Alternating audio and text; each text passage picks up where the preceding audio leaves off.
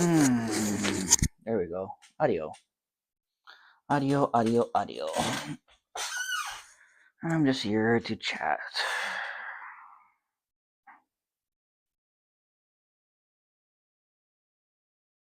There's nothing else going on for me tonight.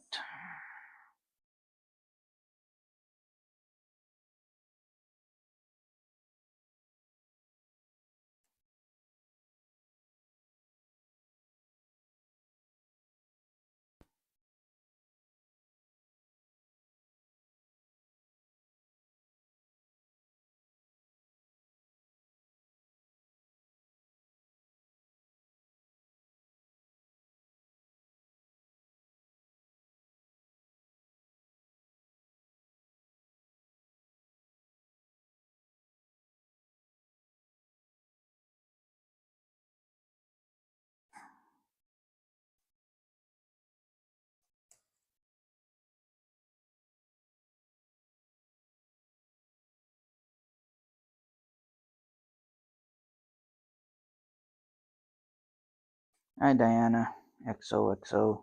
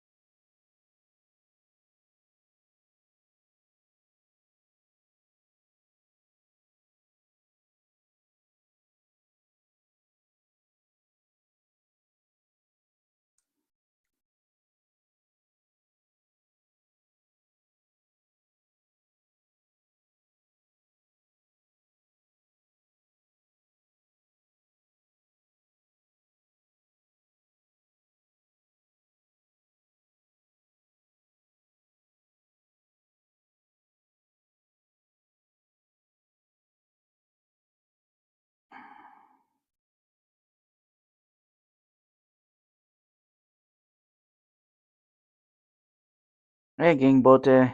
Hey, Latanya. We'll see if he actually is in here or not.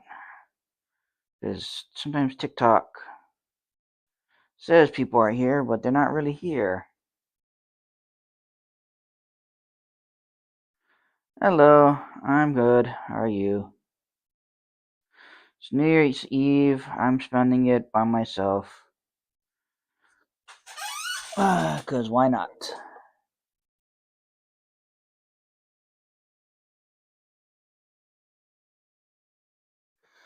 Trying to figure out what I want to do tomorrow.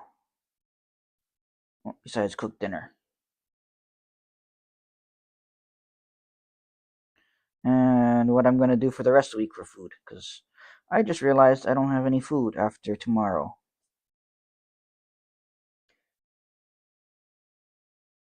I am heard. It's cold.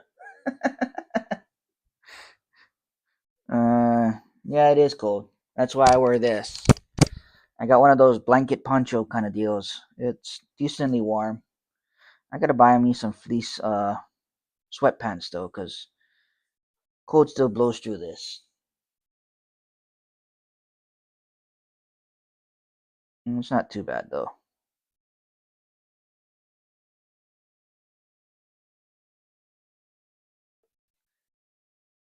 You live in the states? States? Yeah, I'm in California.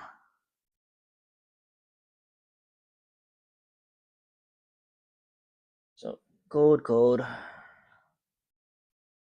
not the warm California. It's the cold California.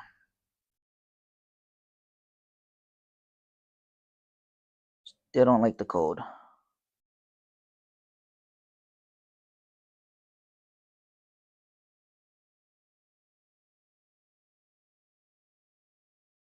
Yep.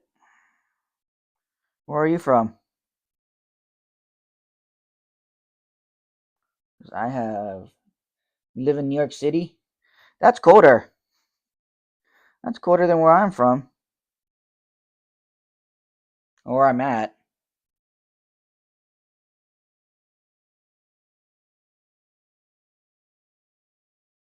Cold enough where they have to actually pipe heat through the tunnels.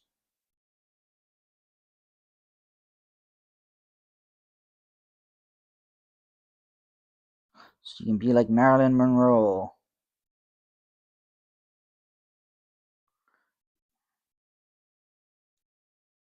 Yes, it feels super cold. Hey, to me, anything below 70 is cold. I am not built for cold weather at all.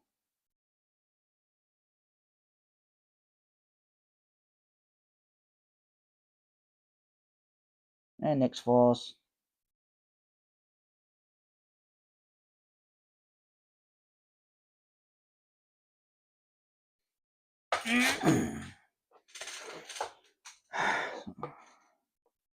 You have to work in cold. Yeah, working in the cold does suck.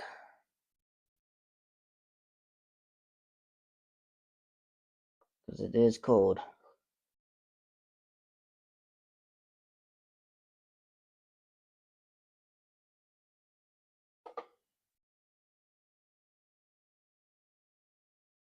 That's all I can say.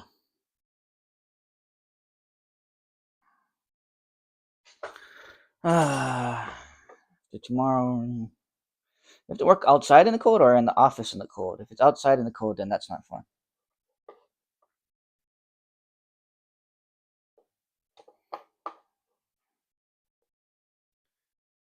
Let's see.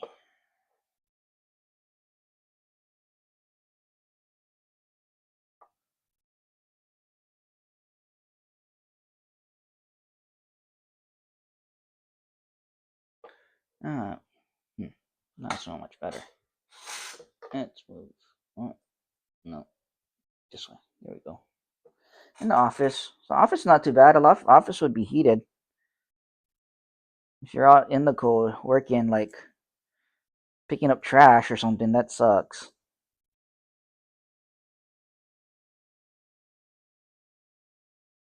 Have to take the train. I don't know. I'm not. Well, the subway and I don't know if it's a difference, the train or subway in New York City, but uh, might be better than driving because sometimes driving you actually have to defrost, scrape the ice off. I wouldn't know. I never had to drive in. Well, I did drive in cold, but I don't live in the cold. I don't live anywhere that snows.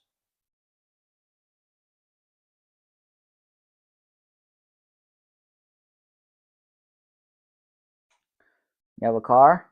Oh, nice. A car in New York City. Isn't that like expensive?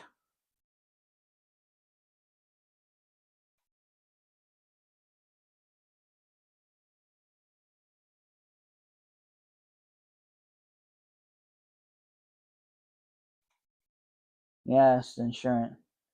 Yeah, there's a reason why I haven't bought a car, or I'm avoiding buying a car until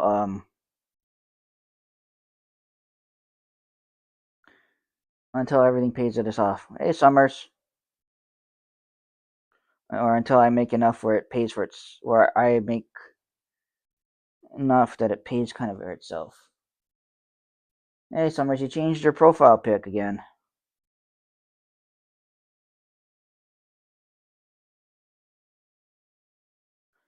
It's not New Year's yet. Well, at least not for me. You got 5 more hours.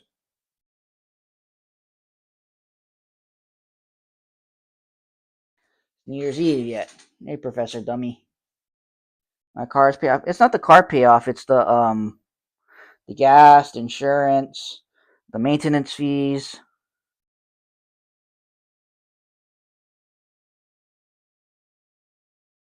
the upkeep.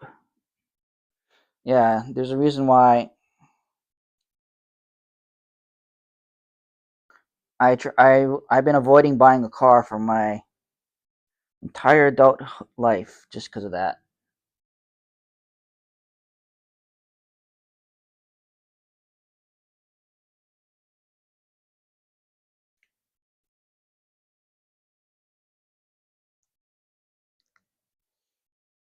Hey, Shinjo. And instead, I got a electric unicycle that I ride everywhere, except during the cold. Happy New Year's. Well, almost. I got 5 more hours. Are you guys? Is it New Year's yet? I don't think so, right? The East Coast would be New Year's 9 o'clock my time. So, hey, Tech Talk. But yeah, it's New Year's Eve. I plan to be on until New Year's at least.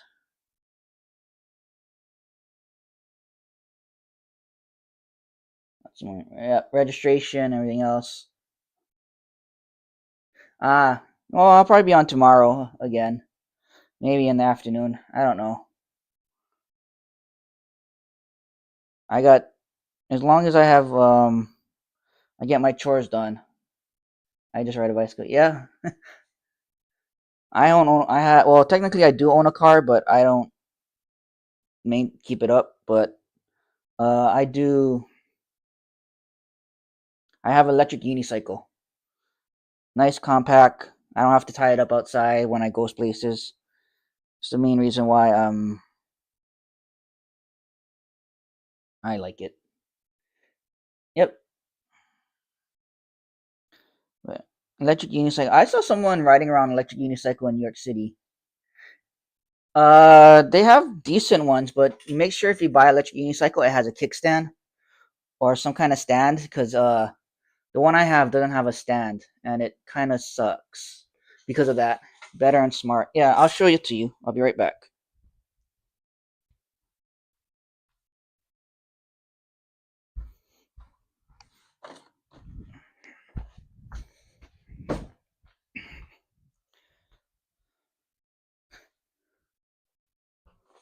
So I got this one. This is Emotion, VS V8S. Yeah, it's 30 pounds. It doesn't have a kickstand, so part of the problem is like sometimes you're walking around and you want your other hand to like open the door or whatever. It's not worth it.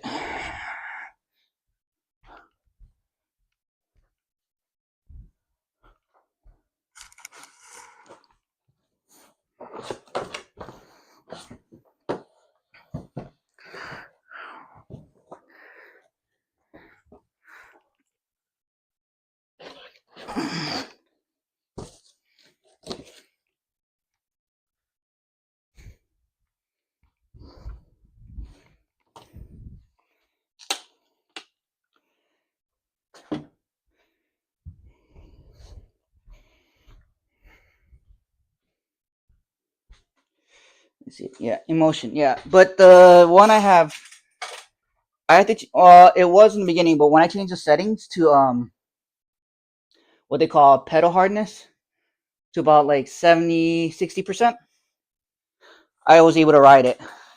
And then you just gotta make sure you have the travel mode off, because travel mode it won't do anything. But it's not too hard. It's fast. It goes about to 22 miles per hour. Um, they consider what's called a commuter type, and the commuter type is kind of what the one I wanted than the off road or expert rider kind of deal. And if I were to get one again, I think I would go for there's this other one called the M10-4, because I think that one has a kickstand. It can go about the same and it's smaller.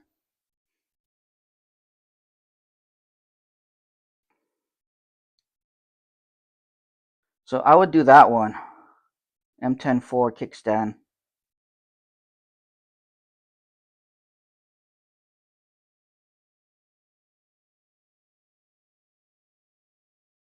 And you have to buy the handle.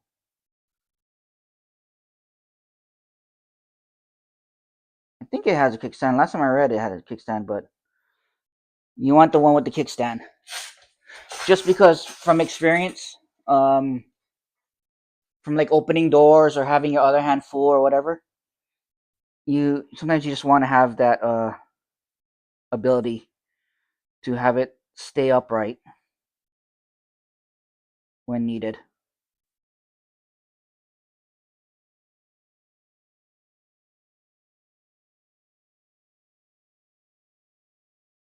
And bigger wheel. Bigger wheel, in my opinion, the might be easier to ride. Should be easier to ride.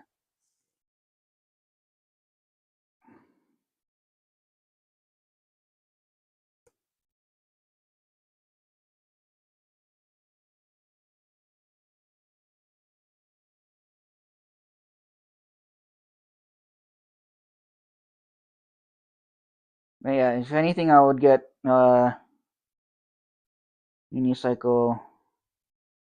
I should look up new ones, but I'm probably not gonna go out buy another one out for a while.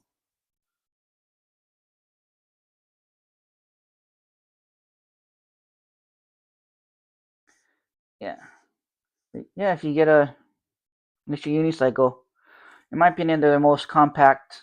They're the best compact and power for the size because, like, I saw electric roller skates, and I thought those are more compact and probably would be great, but they can't climb hills. So, like, if you live anywhere hilly, it might not be the best. But if you live like maybe, yeah, New York City's kind of flat, so maybe it would work in New York City. But like if you live in San Francisco, probably not, because San Francisco has all hills.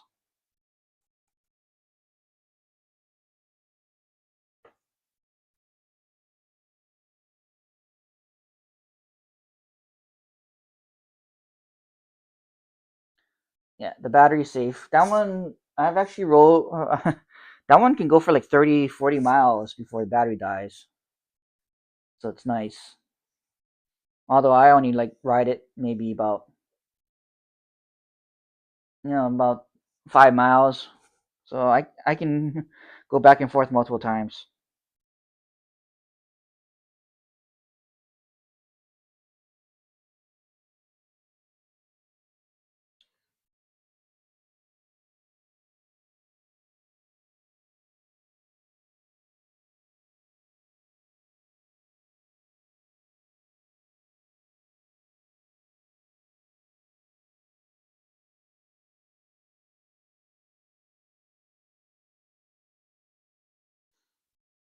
Yeah, they have sit down ones, but they're more of the extremer versions, not the commuter style ones. And so I tend to not, since I don't have to go like those long. They're like for more like people who really want to ride it as a hobby.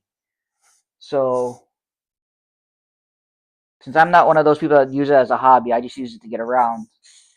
In my opinion, it's the one I have is fine.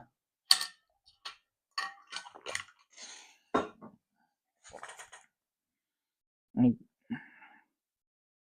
you have the InMotion V9 one, which has a kickstand, but I don't think I would ever ride it because it has like or use it because that one's 40 pounds, so a little bit too heavy.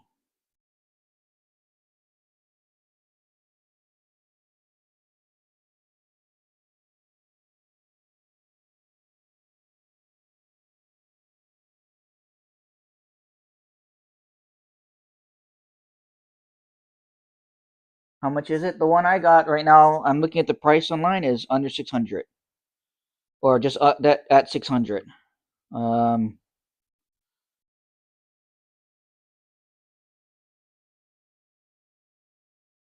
so might be worth it.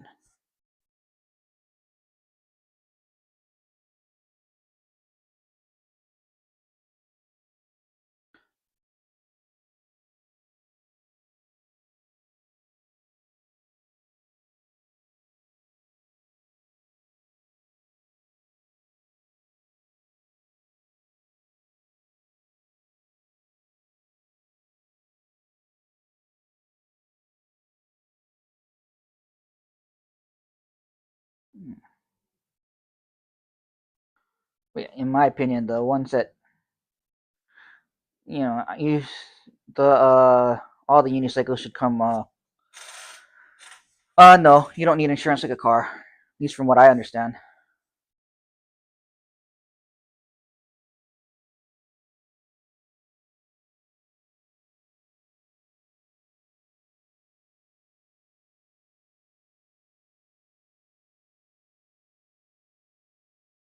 Yeah.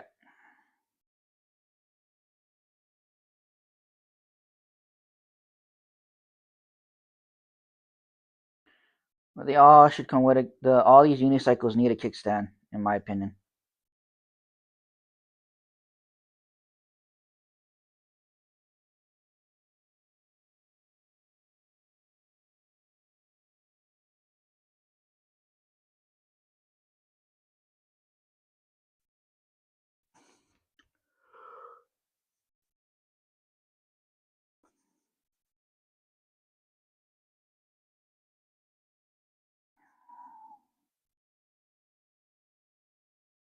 Yeah.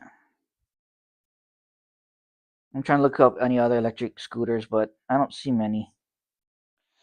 We lost Shinjo.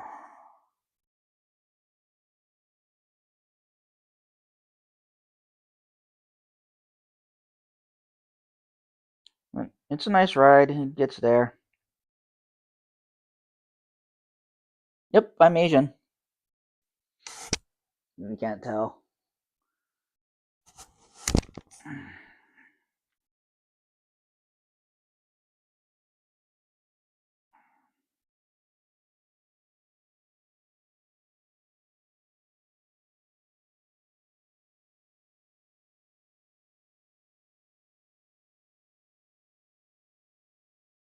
What part of Asia?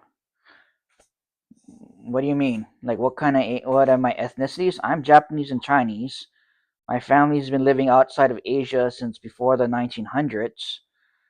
My family was actually moved to Hawaii back when Hawaii was a kingdom.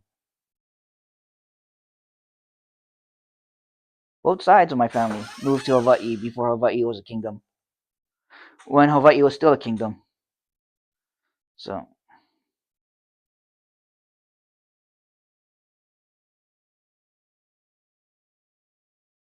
hey, Crayon.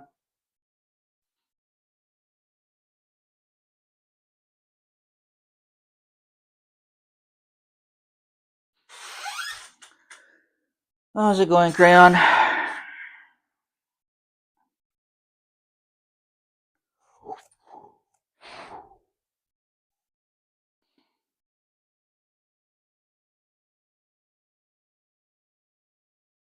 Going okay? Born in New York, but your grandparents from Spain. Ah, see, my great great grandparent was from Japan. My other great great great was from southern China. I don't know exactly where. They never told me. So yeah, been here for a long time. My family's been here outside of Asia for a while.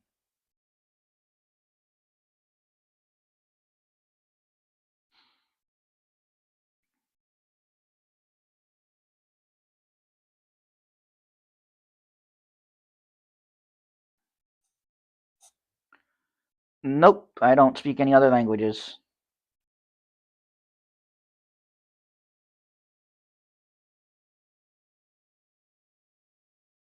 Yeah.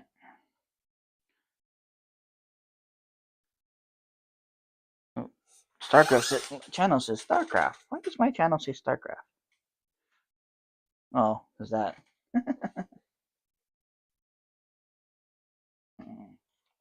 I thought I changed this.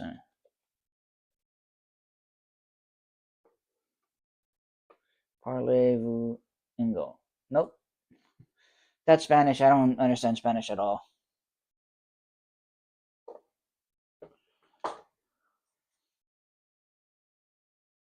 French.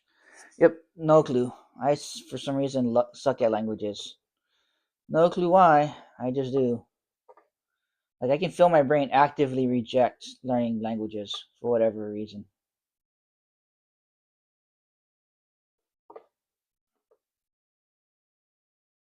Ah, you speak English. I see. And French.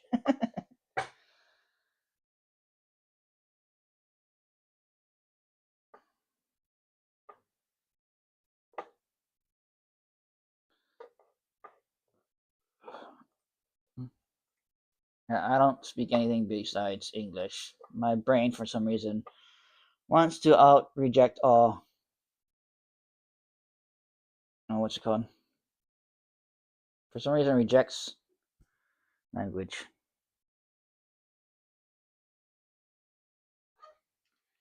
Yeah, Spanish and Dutch don't come. None of the no language really comes easy to me, and so I'm always surprised when people can do it so easily.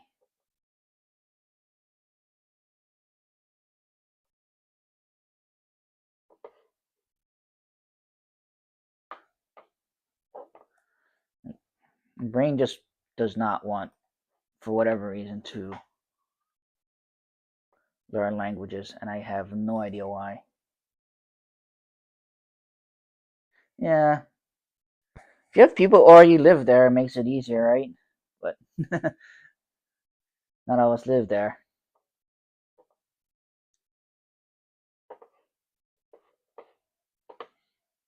Yeah, the thing is, some people say is that you have to practice when it comes to language, and if you don't practice, you're never gonna really pick it up.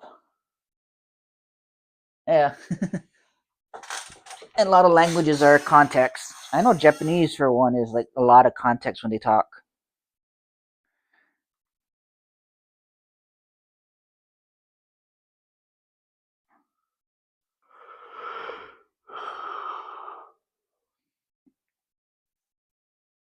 Hmm.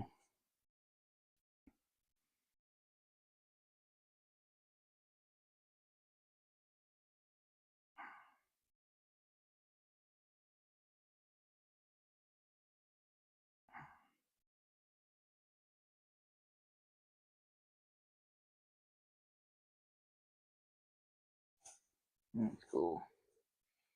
And yeah, and like certain languages, just because of how the words are, if they say it in a certain way, or you have to kind of understand the context of what they're talking about. Oh, Happy New Year. Well, it's not even New Year yet, unless it is for you. I know Europe is already Happy New Year.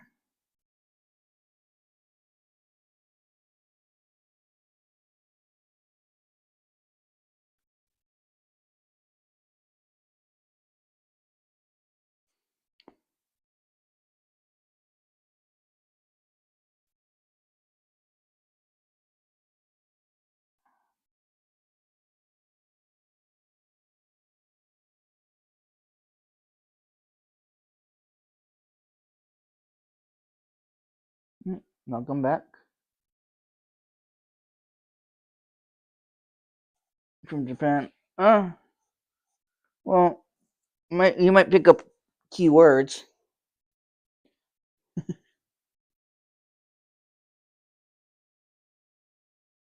Doesn't always work that way.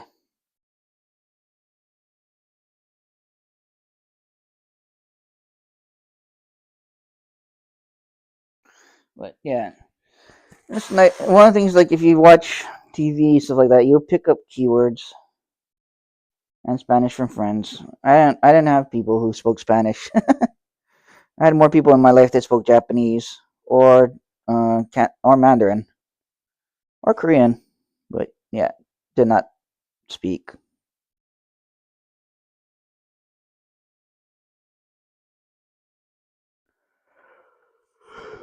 Mm.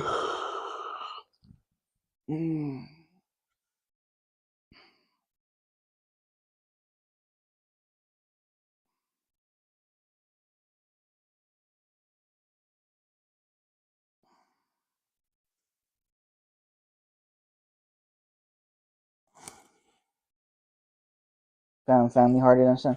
And sometimes it's the accents. The thing is, like when you learn a language, you can't pick up on the accent. You don't hear the accents.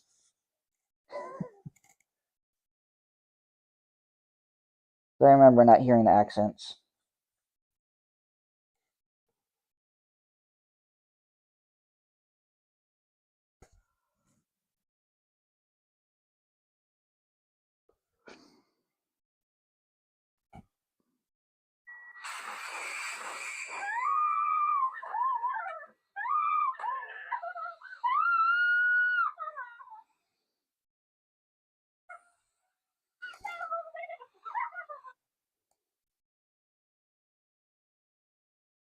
Well, if you have friends that have better, it might be better. It's because they can talk more.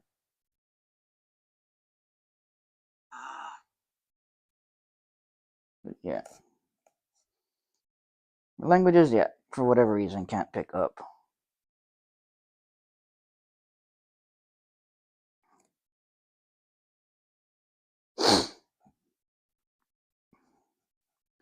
Hello, everyone else. Oi. I'm tired.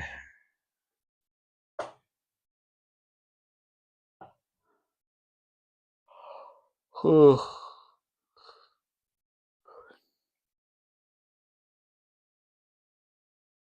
like that too? Chinese? Yeah, I still can't pick up Chinese. Brain just doesn't want to learn languages, no matter what language it is.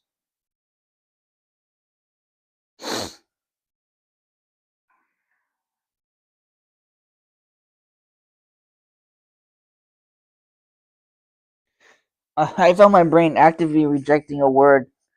It was a Hindu word for sun, and my brain just did not want to learn it. I could just feel like my brain just not like remember it at all. Weird.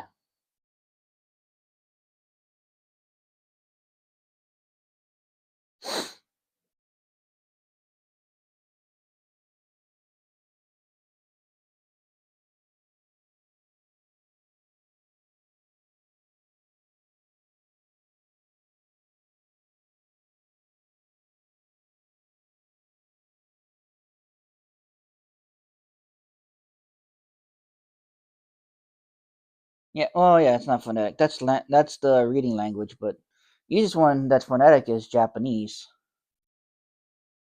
Symbols and tones. Yep. And I still can't hear it sometimes.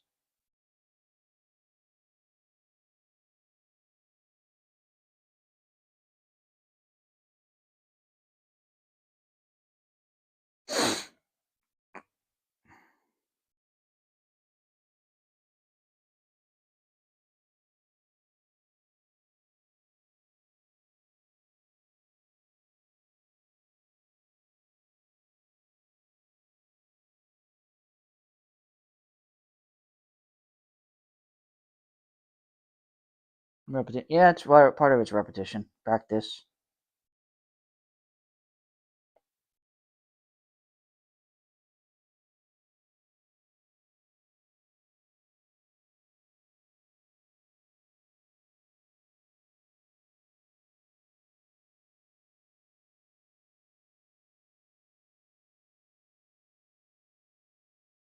Ooh, someone jumped out, and someone didn't. I don't know who entered. I didn't see a join. Someone joined, but it didn't tell me who joined.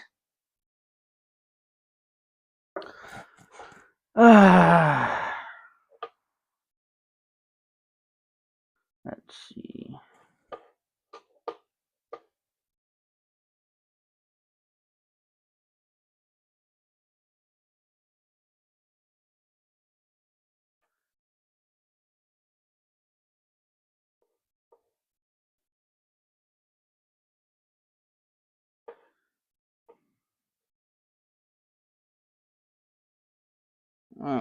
Oh well, if everybody left. Everybody left. I can't do anything about it.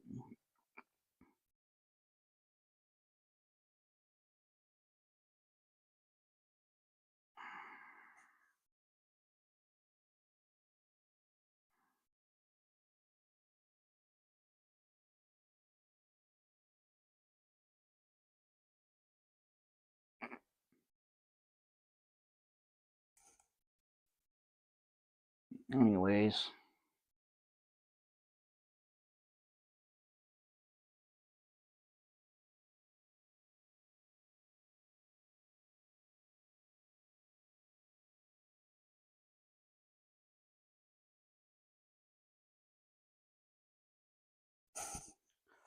Whew.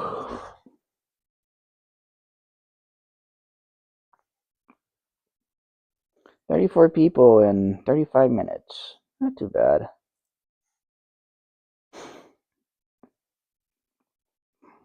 Everybody else is probably out doing whatever. I'm gonna be here doing what I can, being me. Face palm.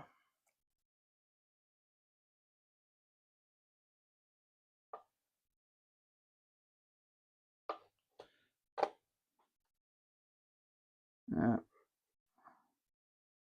it is what it is. Hey, heroes protagonist, how you doing?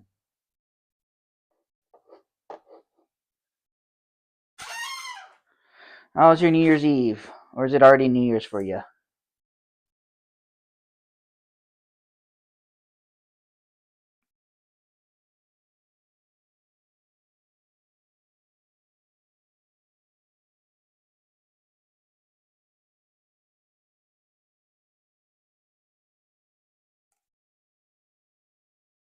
New Year's Eve watching Stranger Things.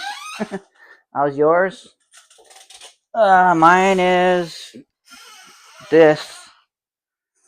Eat a late lunch. Probably gonna eat a late dinner, and then sit around and enjoy what I have going on right now.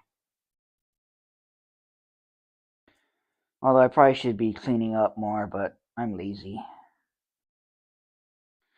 Don't know why, but somehow my laziness works for me. Well, let's put it this way: 2025 has not been the best year for me. I have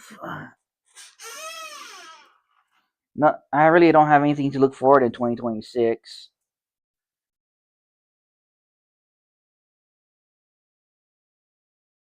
And yeah, well, I'm hoping for the best. Usually, that doesn't mean much.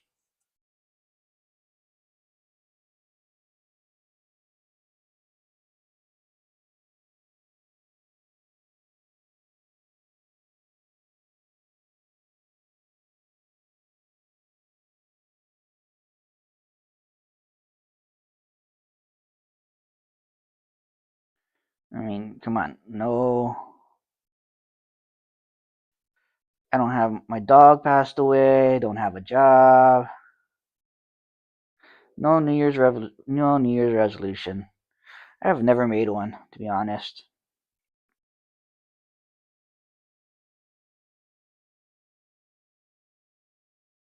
Nothing going on.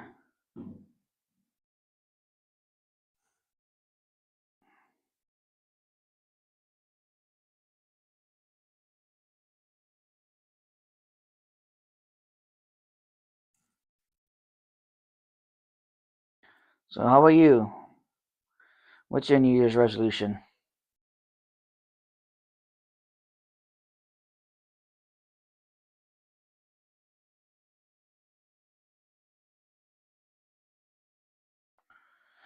Good New Year? Well, it won't be bad. I know that.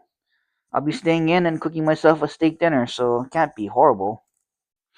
Unless the steak is, unless I get food poisoning, but I highly doubt that's gonna happen.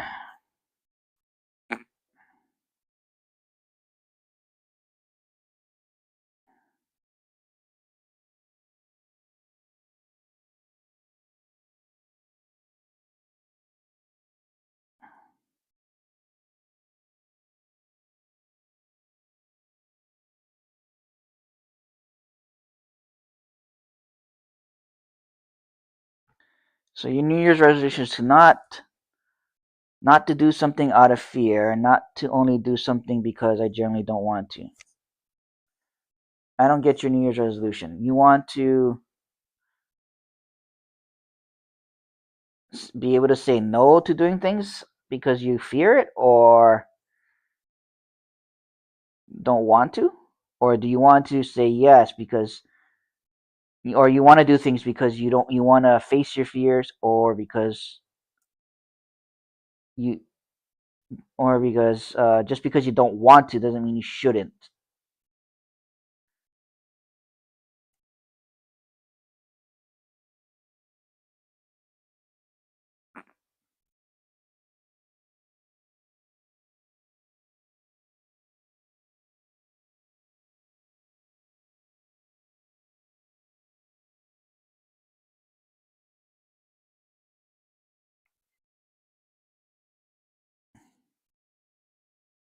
Yeah, I'm probably misunderstanding.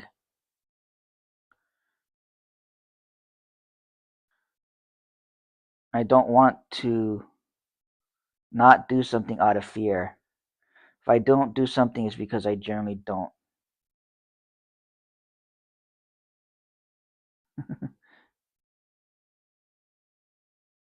So basically, it's to face your fears or to do something. Just because you fear something doesn't mean you should not do it, but you should do it. You're gonna do it. But if you don't want to do something, it's because you don't want to do it. I mean, it's not a bad one, but it's kind of really subjective, and I can see your. I can. This is the only reason why I'm like kind of laughing is because I've done this kind of in my past, where like you kind of find a different reason to do it, and that's not a part of your fear. But the truth is, it is because of your fear. So good luck with that. I That's a hard one because it's easy to make excuses.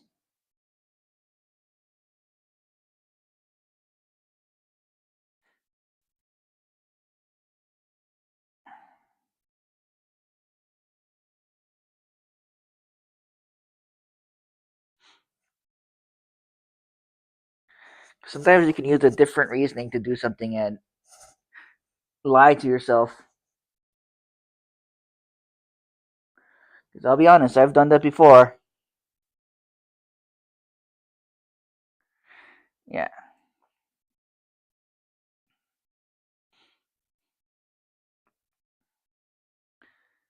Well, good luck with it. Yeah.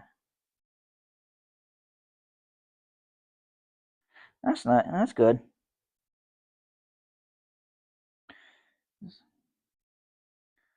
Yeah, I've never really made a resolution because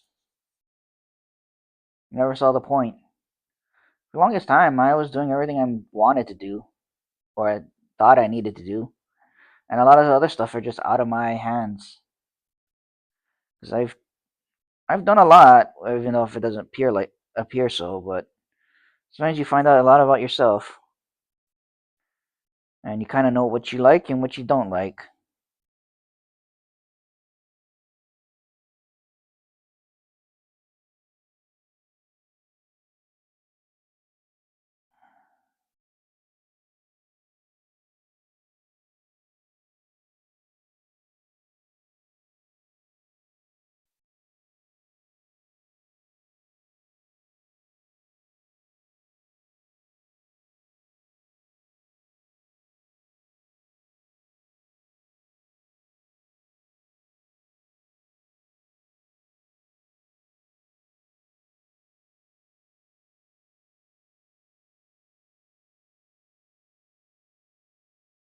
Hmm. Let's see. Oh, I think Heroes left. That's how it goes. People come and go into my lives. That's about it. Can't do anything else about it.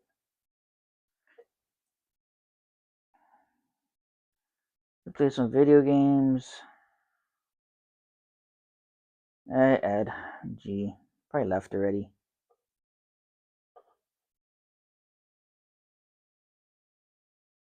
Let's see. Iced black tea. Hello.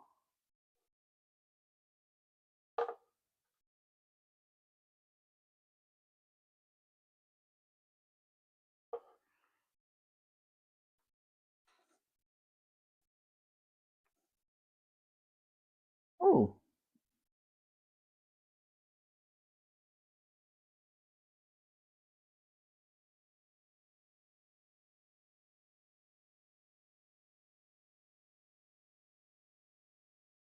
well, this is not bad.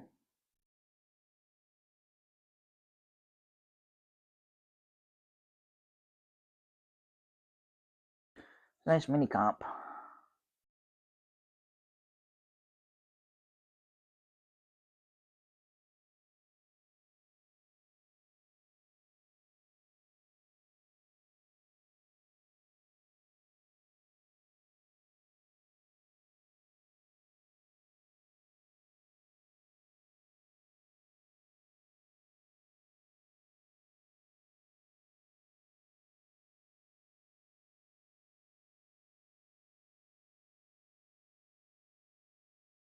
Toy Monica. Toymancier. Bye.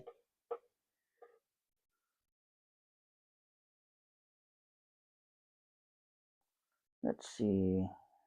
What can I do? Not much, honestly.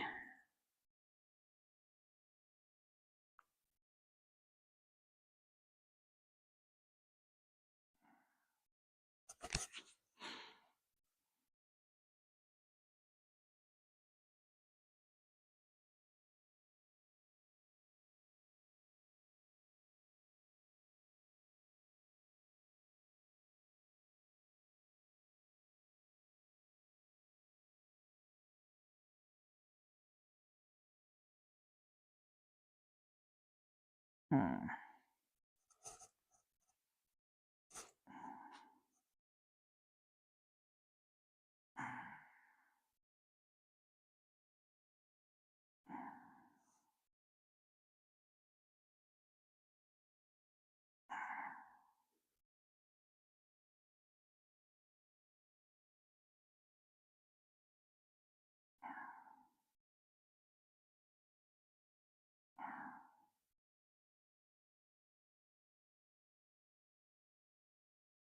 Well.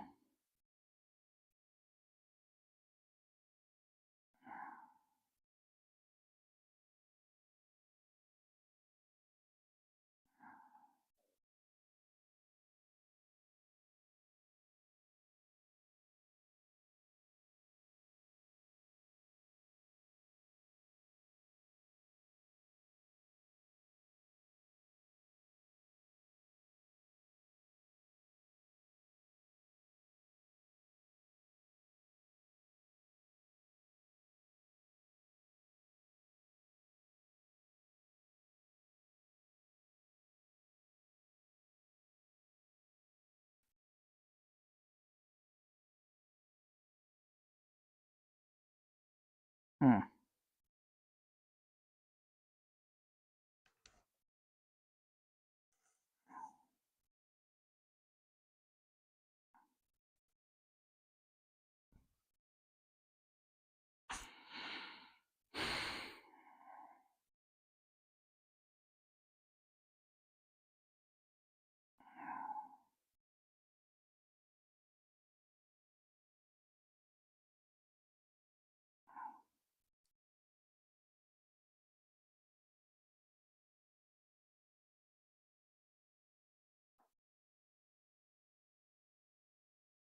Hi.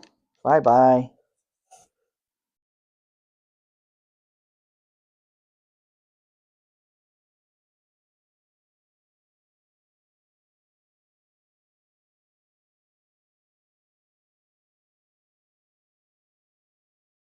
Hey, Godfrey. Bye, Godfrey.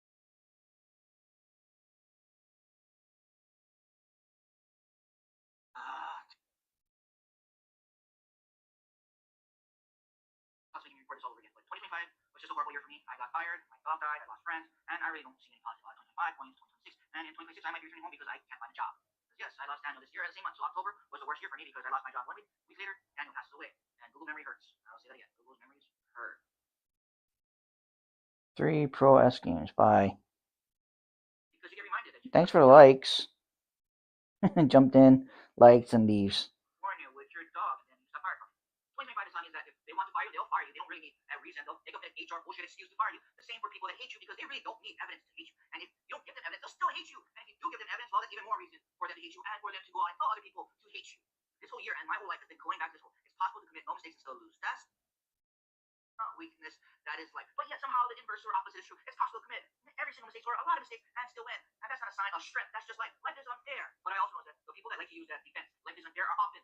the social or political or legal structures that keep life unfair for a lot of people and that they benefit from such unfairness. 2025 has shown me that the bar can always be lowered, the hole can always get deeper, and my laziness is somehow keeping me going. I don't understand it, but that's what's happening. And here's to 2026, where we want to believe we have a fresh start, but yet the problems of yesteryear are carrying into the future.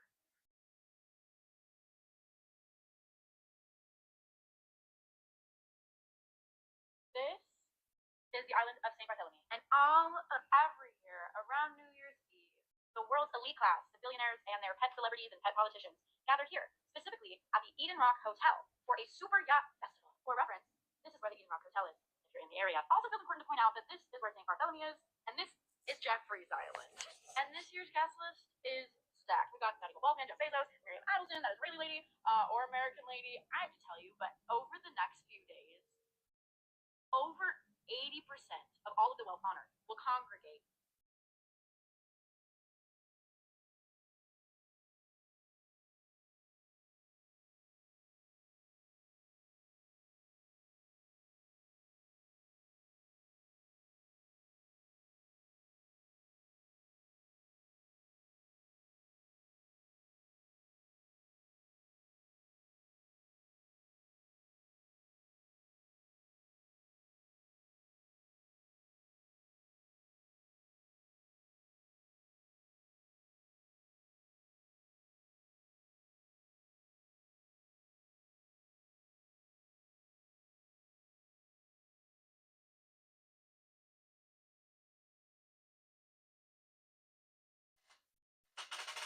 I'm collecting belts.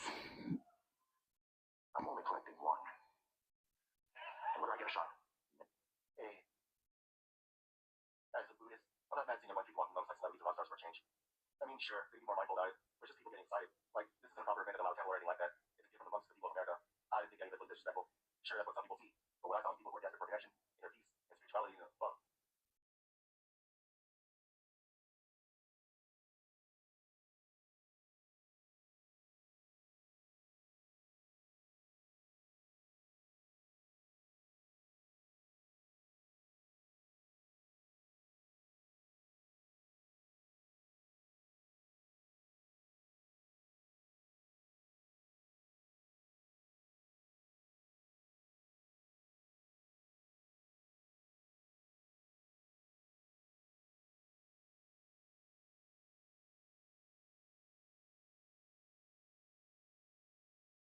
The world, at the end of the day, a lot of Buddhism is about equanimity, giving yourself another people grace, and trusting the process. I mean, isn't stuff like peace is really unfortunate news. Mysterio is injured. They said indefinitely, and I have to imagine this is really unfortunate news. Dominic Mysterio is injured. They said indefinitely, and I have to imagine with it being indefinite that he's going to have to relinquish probably both championships, the AAA and the Intercontinental Championship. Hey, Monkey D Traveler. Bye, Monkey D Traveler. At least for sure, the AAA. You cannot allow AAA to go an extended period of time without their top champion. Like you cannot do that. I think you should vacate both, and I say that not lightly because I love Dominic Mysterio, but I think you should vacate both. I've already kind of alluded.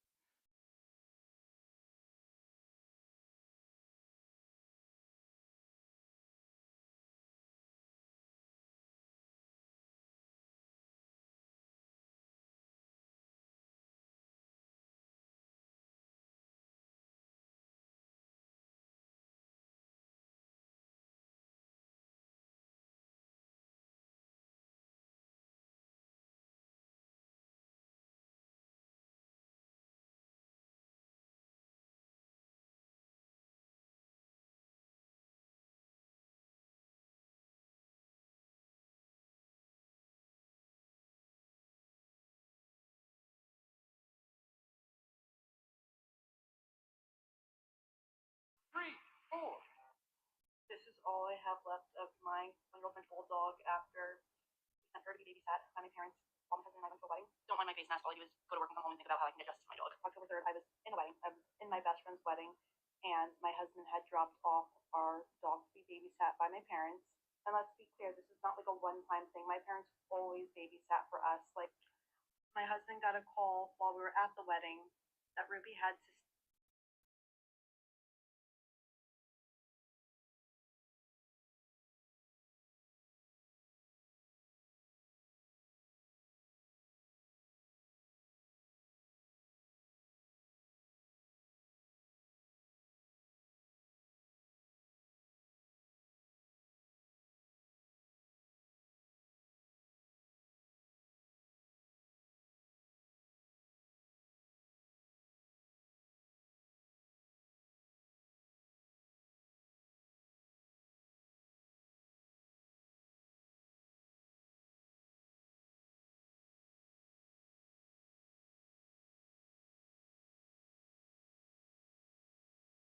sustained an injury from an animal attack, and she was being brought to the vet. And we later found out that the vet couldn't save her, and she died from her injury.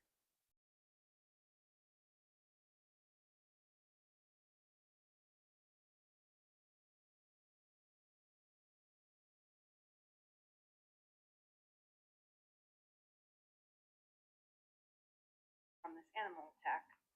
The story of my stepdad. So I wanted to make sure that my reaction was in check, that their story lined up, and as soon as I rolled up with the cops, they handed us our dead dog in a box and kicked us off their property. Again, we wanted to believe their story that she was attacked by an animal, but then a cop went to their door, like they separated us, and then my stepdad said that she was hit by a car. So many emotions were going through my head. Like, I will never talk to them again. The next time I will be seeing them in court is January 16th, and that's the only time I'll be seeing them the whole rest of my life. Hey, Dave.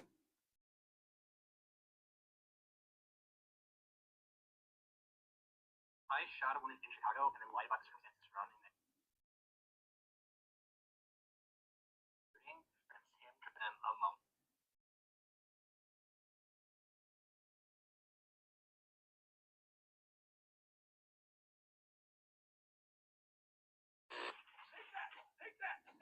Hey, keep your tuna.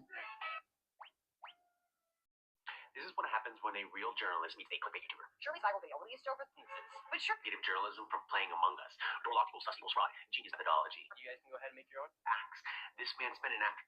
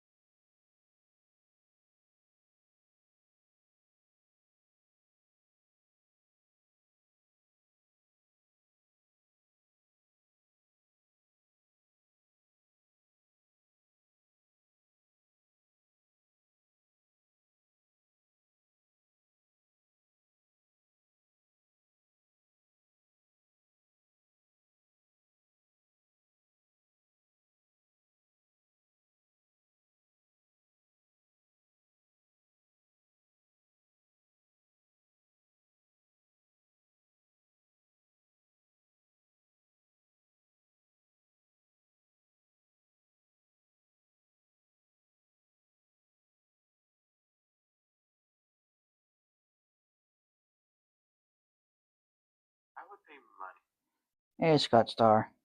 to be in the room of Dr. Pepper headquarters right now, just to sit and listen to the meetings. I'm like the only person in history that would pay to be in a meeting. And I don't even want to contribute. I just want to listen and see the breakdown of conversations that are happening at Dr. Pepper.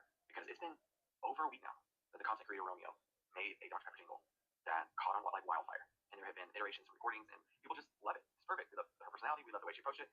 And we're all sitting there going, okay, Dr. Pepper, like, what are you doing? What are you doing? Like, the money that is spent, the company got sucked. I would go as far as saying the money that's spent at Dr. Pepper on branding, marketing, advertising, collabs, and with influencers. Like, there is serious money put in to get a buzz that was created by this creator, and it's never guaranteed. There's no way to guarantee any money spent is going to benefit or it's going to take off. And you hope it will be something remotely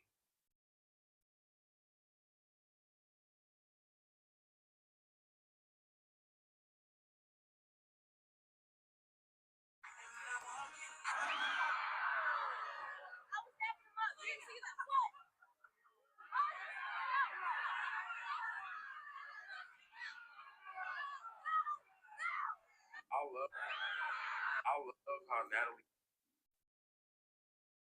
Dunn can have a 45-minute condescending, sarcasm-filled interview with Cam Newton, and all of a sudden, It's everybody cold. just forgets that she's getting rich off of starving black women, preventing them from sleeping, and then having them hang around each other so they can fight for content. And I'm sorry,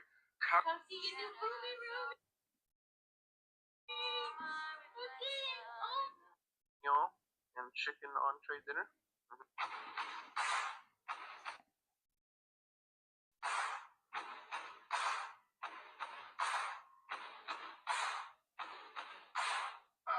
Over what Christianity is. And no, the New Testament is not that authority. Because even if you go try to construct a view of Christianity from the New Testament, you have to negotiate with the text.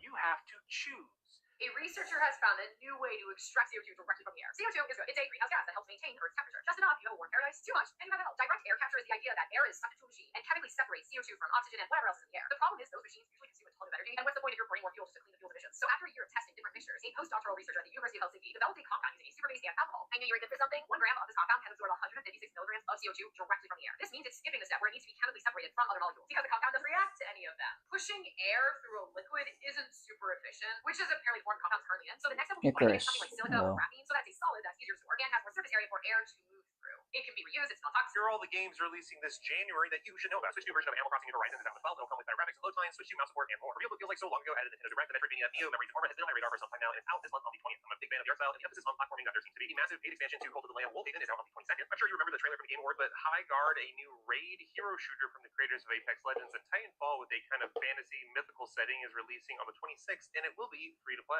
Riot's free-to-play fighting game 2XKO comes to PlayStation 5 and Xbox Series consoles on the 20th. 3D platformer Big Hops, where you play as a frog with a really useful tongue, is out on the Golden 16th. Horn, Doomcrawl hello. out on the 5th. It's an Bye. open world action adventure game where you and up to 3 friends can travel on a giant crab-like vessel, exploring a sandy sea, fighting enemies, and gathering items along the way. Described as a slow-paced life simulation game encouraging you to live your best life, Heartopia is releasing on the 7th. From the creators of Fury and Haven is Cairn, the stylized immersive mountain climbing game, finally releasing on the 29th, and there is a demo out now that you can check out. But there's a ton of other games too, like the next game in the psychological horror series, Pathologic 3, where you only have 12 days to Hey, save a Ghost. town from a mysterious plague, is out on the 9th. Survival horror game with dinosaurs Code Violet is releasing on PS5 on the 10th, but don't get your Dino Crisis hopes up yet. The next game in the JRPG series, The Legend of Heroes Trails Beyond the Horizon, releases on the 15th. Shown off by a state of play earlier this year, Broken War unfollows a first-person psychological horror game that focuses on the impact of social media on mental health. It's out on the 16th. Giving me memories of Jump King and the like, Hack and Climb out on the 12th is a new difficult precision platformer where you use different weapons and their unique abilities to climb by choosing the paths to throw them.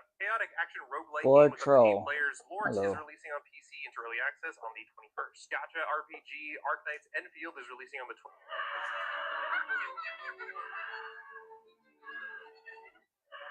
Just rolled over quick. Hey, what the?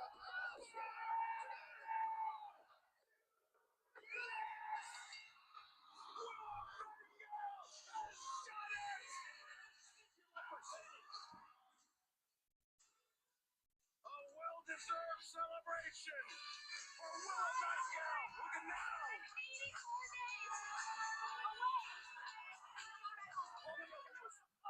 Situation between Statlander and Nightingale.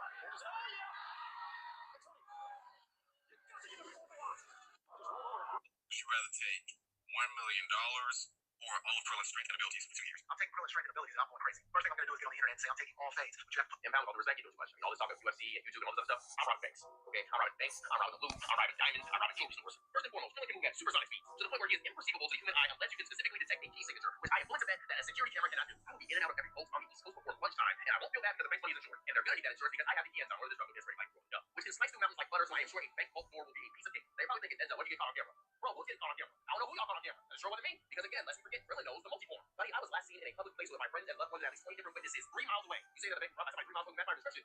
Bro, it sounds like a profile. Bro, I'm solar flaring the guards. I'm solar flaring the cameras. I'm solar flaring the witnesses. I hand out solar flares like my name was the sun. And on the off chance they do catch me, what are they doing about it? I shoot nukes from my fingertips. So if it comes down between the money and the powers, I'm taking the powers. And then I'm taking the money.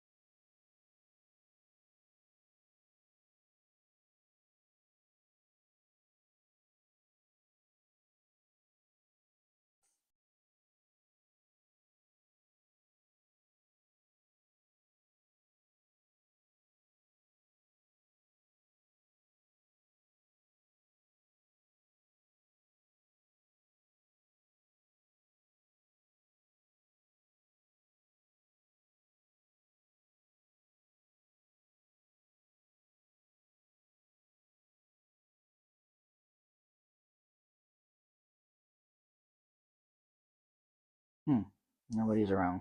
Oh well.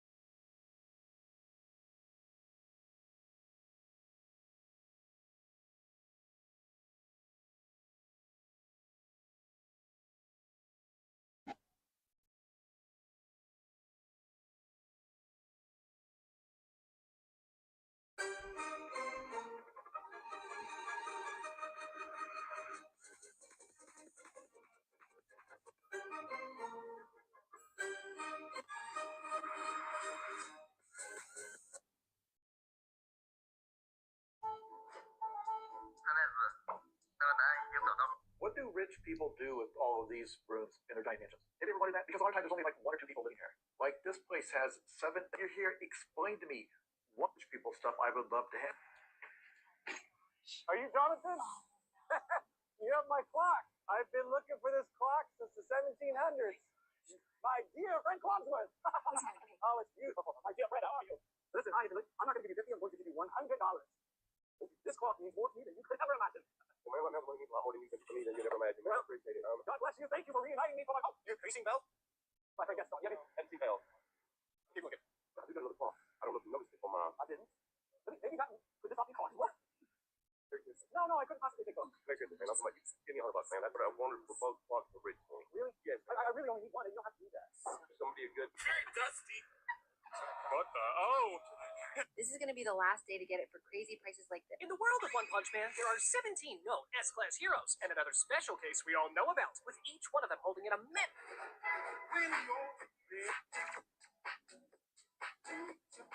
Keys, they put she floats. Physics, body composition, or low witchcraft? Good question, let's break it down. Where do you float or sink comes down to your body's overall density compared to the water around you. And that depends on a few key things. Bone and muscle are both denser than water, so having more of either means you sink easier. Generally speaking, men have higher bone density and more muscle mass, which makes them less buoyant. Fat tissue is less dense than water, so if women, generally speaking, have a higher body fat percentage, which makes them more buoyant. Lung capacity also matters a ton here. The more air you hold in your lungs. Look, your discharge instructions. No witchcraft here, just good old-fashioned body composition, lung capacity, and physics.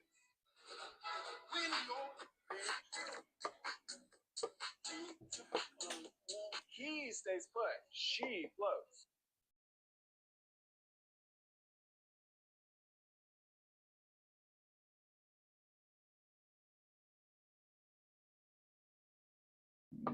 Nothing else on 81. Not that I know of. Oh, this can go down.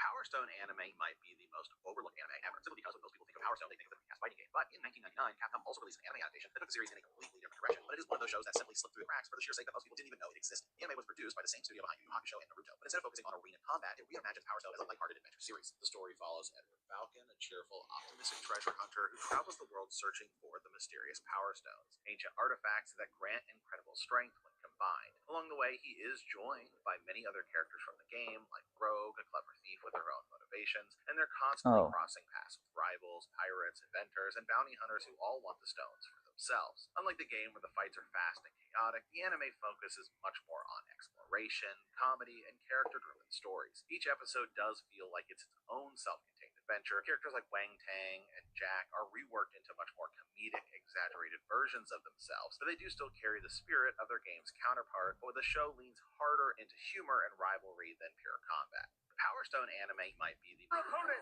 Janai Kai! Janai Kai? Janai Kai, a fighter? Possible. Since then, Monet's been on a downward fall, man. Well, speaking of Monet, let's talk about the empire that Monet has built. You think she needs help on the entrance? Wow, man. For the TBS title tomorrow night on Dynamite, Willow Nightingale. Ooh, the conglomeration challenges for now. Trying to slow things down is Velvet. Yeah, Janai Kai. She has kicks, she has elbows, she has slams, she has judo, she has it all with the body. And just so quick, the movement, the slightly off center hair. It's hard to find a training partner to prepare for somebody like this. Nice snap, Mary. Even that's just slightly off kilter. Just everything. Hey, Asian Fly Fisher. From a slightly different angle. I don't know how you even. Bye, Asian Fly Fisher. Again, that shoulder. Probably that shoulder and the rib area, but mainly that shoulder that Janai's working on. Yep. Oh, wait a minute. And a hammerlock into it. Almost a half straight choke. I don't understand like this. Wait, look at the trap here. Hammerlock. Trying to I don't even know what you might call this. This is innovative. Now off the ropes. Janai got it. Again, that bottom of the foot. And now the heel. Samantha Fulnecki. Opponent, Janai! Samantha Fulnecki may have got the school to side with her, but she is not free of retaliation from students and or alumni. This girl has Just give me the facts. Just the facts. Only the facts. Breathe. Focus. Prepare yourself for 19 of the most tried. I have a theme song for Dr. Pepper that goes like this. Dr. Pepper, baby, is good and nice. I have a theme song.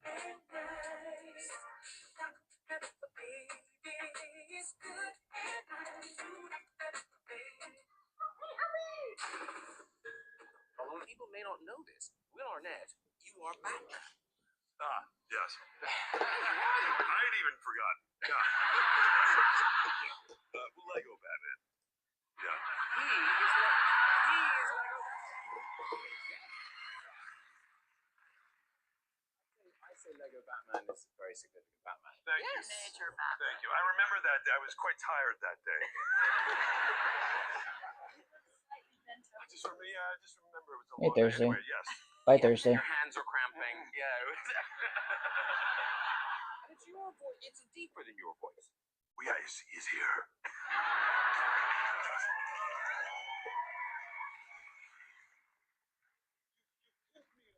I know. No, because voices, though, they were your bread and butter for years. For years, yeah. I did a lot of voice work over the years. I've sold a lot of products over the years. I used to do back in the day. I would do what they call promos in America for the network. So you have all these big networks, CBS, NBC, and I used to do for CBS for a while. I was kind of their promo guy, and it was absurd. You'd have to make these crazy changes. Like it would be, I'd go tonight on A Touched by an Angel. You can't believe.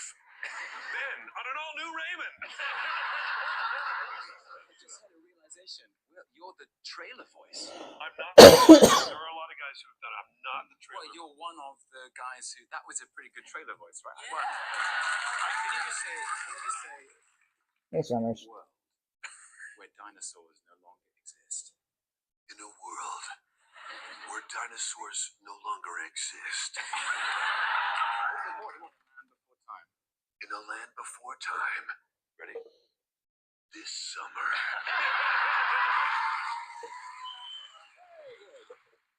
People may not know. First, the time and setting of the scene. Things that NFL. First, the time and setting of the scene. It takes place in the middle of the 4-part series finale, and it's at the Order of the White Lotus camp. Suki and Sokka were talking with Fumi, and when mentioning things that NFL players did that made the league create new rules. Back on switch behind using the assistance of the rules. oh, that hurt me.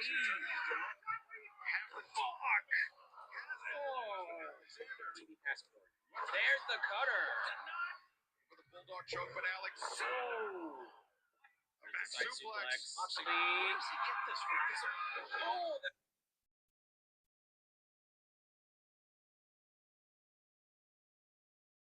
high angle by Mox. Like drop kick. Oh, the King Kong lariat. Tope suicida. Oh no. Oh shit. Handle elbows. Oh my god, the headgear came off. He's out. He's out. He's out. He's out. He's out. Oh, he got to tap. Slips behind.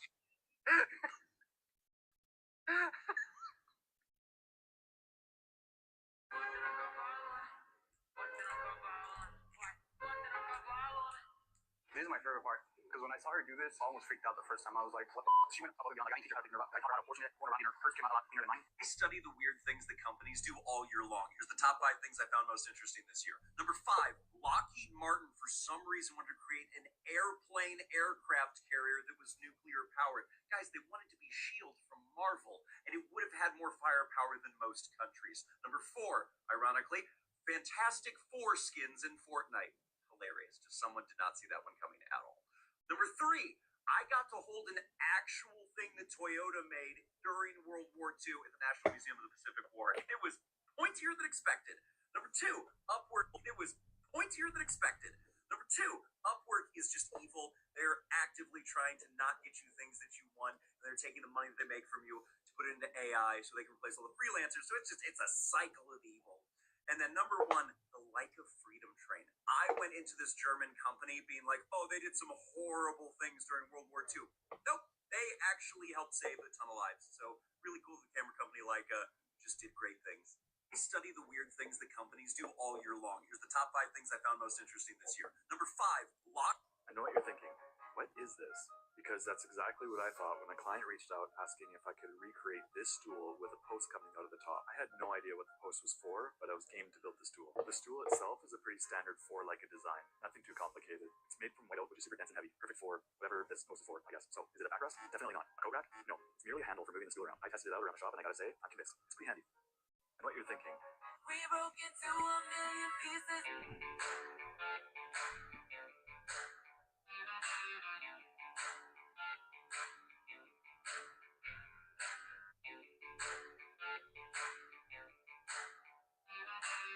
What the? Hey, dog mom. Bye, dog mom.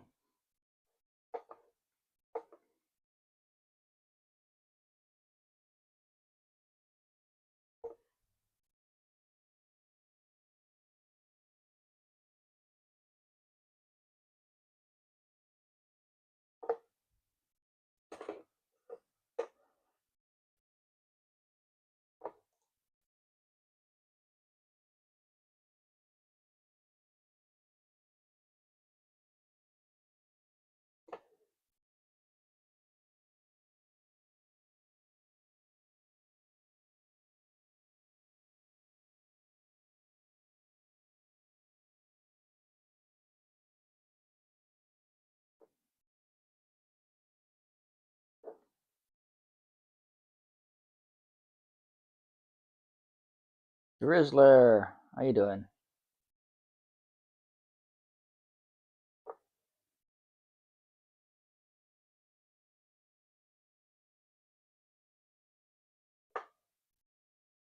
What did I eat today?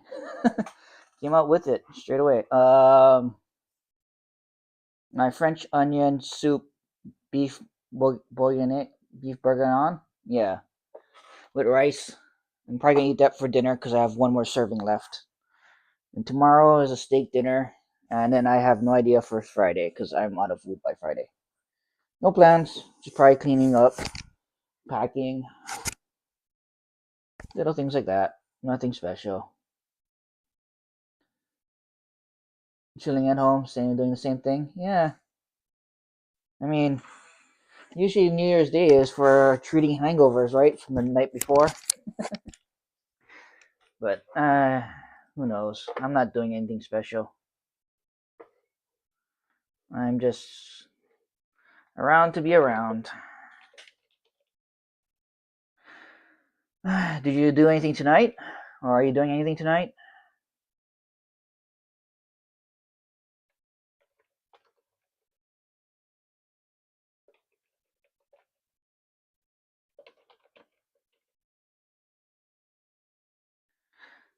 Exercise. That's not a bad thing to do. Um,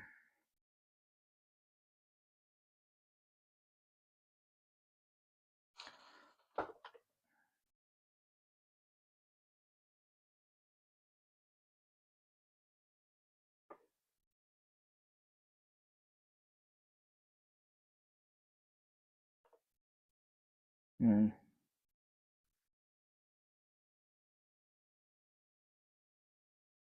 Might be.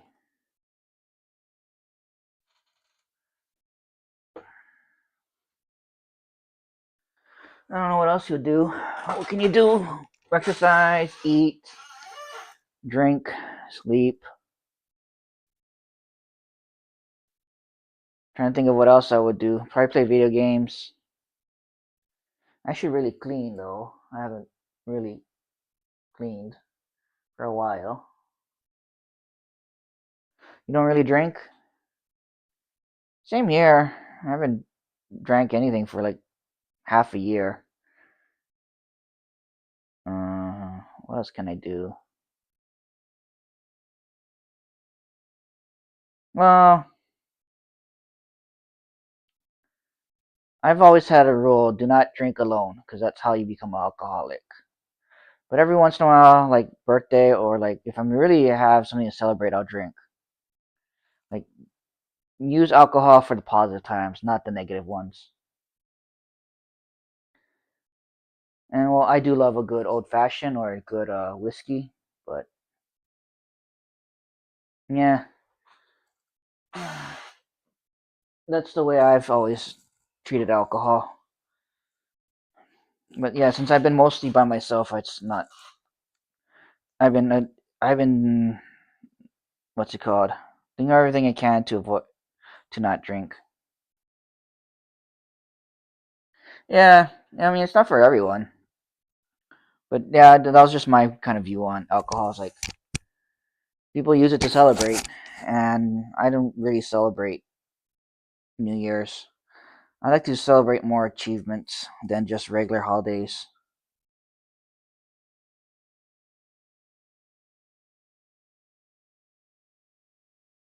That's just me, though.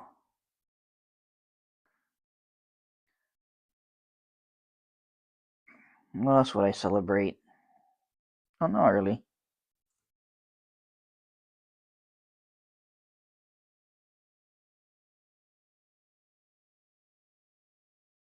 What else is there to do?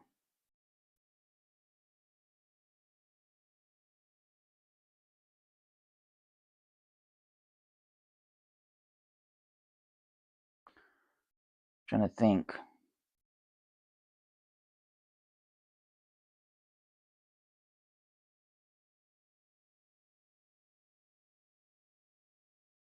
Hmm.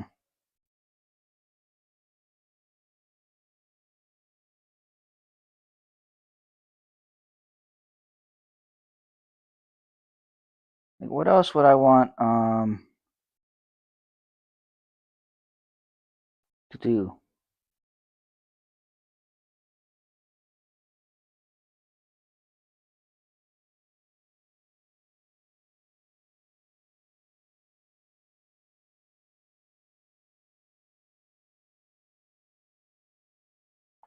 To be honest, I can't think of anything else I really want.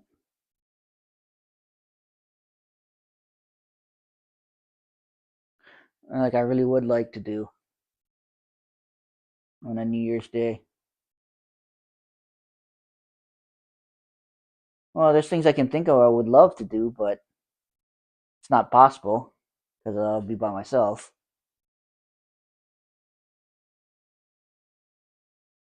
And no facilities to do it in. Like one of the things I really miss is taking a nice hot bath on a cold day, but that's not right possible at the moment because I don't have a bathroom. Oh, I don't have a bathtub. Not a bathroom. I don't have a bathtub. I have a shower, and so therefore that hot bath is not going to happen.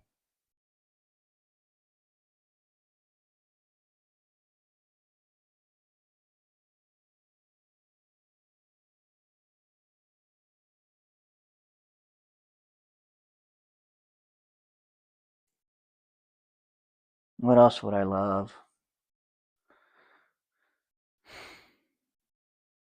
A fivesome with 4 other women. Bad joke.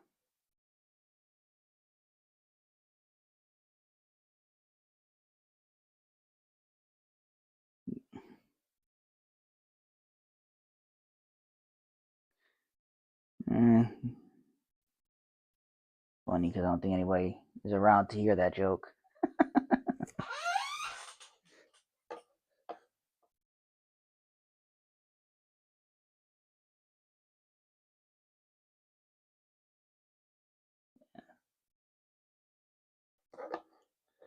This is gonna be my day. I'll probably just go live tomorrow, and while I'm cleaning or whatever, people can tell me all about their stuff. Because I'm kind of used to spending everything all these days alone. It's not the best, but it is what it is.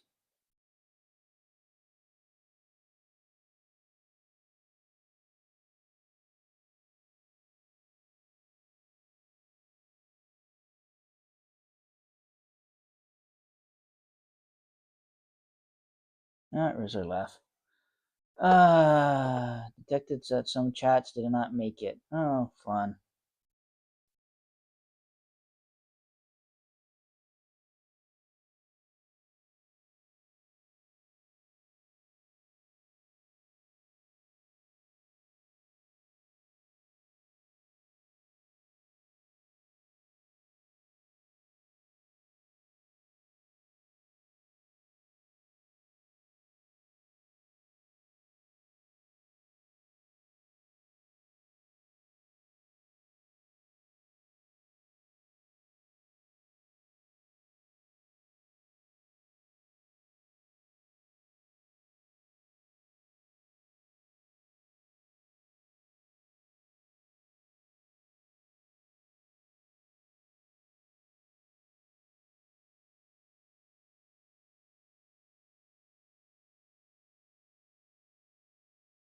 Oh, cute Asian boy, BOI.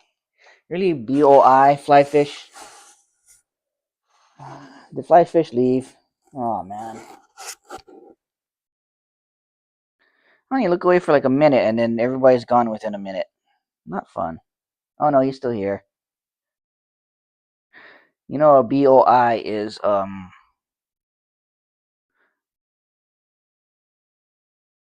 often used as a term for a tomboy or a woman who presents male. Oh, you want to join? I need to put my headset on. Hold on. Where did my headset go? Oh, there it is. Oh, yeah, it is. BOI. You can look it up. It's not really tomboy, but it's the not really butch woman either, but it's the, at least back in the early 2000s, that's what it was described as.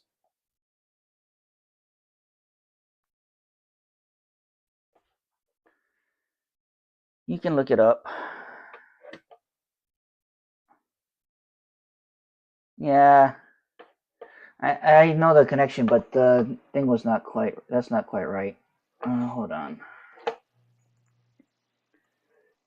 All right, let's accept your request now. Oh, wait, your request got. Oh, there it is. There's your request. And I think I need to make an audio one for my, because I'm doing it for my laptop, so, or my computer. So gotta add you back into YouTube. If You do. YouTube, You if do possible. need to correct your audio. Am I on YouTube now? Yeah, I'm on Twitch and YouTube. There's nobody watching though, so it doesn't matter. Maybe. No, you know they're recording. You know Well, I'm on their servers now. It's recording, but it I doesn't didn't really sign matter. a consent form. Hey, Sign a consent. you joined the live. You signed the consent. That's interesting. Legally did I consent? I don't know. Technically, you're on a live, Gotta and read it should be those. it should be known. Should be. Yep. It isn't that, like in general it gives the benefit of the doubt to the person. Like it, no reasonable person would read all the terms. True, but the thing is, like, I just told you now, so Damn it! you have no other excuse. Well, I think I Damn did it! double. Yep. Still. Oh no, that's Do I want to look up BOI? it's up to you. I'll just believe you. I'll just believe you. I'll just believe you. Oh, what do you mean? So it's like it's like derogatory, or is it just? I don't think it's derogatory. I just forgot. think it was a slang term for a lesbian woman who looks like a man, and not like a butch man, but like kind of like it's kind of like the opposite. It's the opposite, same but opposite of femboy. So a male that presents as female, but this would be a woman who presents as male. Gotcha. But not Did not you wanna? like a butch male, but like the soft feminine male kind of deal. Interesting. Okay, okay. Now I understand now. There are words that are used within communities that are Mm-hmm. so definitions are important. I gotcha. I don't know if you know your audio is what do we call it? Lagging or it's doubled? Oh, I I don't know think if you're is it not aware. double? I thought it was doubled, so that's why I tried mixing it again. Is it still doubled?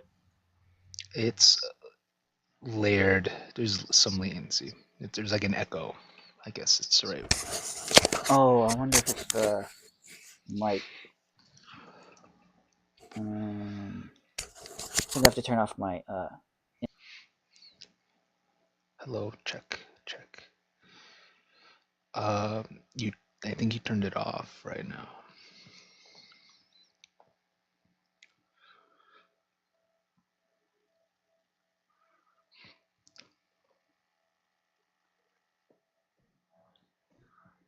It's working.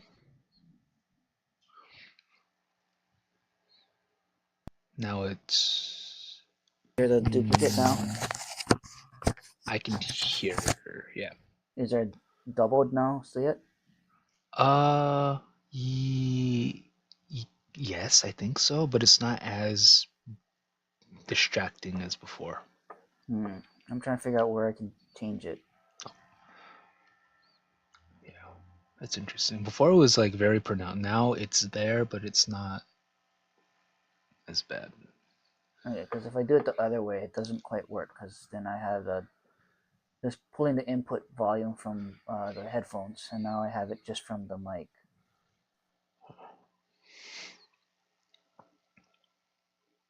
Is this working?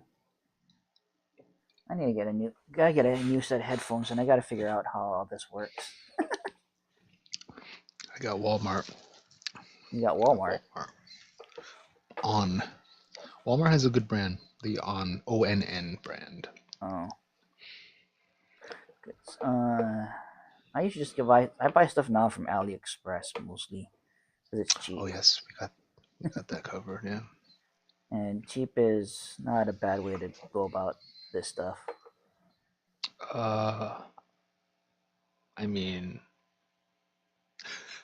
well, no, I used to.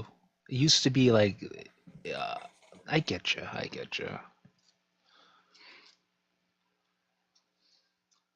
It's complicated now. Sometimes you can find something for cheap that's relatively decent quality.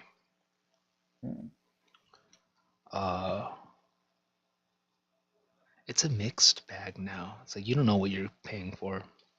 True, but like you could pay. The problem is with online shopping, you can't test products anymore. There's like the whole thing, but you get it for cheap. Even like I don't know how I would test like headphones and stuff. Well, you used to be able to go to a store and put on headphones. That's a duplicate audio. No, you can't anymore. I saw some cheap headphones on AliExpress, and they just gave me $6 or $5 to play with. Problem is, I can't. Doesn't look like the headphones is 4, but they still need me to spend like $4 more to make 10. Yeah, get some candy. Nah. So it's like, what do you buy with the $4 more? Because like they give you $5 to spend, right? And you need that's kind of a way of getting you to spend money, right? Oh, sure, yeah. So it's like, don't. I'm probably not gonna buy anything. But last time they gave me $15 and $15 above the $10 limit, so I was like, I could buy stuff and get stuff, right? Because Yeah. otherwise you have to Are pay you shipping. familiar? Are you familiar with C's Candy? Yeah. So I found a coupon. It expired now, but it's like save $5 when you spend $35 or more. So, and I get it. Companies want to incentivize people to spend more money. Well, yeah, they have those coupons on AliExpress too, right? Like right now they have you get $4 off if you spend $29. You get $25 off if you spend $209. There was one of them I had which was $20 off if you spend over $100. Mm-hmm. And then so I usually just buy in bulk. And then what I did was, or like it was $15 if you spend over like $30, $50, right? And so some of the stuff I wanted were like computer parts and stuff like that. So they quickly added up to over $50. It came out to 100 total. For sure. But then I also found out that if you played like their games on their app, you can buy another coupon for that was the same thing, like $15 off 50. So since it came out to 100, I just used half $50 for half, another $50 for another one, right? So I got like $30 off for 100 over that, which is more than $10 more than 20, right? So it worked out. Yeah, definitely. Those deals benefit I feel like they benefit the chronically online or like if you shop often. If you shop often or you've created a cart with a lot of stuff in it. Well, like some of it is like it was a time where I had to buy the fans for my computer, my laptop, because it broke. So I had to buy. It was gonna be $30, right? Yeah. And so I was like, what else can I get for that? And I forgot what else I bought with it. I think I bought a bunch of Oh, I bought the keyboard, the left-handed the one-handed keyboard for games. Nice. And this, I think it was this mouse, and then I think two, and then I bought. I was starting to buy containers for packing for when I go home. So Gotcha. I remember I bought this back here, and I haven't used it. I thought it was gonna be bigger, but this was to hold all the little smaller stuff like jewelry or whatever. I don't have jewelry, but I have a bunch of micro USB stuff. Gotcha. So like you can put all your flash drive. Well, it's a little bit too small for a flash drive, but I wanted to put all the knickknacks you get when you buy like all these small stuff, like with your small cables, right? So Gotcha. I was gonna do that. And there's something whirling around in here that I don't know what it is. Is it modular or is it all just one? It's a bunch of small little containers, which I just dropped.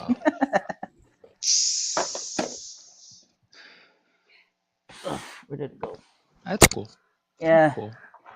I thought it would be useful, and it came in you could buy 2 for like about $5 or something like that. So I was like, not bad at price. Then you realize you can't use it. I didn't get it, but there's a pasta shop near me, and they had a series of gift card promotions going on. So if you spent,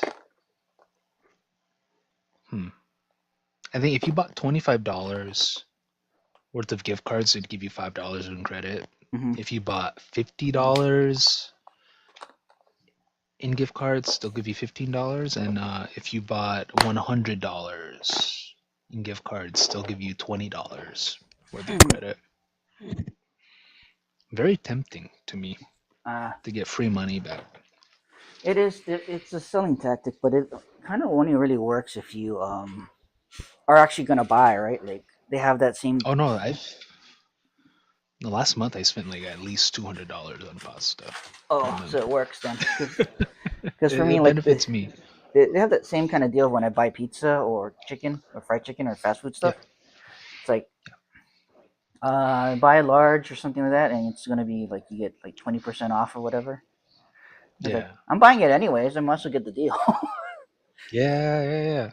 But yeah, I get what you mean. Otherwise, sometimes it's just tempting you to get more than you really need or will ever use. Yeah, and that's kind of what AliExpress does right now because they took away one of their other deals where I was getting like 50 cents every day, right? So 50 times 30 is I forget. 15 times 15 50. times 30. 50 times 50 times 150. yeah, so $1.50. Wait, 50 times 30. Is that 100? No, it's like 1500. 0.50 times 30. 1.5. 1.5, yeah. $15. $15. So you get $15 for a month, right? If you do their whole thing, because it then expires next month. So with $15 a month, I was making about $15 a month, and I'd buy things like over $10 because otherwise I have to pay for shipping. And so like for about 2 months, I was buying like things, little knickknacks. That was about $15 a month, and then I would have to That's only pay like dangerous. I only have to pay total like $1 or something over because usually you have to go over to get the whole thing. That's kind of scary when I think about it because it's creating the habit. It's creating a habit that like you're always buying something. Yeah, I was for about 2 months, but I was telling myself it was only $1 total. Yeah. So and then they know they're banking on it's what do you call it? They're playing the odds. So Yep. maybe you don't, maybe you stop, but now what? How many How many other people fell for it and started buying like more because they had the $15, right? I would just pass. Yeah. I would just go like I would try to make it as close as to $15. Well, I had to go over, right? So I try to go just over $15 to make it. Like I did that today with Timu. Timu gave me what's it called? A bunch of discount deals for a couple items. So they dropped a couple items to under $10, but you still have to pay over. You have to still add up items to 20, right? Over $20. Yeah. So I had to add one more item to make it over 20, so I'd have to pay or 30, 20, 25, I think it was. And so I had to add one more, and I was like, but the other thing is like I needed those other items because I'm moving, right? So I wanted to buy these bags to stuff my like all my other clothes in or whatever, right? Yeah. It So works out for you. It's yeah, good. so it worked out. But the more I think about it, the more I don't like it. It's actually kind of shady. It is. And It's so but shady. they kept putting out discounts for me, telling me like, if you buy this, because the normal price, I see it right, and I watch it for a while. It's like it was double the price. Like basically, it was like $15, right? And then I see it today, and then give me a discount. It's like $8 today. I'm like, oh, okay, $8. And I'm like, but that's not enough because they still want you to pay over like $25 before so you can get it, right? Or you don't get the discount. So and then they gave me another one, and it was still on there. I was like, oh no. And then they gave me another one, and it still was under 25. I'm like, these are the things I need. That will that's gonna chase me away. Yeah, it's like I need You this need though. it. Okay. Yeah. You know, my approach would be, I don't know if you would do it, but like I would just step back, stay offline, and then make a list of things I need. Well, I've been doing that. And then go online and make my list. Otherwise, I'd be tempted. I'd be Yeah. tempted to buy. Well, I do that. Like I But already have the list. Like my shopping cart, I can look at and not buy, right? But I was watching this deal come on, and the thing was like for the last 2 3 months, or I think starting from November when I kind of decided that I might be moving home, I started looking and watching the prices, right? And it would give me the deal for one item, but not the other one. Yeah. And just today, if somehow I figured out how to get Temu to give me the deal for both items. And I was like, oh, I may need it. it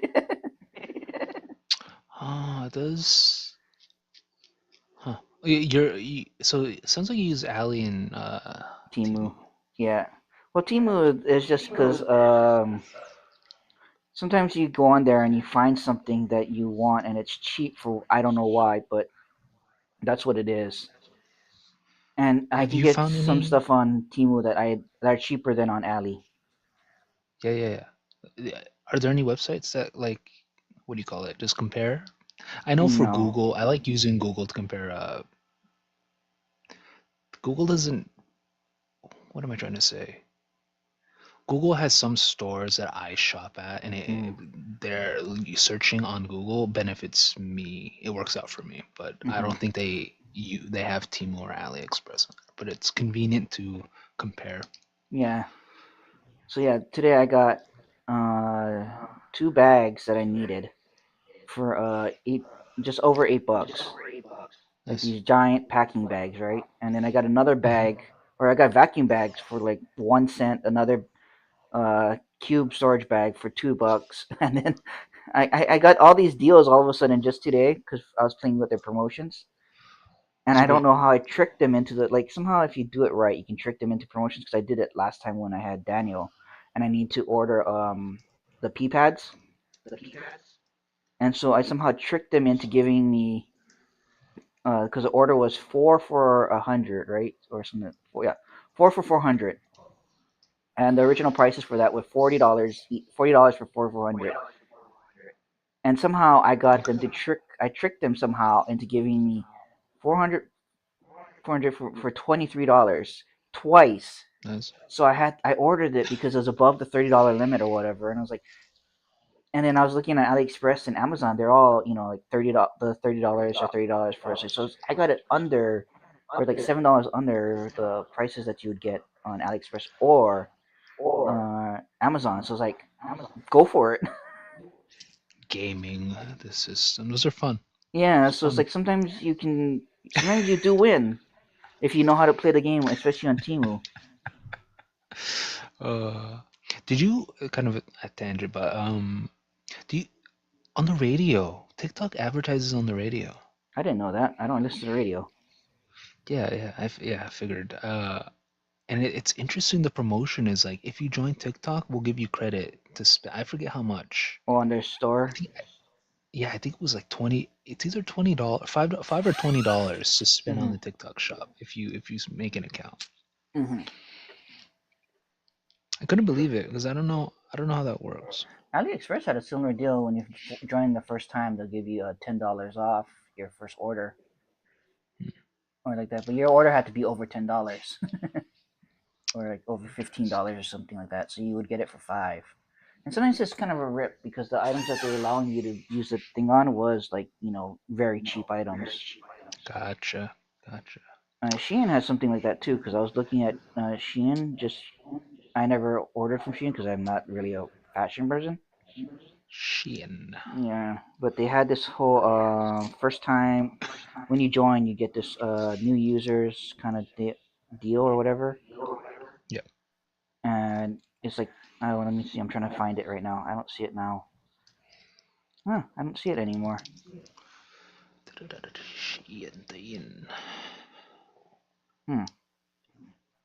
Yeah, I don't see the Shein order anymore. Like they used to have a deal where first time you joined, you got like $100 credit if you order something over like $50 or something. I've wanted to, I don't know how to approach it, like study stuff like this, especially trying to figure out cell phone plans, like how, or like cable bills. There's like a weird art to it. Oh yeah, so it's marketing. It's they kind of like the foot in the door phenomenon where you order it the first time and you just go because like I got the deal from my internet for the gigabyte for like $50 first year, right? And because I already have them, I'm not gonna change out to another service just because then I have to have someone come else install it. But do you think learning about, like, I just want to understand it and be more, because it seems like companies are going to be leveraging this kind of. So what I'm talking about is the idea that a lot of phone companies are moving to 3-year deals. Oh, So I didn't know that. you can have a free phone. Mm-hmm. You can have like a $900 phone if you sign a contract or if you join the service. And I do that. That's how I get my free phone. Yeah. For sure. Yeah. And so you're paying X every month, right? Yep. Paying X every month, but if you get out of the deal, you're prorated and you have to cover the rest. Or it's like you try to balance. Maybe I should pay a phone in full. How much do I save? Mm. And it's Usually so the 3-year deal with the phone is cheaper. But what they try to do is they try to get you. They say your phone's paid off in 2 years, right? mhm. And then what they try to do is try to get you change out your phone for a new one. So what you do is when you buy their plan, you're still paying off the phone, right? And so they want Yeah. your phone's gonna be paid off in 3, but they tell you you Yeah. can trade in after 2. So they kind of keep you in debt and keep you on their service all the time because you can't Yeah. get off their service until your phone's paid off. Yeah. So I'm like, and everyone around me like doesn't talk about it. Mm-hmm. I'm sure they think about it, but no one talks about it. I'm like, are you just like signing up just cause? We don't want to think about it? Are we getting screwed? Well, I kind of know the plan. So like I use the Sure. phone I currently have now. I think it's an S22 or whatever. Yeah. I'm not since I don't have a job anymore. I was actually going to change it out next year, but until I get a job, I'm not changing it out now because it's already paid What am I off. thinking of? So. And there's the idea that the companies don't really care about the phones. Like, No.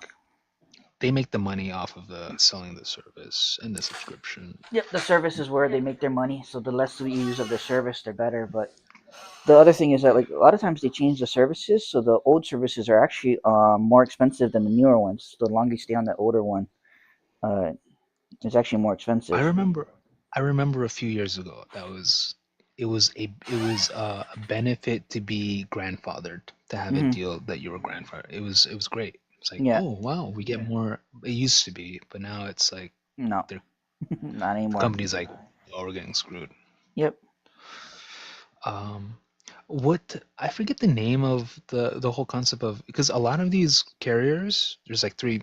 How many carriers are there? They have the flagship 5. service, and then there's these secondary services like Mint Mobile. Someone has Mint, yeah, Mint Mobile, Cricket. I know what they are. I know they provide cheaper services. What's the deal? It's like you're trading away customer service? No, you're trading away coverage. Really? I thought it was they use the same towers that you get the benefit. Yeah. So what they're doing is they're renting towers, but your plan does not really cover like international or all those extra bells and whistles that you would get. Gotcha. So like it's a cheaper plan because you're just paying. You might be paying just for your state. You may not be paying for a national or whatever. Oh, never. I need to look into that. Or you're not really paying for like 4G or 5G. You might just be paying for the call service, not the internet. Maybe you, or like the new thing now is Wi-Fi calling, right? So you may not be actually using Wi-Fi. You may not actually be using the regular, what's it called, the GSM network. You might be actually just using the internet network to make your calls. So you may not get coverage everywhere. You have to be in the line with their coverage. Man, it's bullshit. This is what do you call it, tangential, or it's like, I don't want to bring up politics, but this is what we're all scrambling. That's what it feels like when I think longer. It's like, go ahead. I was just thinking like the coverage stuff is just more about if you're not the type to go outside the city. Like if you live in New York City, it might work the best because you're not going to go anywhere that you need it, the extra stuff. Yeah.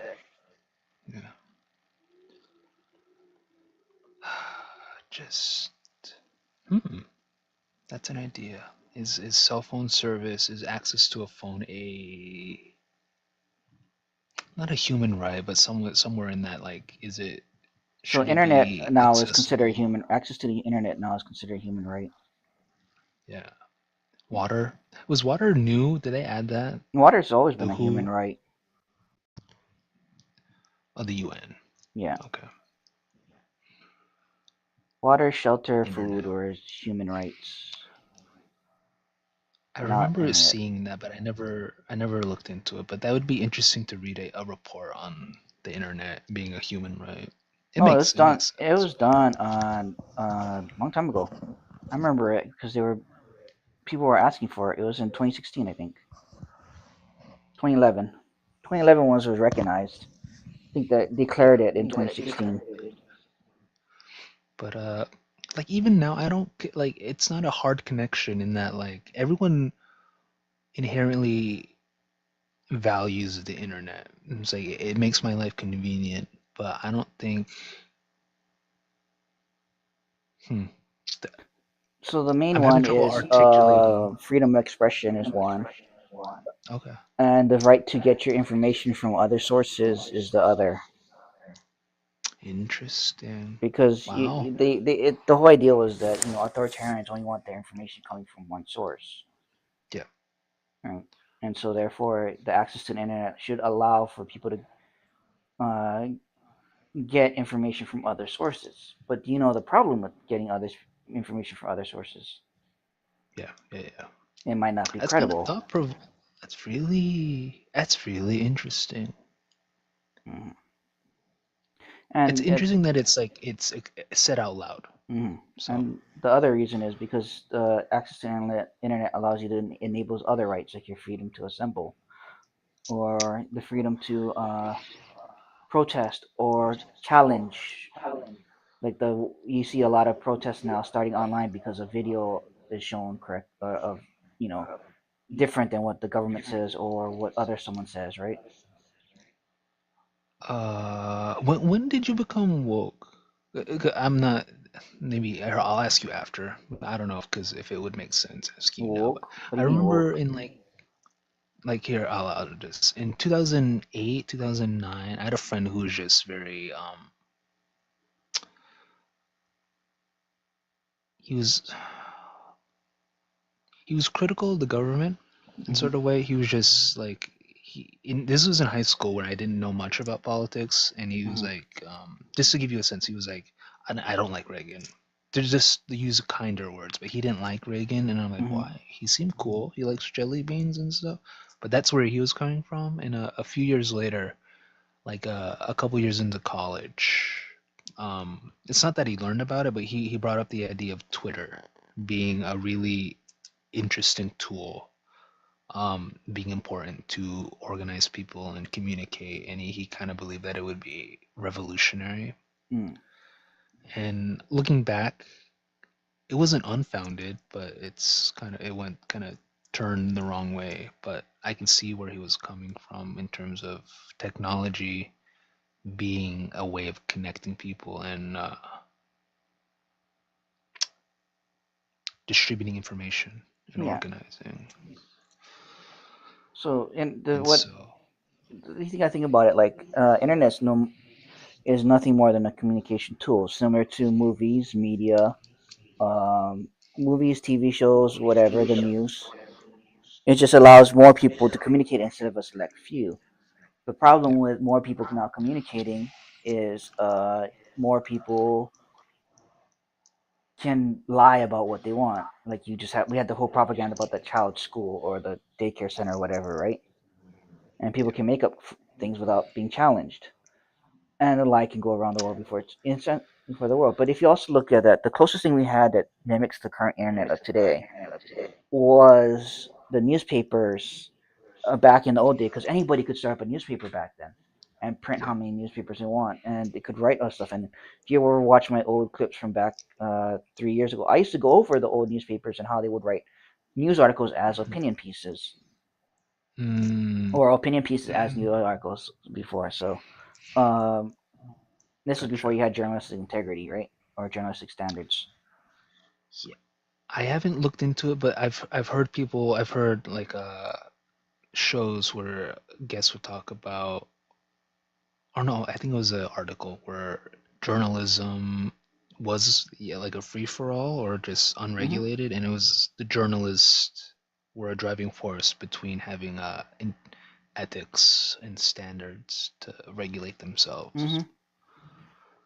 Yeah, the New York Post, as shown in Hamilton, was actually Hamilton's newspaper. That was a way he could actually criticize, who was it, John Adams before, without actually having like journalists. It was just a way to talk bad about whatever he wants or write whatever he wants to get people to his side. Oh, okay. So you made posts. So what do you think the point of it was? At some point, people realized This is a fucking mess. So we gotta. I'm That gonna part be I out don't of a know. I job. don't know too much about history or journalism, but I do know that Okay. when I studied Asian American history, I'd use the old newspaper articles to show what people thought about Asians because they were just kind of like the internet. Anybody could Oh, create one. gotcha. Anyone could Gotcha. create. Gotcha. If you're literate, right, you could write something and post it and put it into a newspaper, and that's what the New York Post was for John Adams. Hmm. They had so many other like the Sandmark, like all the smaller newspapers at some point were all just opinion pieces and stuff like that. And if you go back through my older posts about like Asian man marries white woman, you can see all the racism there, and that's where a lot of like the whole even before William Randolph Hearst, he had articles talking about how they didn't want to mix race or anything like that. And I have one big one back that I posted a long time back. Gotcha. Gotcha. So Gotcha. Very layered, very complex thing. No, because I mentioned Rand to you. One of their projects is they call it truth decay. The way information they have like 4 different aspects of what truth decay is. I can't remember all of them, but one of them is valuing or the way just society or people. It's become opinions over facts. That's one element. Opinions over facts are becoming institutions are losing credibility for one way or another. The other 2 I escape me, but it's nice how they lay out that this isn't a new thing. There's been similar analogous problems, and then you brought up newspapers. I think they use yellow journalism is the term they use. And oh then yeah, they that talk was about yellow journalism refers to propaganda. okay, and then so there is kind of a problem because there is something called the appeal. You know, when you do arguments for like rhetoric, the appeal to authority. So if someone is in a way like a flaw, right, or a fallacy. But the thing is, like, if you are a mathematician and you tell someone that this is how you do something, right? You appeal to authority for that. You can't do anything about it, right? Well, the appeal to authority is more of just a because the appeal to authority is like you're trying to dismiss someone else's expertise instead of subject, but at the same time, it's not a fallacy because if you are an expert of the topic, then how is appealing to your authority not a thing? Yeah. Right? And so a lot of things kind of like you have to appeal to authority in certain things. Yes. Here, I found something. I don't know if this addresses what you said, but like it's I like how they organized it, but what is truth decay? Truth decay is defined as a set of 4 related trends: increasing disagreement about facts and analytical interpretation of facts and data. That's 1. 2, a blurring of the line between opinion and fact. 3, an increase in the relative volume and resulting influence of opinion and personal experience over fact. And then a declining trust in formally respected sources of factual information.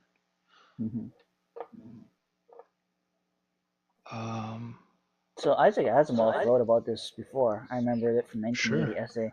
There's a code of ignorance in the United States, and there has always been. The strain of anti-intellectualism has been a constant thread winding its way through our political and cultural life, nurtured by the false notion that democracy means that my ignorance is just as good as your knowledge. Yeah. You said Asimov? Yep, Isaac Asimov. And then who's the pale blue dot guy? Forget his name. That guy. Carl Sagan. Yeah, Carl Sagan. He's described it. It's funny because he gets referenced in some posts sometimes. They're like, "Oh, Carl Sagan predicted the future." which it's not to slight him, but it's just like it's a constant issue. It doesn't. It's like you don't fix it and it goes away. It's something that's always present. Yeah. But maybe he saw an active, like very accelerated approach. Well, I do think that part of our problem is the way our society handles failure or ignorance. Yeah, you've raised that before. Yep. Especially in America, and you've Yep. talked about it in America. You can't be seen as ignorant. You can't be fallible, right? You can't fail. If you start failing and you start apologizing for your failure, it proves you can't be trusted. You can't allow people to fail. Yeah. Maybe this is another tangent, but I don't think I think I know what you might say, but just the idea of sometimes I think of what am I trying to say? Yeah, I know what you would say. I've seen enough of your posts. I've seen enough of your posts. Just the idea that last year people were going crazy. We were just freaking out. And not everyone, but there was a thread of like, I'm gonna leave the United States. I gotta get out. It's much better somewhere else. I'm gonna go do. Where would people go to? I don't know where people go to, but it's better than here. But then, personally, I think of places like, well, even now it's confirmed. Like in New Zealand, you see people wearing shirts that says Kiwis only, Kiwis first, protesting at Indian peaceful marches or Brexit or people xenophobia in other places. So is it? I don't know if it's better.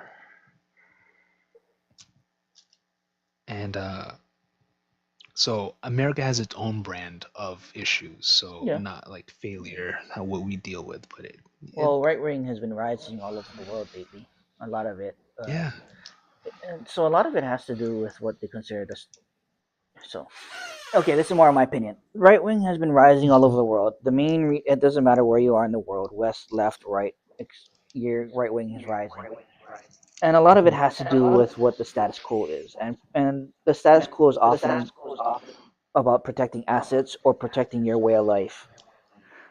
So when that challenge is like, for instance, the main reason why we're probably seeing this whole massive right wing rise is because Western powers are losing power. Their superpower, especially America, is losing its superpower status. China's economy is rising, and so therefore people are scared. And because China's economy is rising, people don't want to see their power lost, and so their whole thing is now to try to hold on to their power. And what side gives them the chance to hold on to their power? Right wing ideology.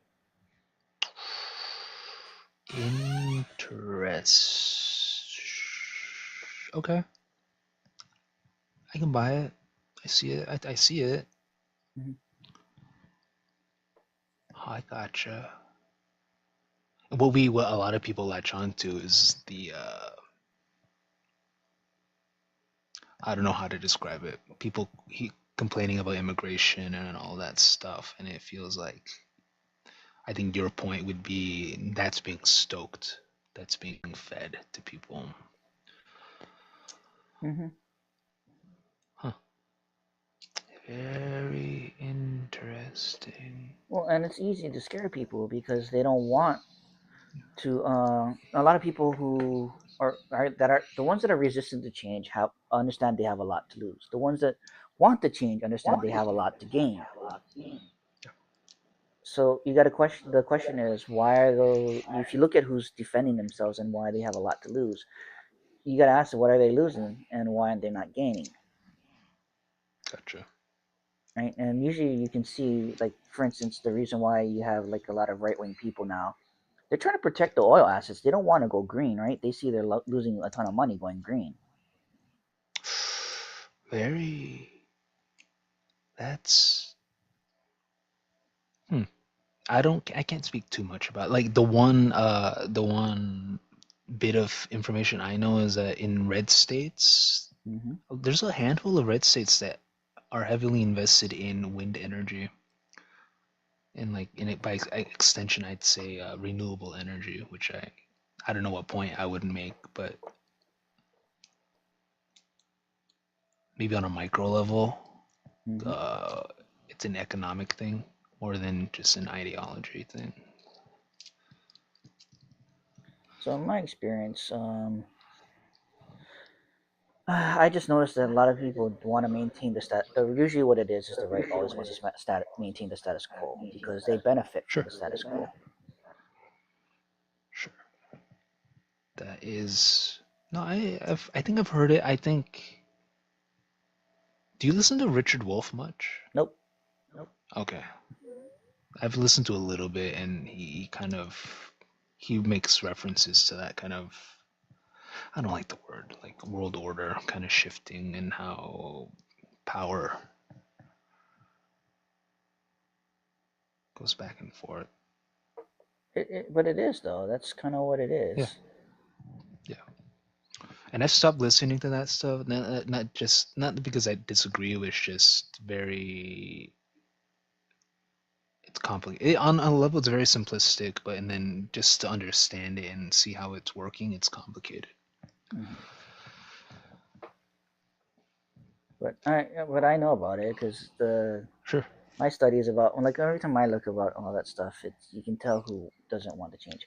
Art of Warfare. Happy New Year to anyone in this cast. In the East. Oh, hi. What is Happy New Year?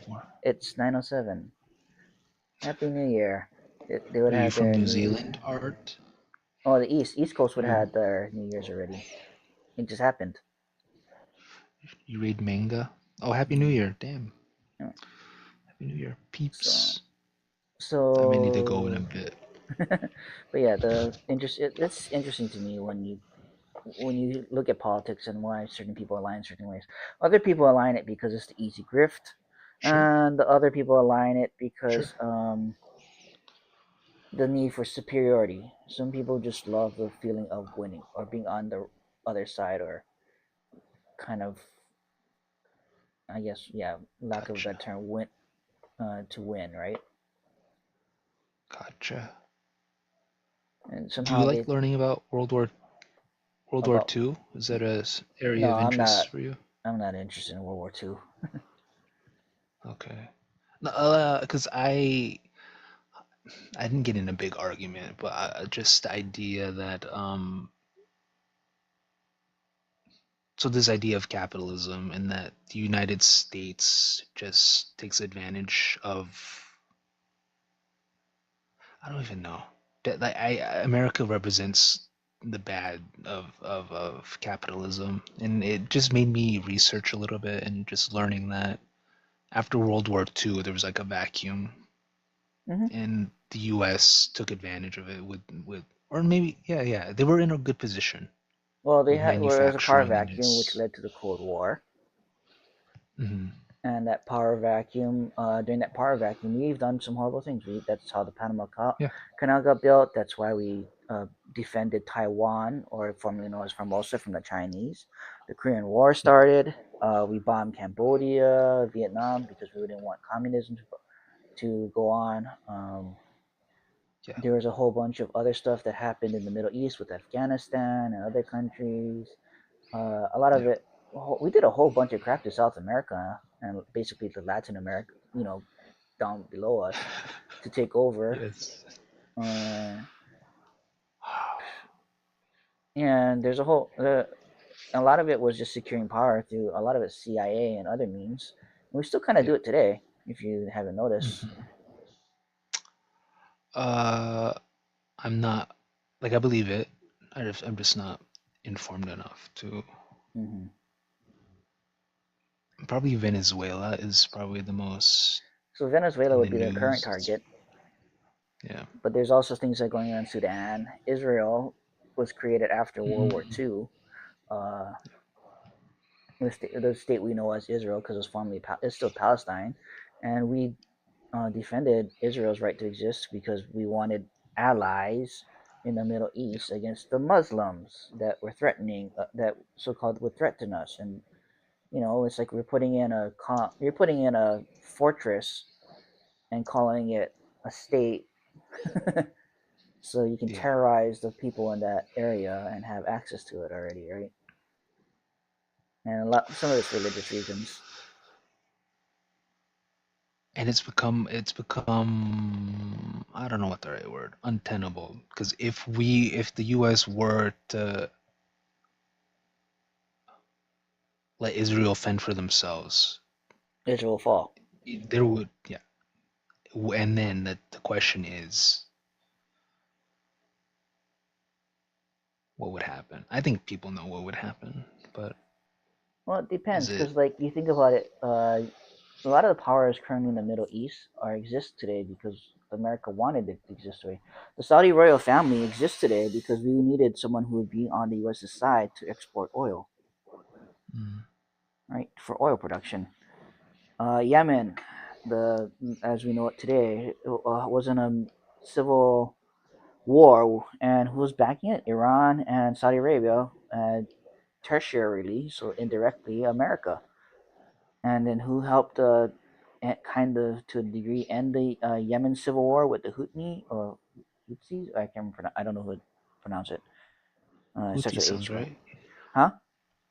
The Houthis sound right. Houthis. I think the I've Houthis. heard it pronounced. Yeah. But I that was gotcha. China. China helped them survive. And so what did those people do with the strait that leads to Israel and it goes into Europe? They started blowing them up when they actually are in territorial waters, right? Not international waters or stuff like that. When America's side goes through China or whatever, right? They say always international waters, but technically it's due to the distance between that strait, the Red Sea Strait or whatever. It's their territory. So the Yemens have the right to prevent anyone to go into that water because it's technically theirs according to international law. Just sounds like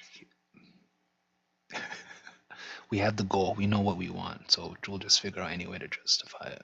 Yep, and and there's a video on I think December 26th where Donald Trump met with the guy from Ukraine who's president, and he says, "Well, you guys can't have elections when you're at war, right? So that's why Zelensky or whatever is there." So you hear that, and Donald Trump's like, want to having war with Venezuela because he believes if there's a war, he can't lose his power. Oh, okay. I haven't heard that, but I heard the other one is the what do you call it? Aliens something act, so you can justify deporting more people or whatever. Welp. That's the thing. Right now I'm reading something about. So the other day I go to a tea shop, and one day I went to I go pretty often, and this past week I noticed that the window was gone. One of the windows was gone, and I went and I learned that the owner told me a homeless guy threw a rock through the window. Oh yeah, that's surprising. I think it was early in the morning. I don't think anyone was there, but it crossed my mind and like, was it racially motivated? I think you already went that in your mind, but I'm not.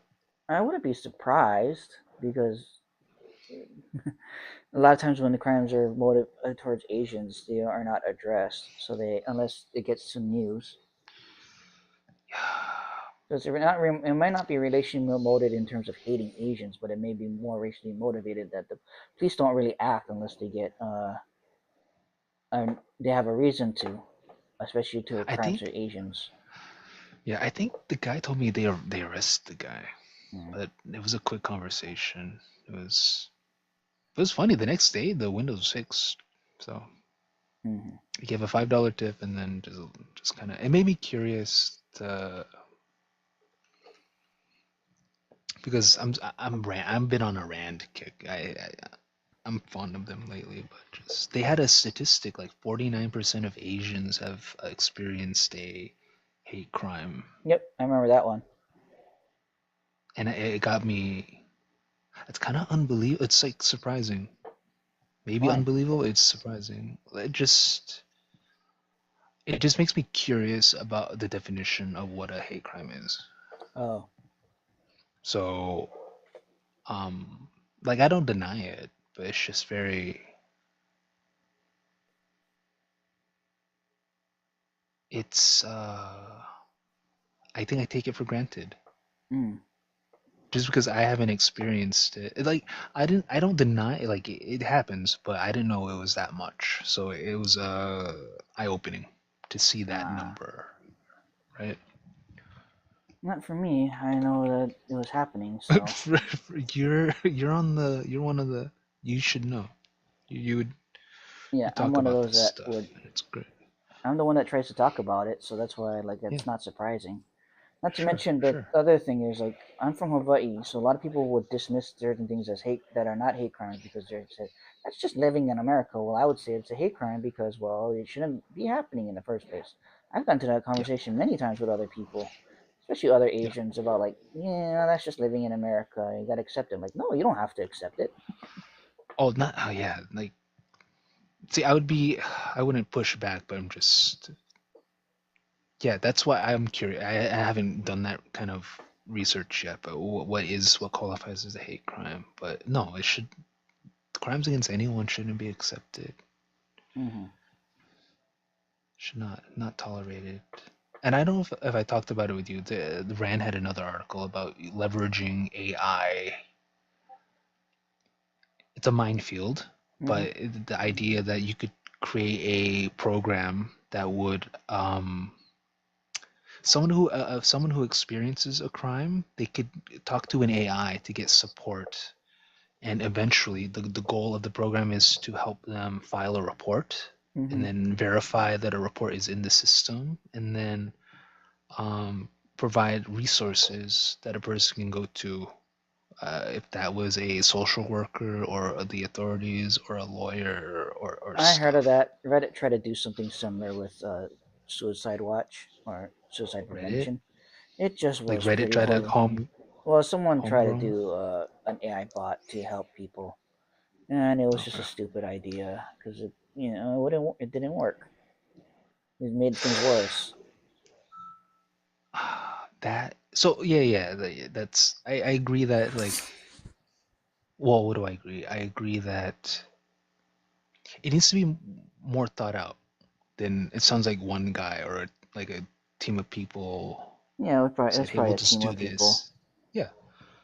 But I don't know, you would know more about this, but like take some time to research and then be thoughtful about how you design and implement something like that. It's just a memory that the road to hell is paved with good intentions. Uh-huh. So their whole idea of thinking that they could help people with an AI chatbot, nah. Because the other thing you gotta remember is like,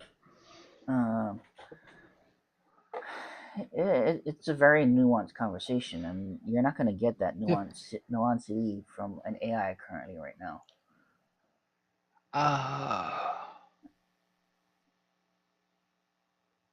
Nuance. Because there's a one of the great one. pluses. Oh, go ahead.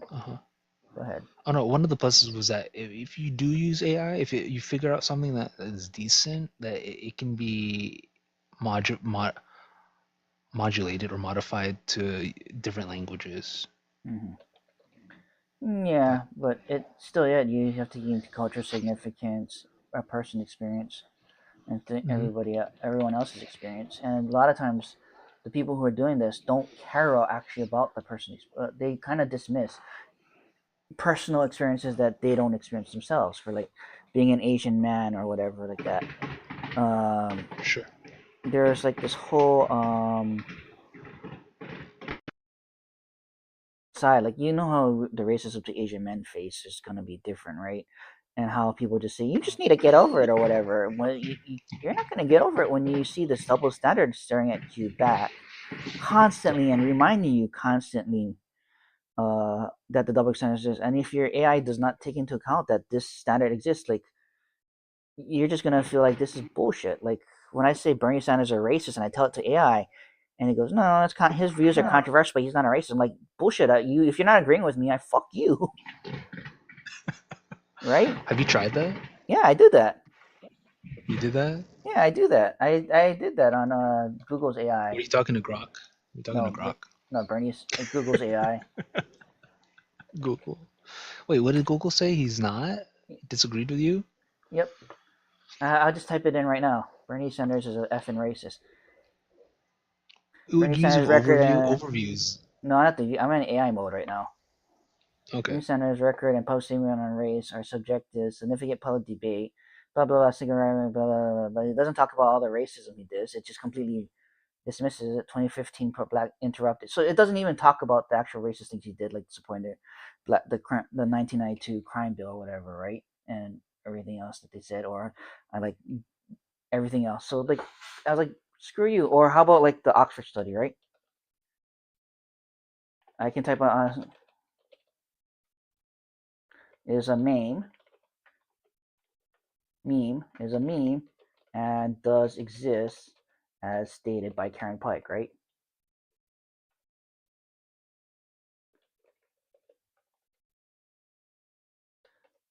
I thought Karen Pike wrong.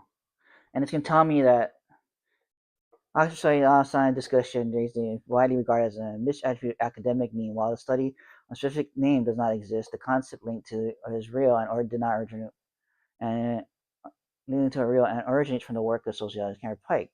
So like if you typed in just Oxford study whatever before, right, it would say it's just it doesn't exist, not real, but and then but I qualified it with Karen Pike because when I did this thing before, it would say Oxford study is not true. I'm like, fuck you, I know it's true, and I put Karen Pike, and it just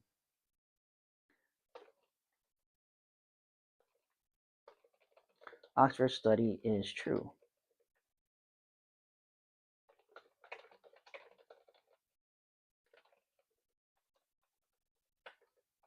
All right, racism. All right, and if you, I remember arguing this one time, just like constantly giving it academic source after academic source, and it would tell me that it's not true. But I like this. Do you know what a meme is? It goes yes, and it did say, oh, I thought the feed cut, but yeah.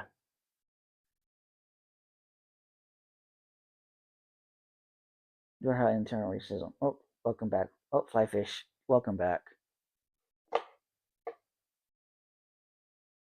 It kicked you out, didn't it? It kicked you out, didn't it? Accidentally pressed something. I got 10 minutes left. But yeah, the Oxford study is kind of like, well, it kind of changed it now, probably because I prefaced it with that Karen Pike. But the whole Oxford study was not saying the wrong thing or whatever. And then, so I would ask it like, why are people lying about the dismissing Asian men's experiences? I agree.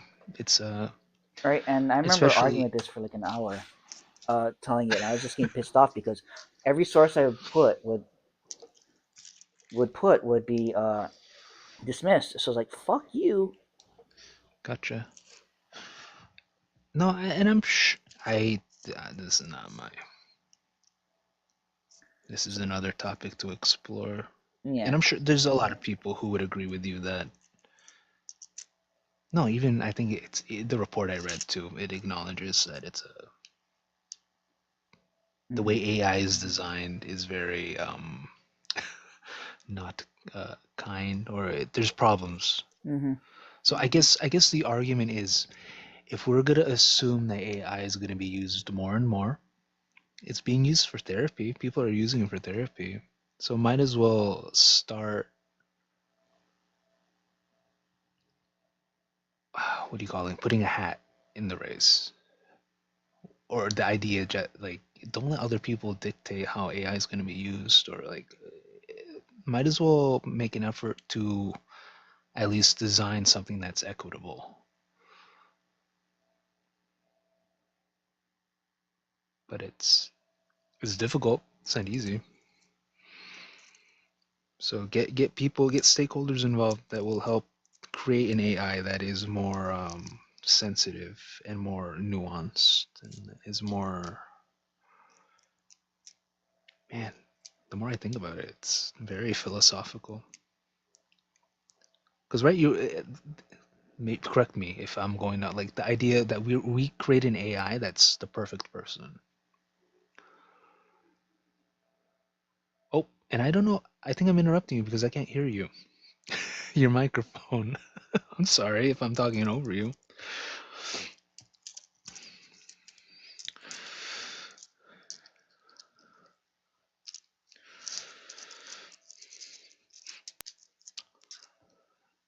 Only has Still like a not 2 working. and Oh, now it's working. yeah, It's working. microphone died. It has like a 2 hour and 30-minute lifespan. Yeah. So it died at it died at 2:32. Nice. So I was interrupting you, I think. I don't know, but what were you saying? I forget now.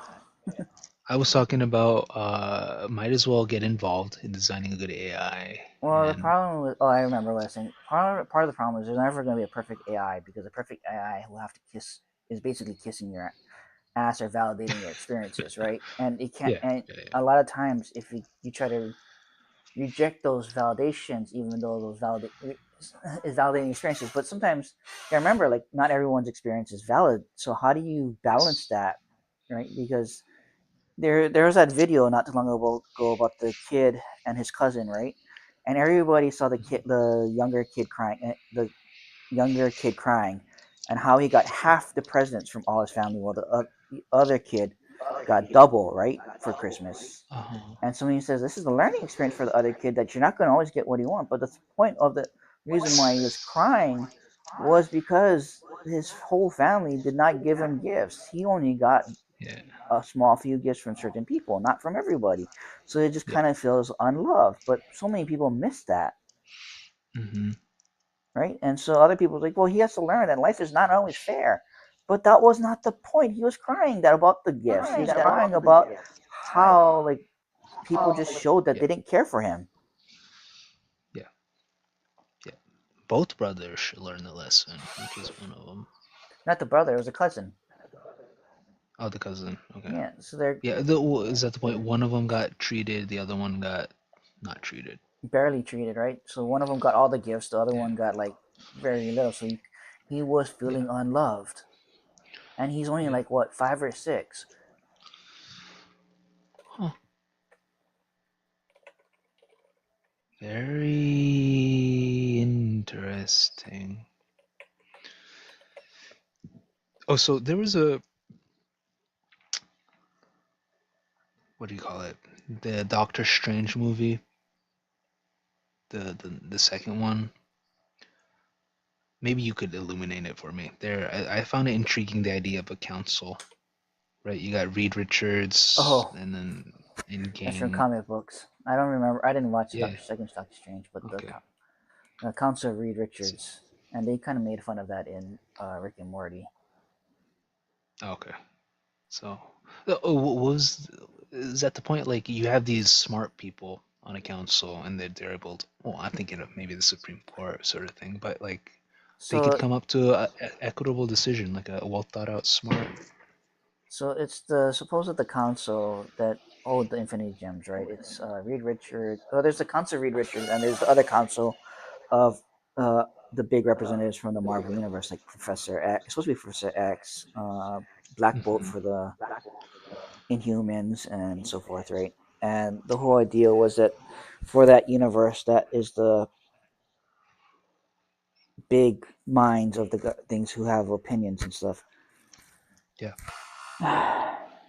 And yeah, it's kind of just a weird way of saying how do you if you have the power, how do you exercise the power correctly?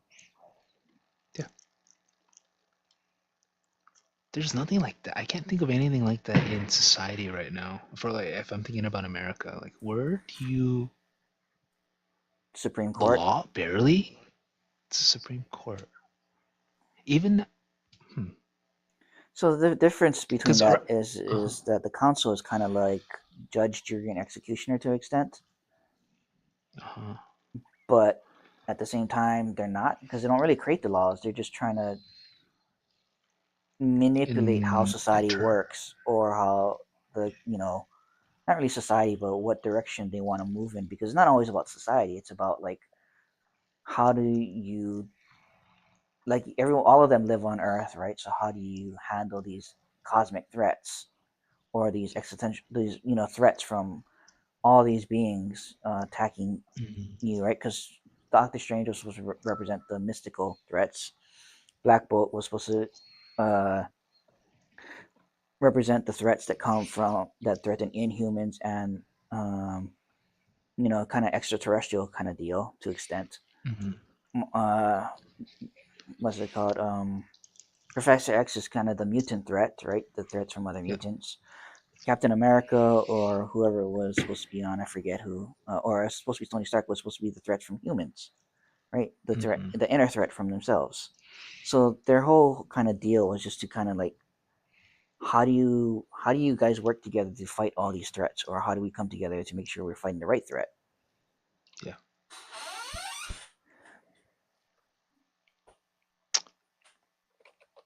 Unless you're Wanda, like what is it, the Scarlet Witch?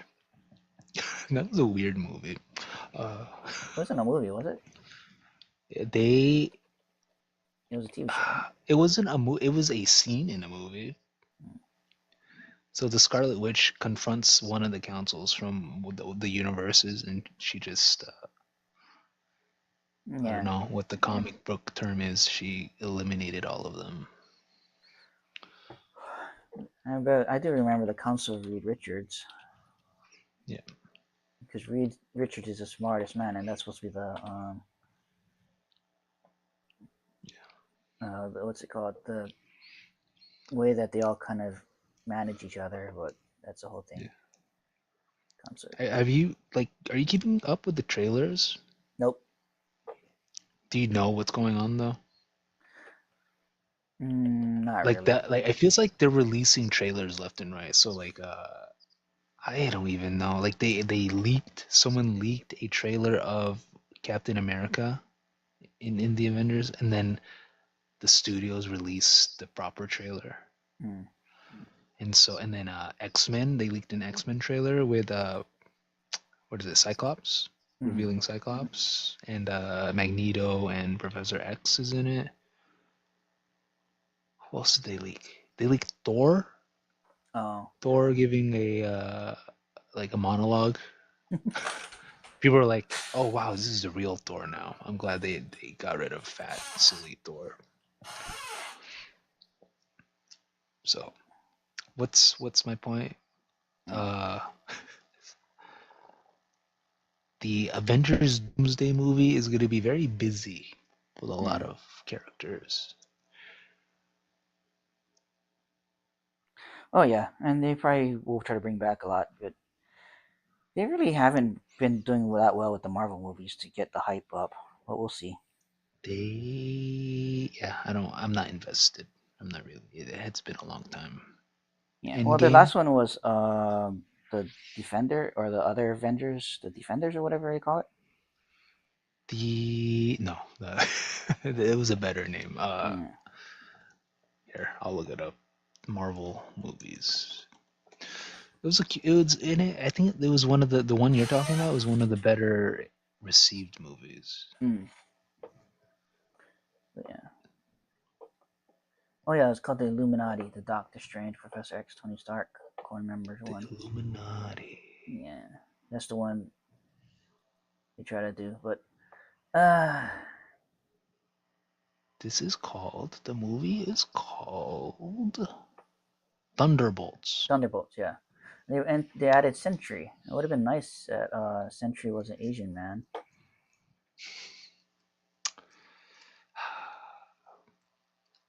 Simu Liu wasn't available. Not Simu Liu. It was Stephen Yeun. Oh really? Yep. There you go. He wasn't available, and I would have loved. The thing is, like, the problem I kind of have with Hollywood is like they only want people that are not that kind of have made it, and the problem is like you can't be that person to say you've made it unless you find some other project to make it on, right? Yeah. And someone has to give you your chance, right, so you can prove yourself. But somehow Jared Leto keeps getting roles. Is it that much of a gamble? You can't hire a talented casting director. You can't someone with a gut. Well, it's not the gut part. It's the kind of So there's this belief that when you're an A-list actor or whatever, that no matter what, if they cast you, you're always going to bring a certain amount of people to a movie. I gotcha. I gotcha. And so that's why the A-list people are kind of always one, is because if they hear that an A-list person is attached to a movie, that means it must be somewhat good. But that's not always the case. That's interesting. Okay, I know I'm picking up what you're putting down. It's fun. I want to see the kind of data they have, because the data backs them up, right? Something isn't telling them to do this sort of thing. And so if you get an A-list actor, you're going to draw an X amount of money. So you should be drawing, but like Tron, Ares failed. Multiple Jared Leto movies failed. Sydney Sweeney's movies failed. Right? So, and The Rock, even The Rock had a big following, but like his last movie, the A24 project, failed. Like when he did his Hercules one, they made what, double the money that they spent on it. Were you following that? The Rock? Yeah. Yeah, I forgot about that. I saw the trailer and I thought it was good. I thought it looked good. It looked good, but I think what it was is just people don't want to see a documentary or a biopic about that person. They have no reason to. Gotcha. And I bet, because when I saw the trailer and I bet the story, I think everything is gonna be like, like the story and everything is not gonna be like bad or anything, but it doesn't cross the threshold to people where the people actually really want to see it. It's like it's like a film you would probably watch like 10 years from now and go like, hey, that was good, but like you tell yourself like, why didn't you watch it when it came out? And you're just like, well, because I didn't really want to see it. It's like the movie you catch on TV during channel surfing. You go, hey, this is good, but yeah, I didn't really want to watch it back then. I wonder how Marty Supreme's gonna do. You're making me think of like, Oppenheimer, Barbie, kind of. I don't know the appetite. I don't know what the appetite is for audiences. Mm-hmm. Well, and the other thing though we gotta count though is like today's day and age, a lot of movies have to appeal to a different audience. Like they have to fight social media stigmatization. You're fighting against anime, Korean dramas, and what it is like our movie habits have changed as to what we want to see. K-pop Demon Hunters. That was a breakout hit. Yeah. And you look at how, I haven't fully watched K-pop Demon Hunters, but you look at how K-pop Demon Hunters exists, right? It draws a lot of its story narrative, or how it, how the narrative pattern fits from anime, like existential threat, internal, you're fighting against yourself versus fighting against another external threat and everything else. And it's like this issue that's bigger than just you, right? But you have to fight against it, right? Like that whole hero, and that's kind of how anime does it. Naruto does it, right? The whole existential bigger threat. Dragon Ball Z does it, right? You don't have like these kind of grounded villains anymore that you used to have. You kind of did, but when you do have grounded villains or stuff like that, it's kind of more of a TV show than a movie. Yeah. Right. TV shows offer more nuance and backstory. Yeah, and while in movies you have these kind of larger than life villains and everything else, or threats or stuff like that. So our habits have changed. I want to read something. This is very general. Like, I want to read what sociologists or whatever think about Marvel or like comic book movies, because they're popular enough to be relevant. And one thing sometimes I think about Marvel, like superhero movies, in that they kind of, I don't know if it's based in it. The idea of that, hey, I don't have to worry, like an audience, I don't have to worry about a problem because someone else is going to take care of it for me. Like, the world could be ending and like I don't have to think about it because Spider-Man's going to come in and save the day. Maybe that's one interpretation, or the other interpretation is I am Spider-Man. There's something within me that can work to be better for society. Well, that's kind of usually the mantra of superheroes and why superheroes appeal to people was that they find common traits besides a superpower that makes them. So the idea is that if you did get their superpower, you would be like that person. Yeah.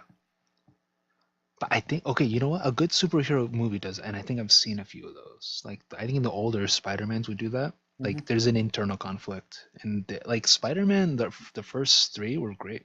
Mm-hmm. But now the Marvel movies are they're too, what's the right word? Extreme? Fantastical? Because they're kind of leaning more into Yeah. the fantasy element of the comics than the actual... Yeah. So they're not human. They're not human. Well, yeah. So the kind of point is they kind of created their own universe, and by creating their own universe, they kind of don't appeal to regular folks because their issues are not similar to ours, and therefore you can't relate. Yeah. And like the whole thing, like when you have like those independent or one-off movies, like you can see yourself kind of them, but you don't. You know, there's a difference, and like you know that it's a movie, but at the same time, you know, if you had a chance, and it's kind of like blurring that line between reality and fiction. Like if you had the powers, you would be special. You would be somebody. And that's the same reason why like a lot of white supremacists love anime is because they often portray the protagonist as being kind of this Ayn Rand objectivist special person who's superior to other people because they're born that way. And gotcha. Ooh. Dang. You think about it, Naruto was born with the 9 tails. Goku was born as Saiyan, so he's superior to all of them.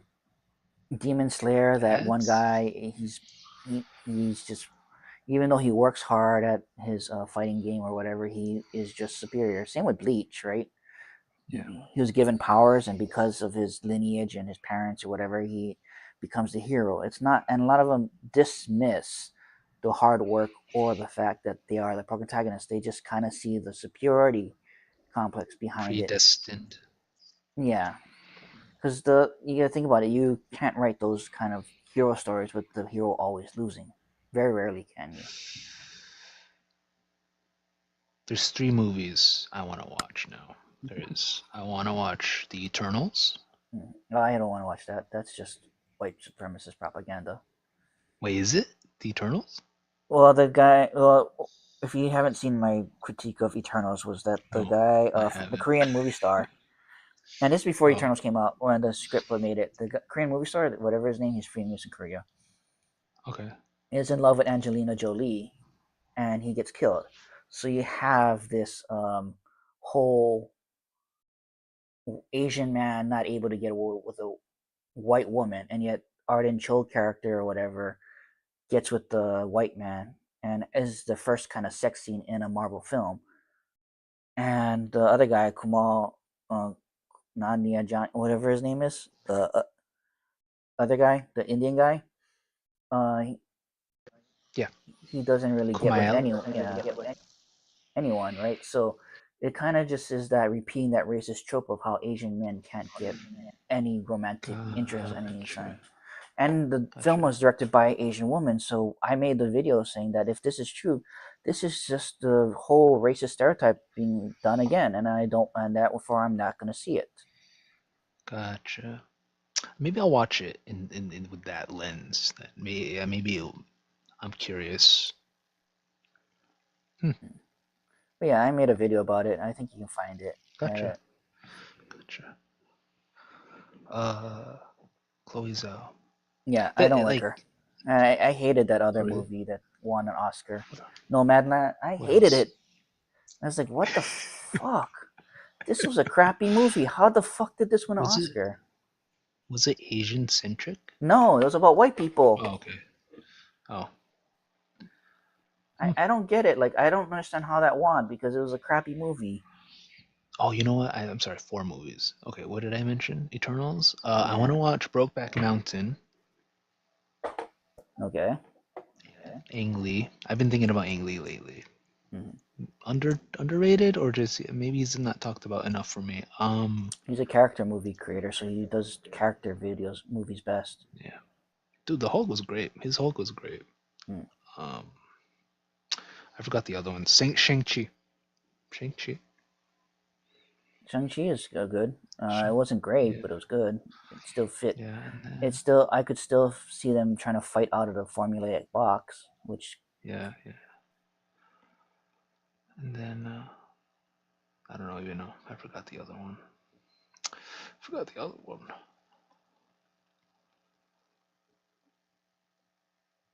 Was it about Asians?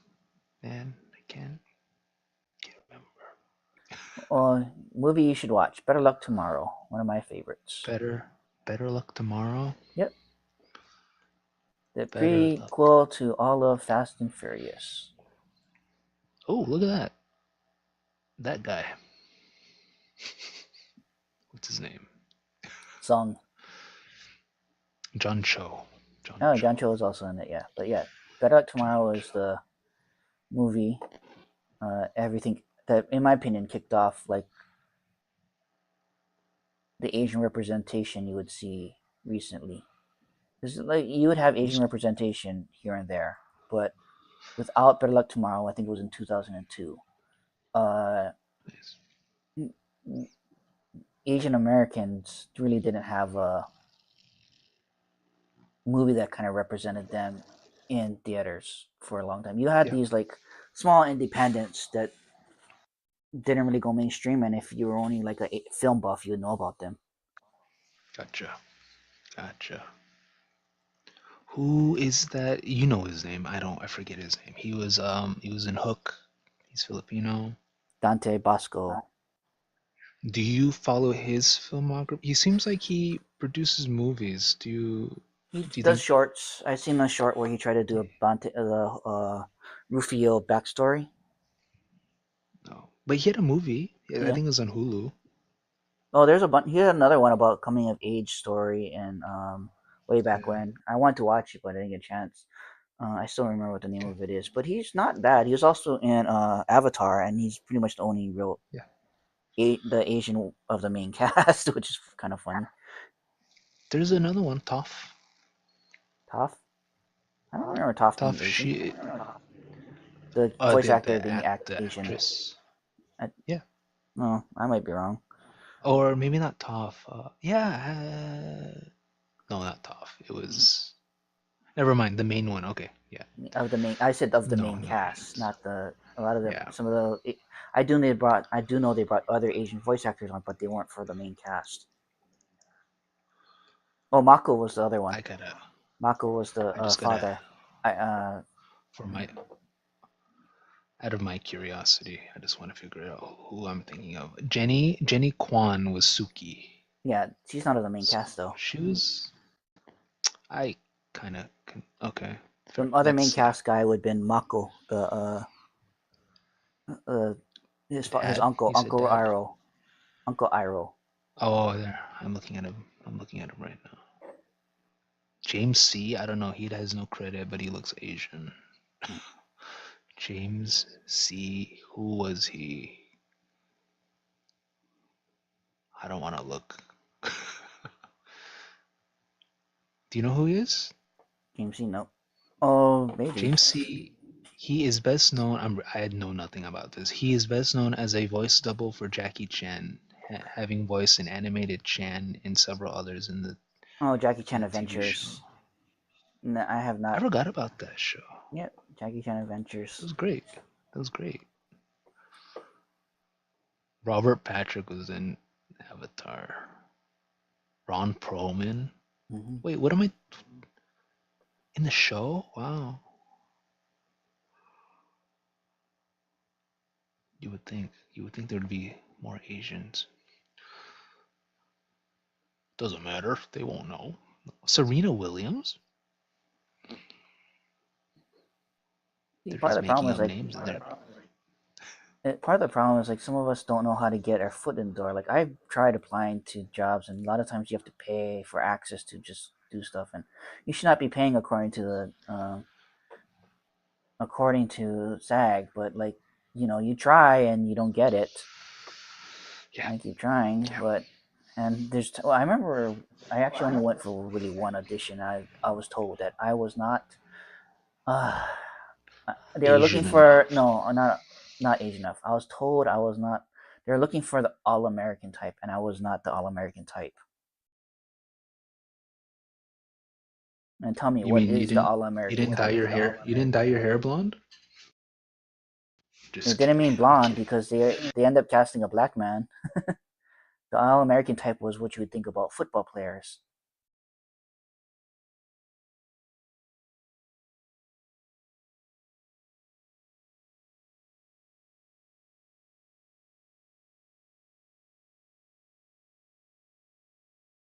Did I lose him?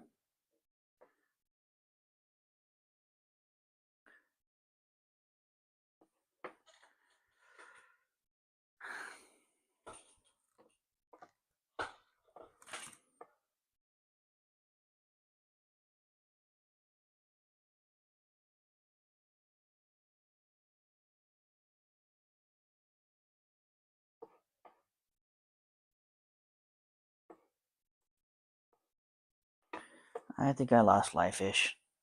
Or either that he's using the bathroom again.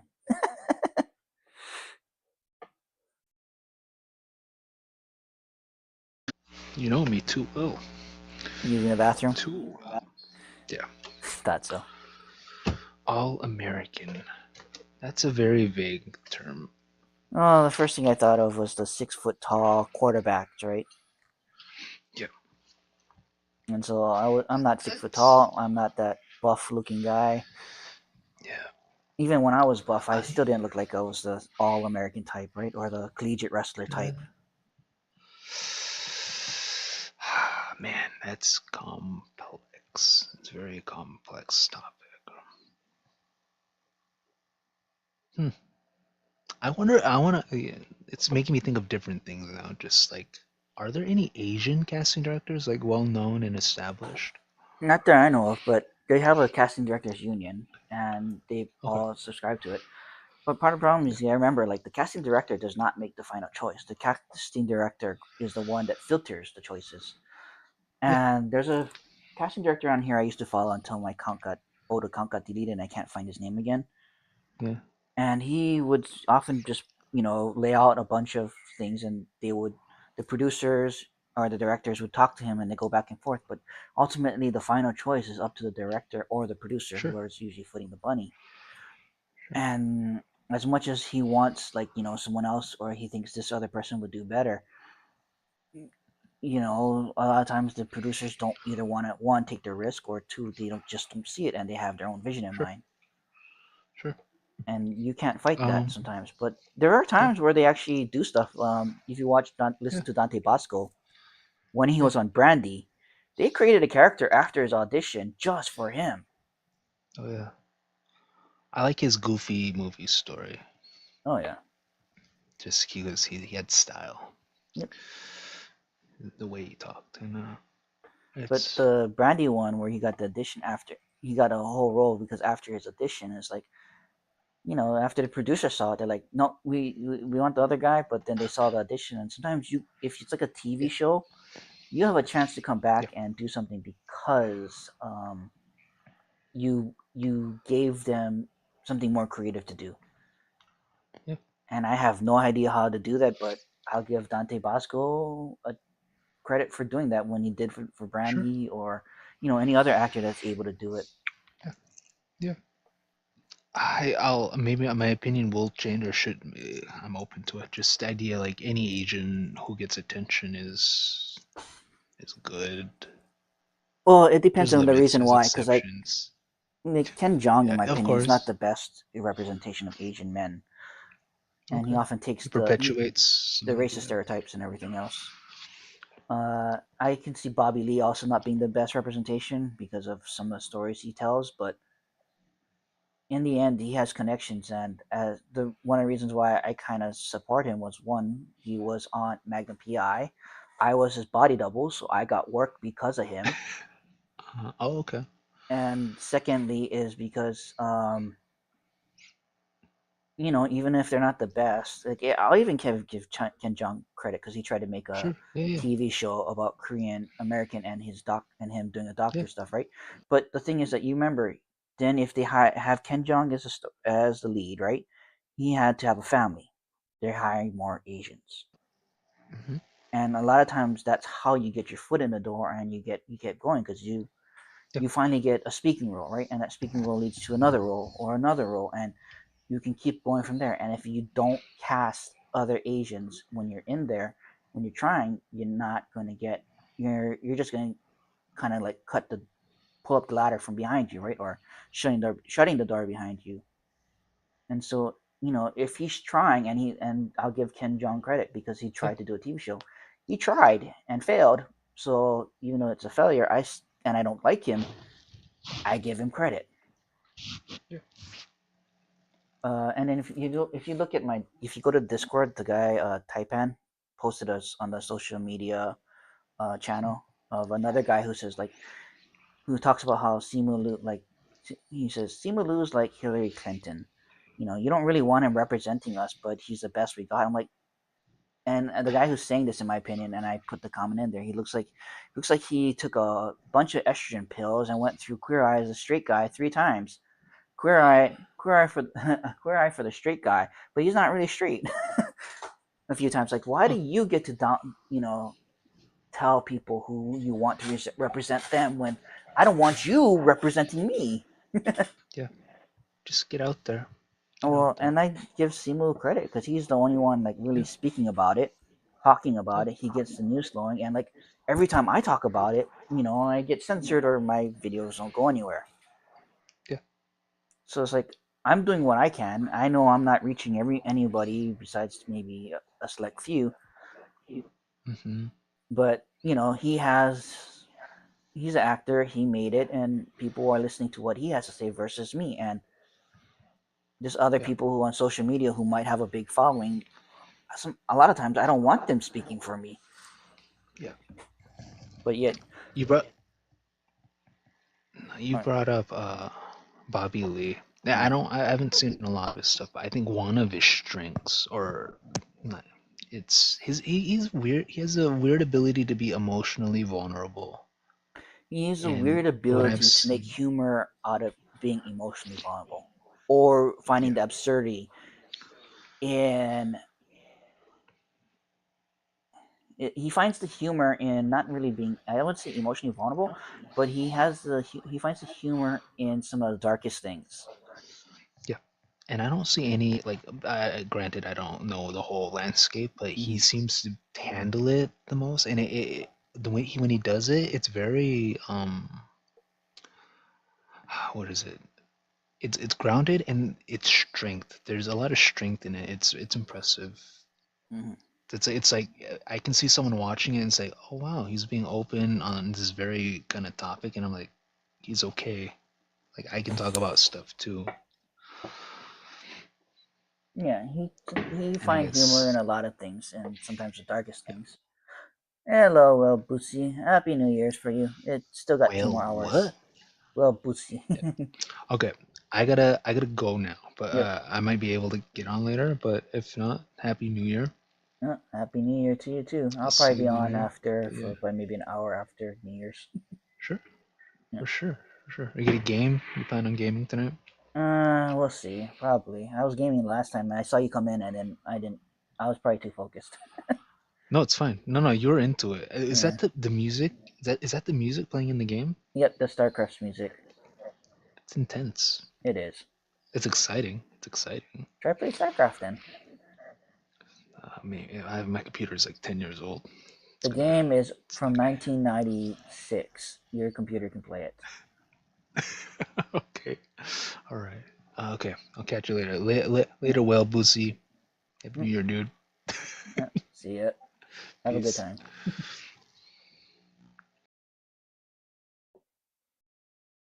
Back to just me now.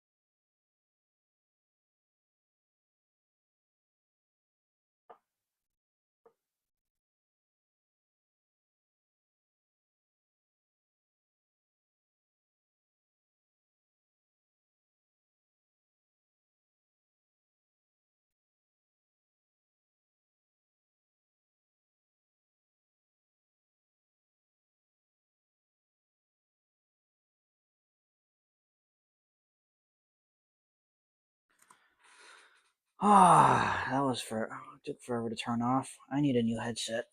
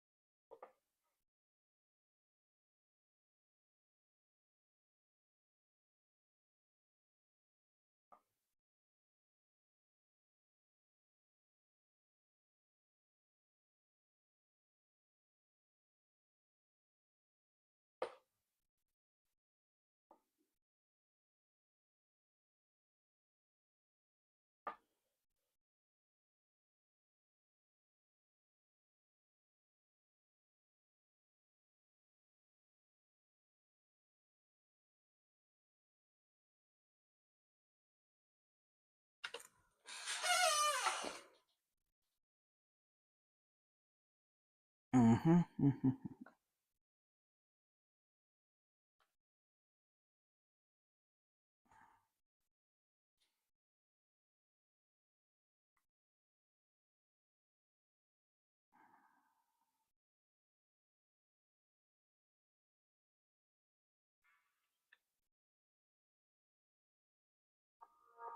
A very interesting, barbaric. I'm dreaming, then don't wake me up.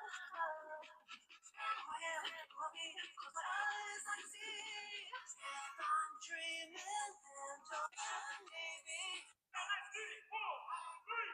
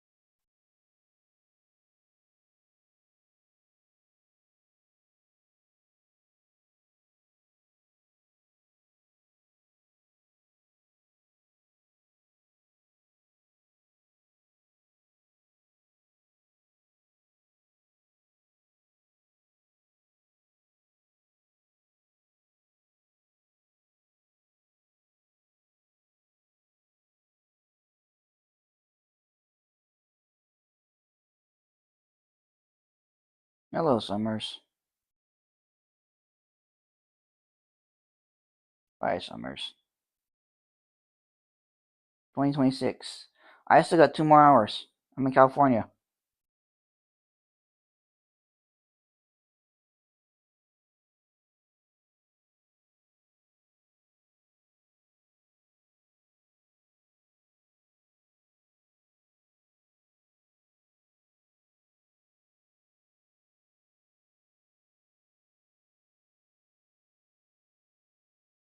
Yep.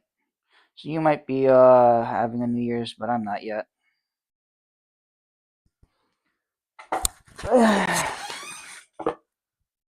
Got 5 more months now of college. That's not too bad. That's gonna go by fast.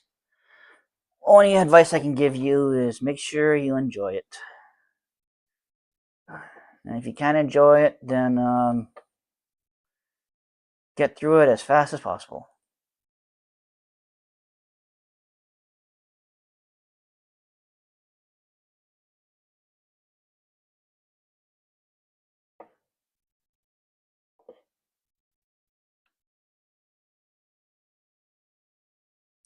Because I'll be honest, well, for me, right after high school, time went by fast.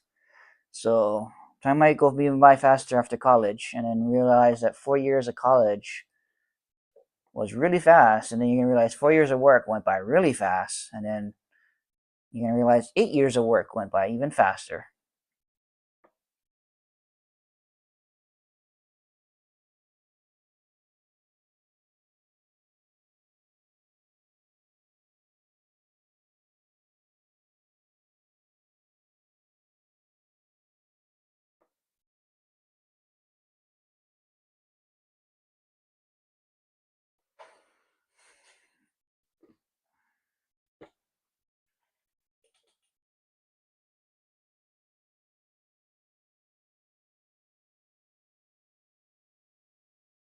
You can't believe this is it? What do you mean? What is it referencing?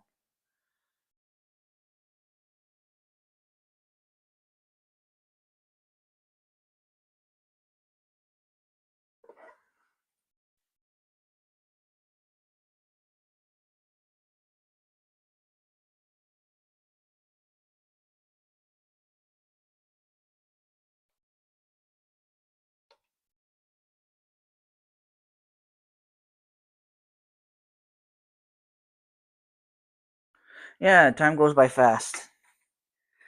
Part of the thing you gotta remember though is like your memory will has to as time goes on, you're basically have to remember a logarithmic or exponential amount. So time is logarithmic, which may not make sense, but basically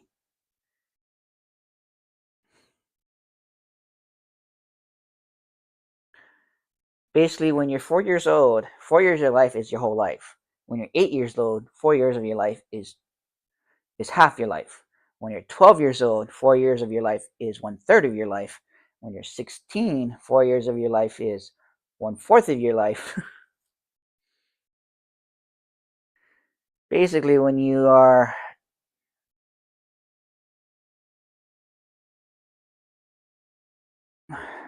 32, that's 4 years is just 1/8 of your life.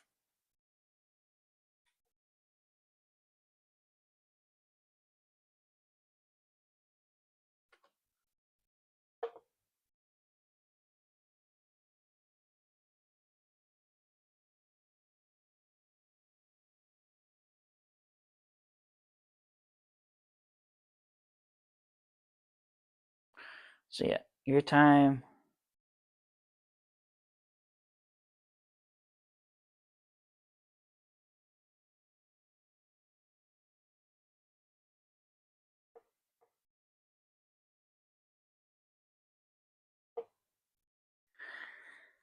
Your time goes.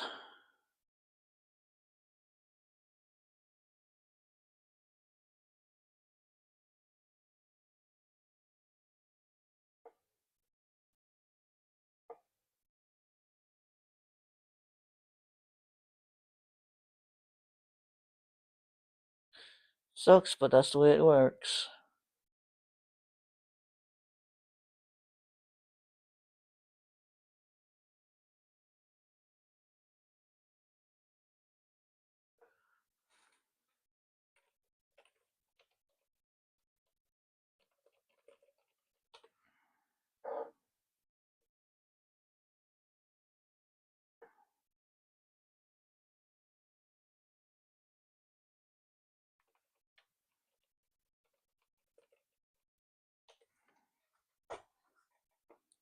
Hey, it doing?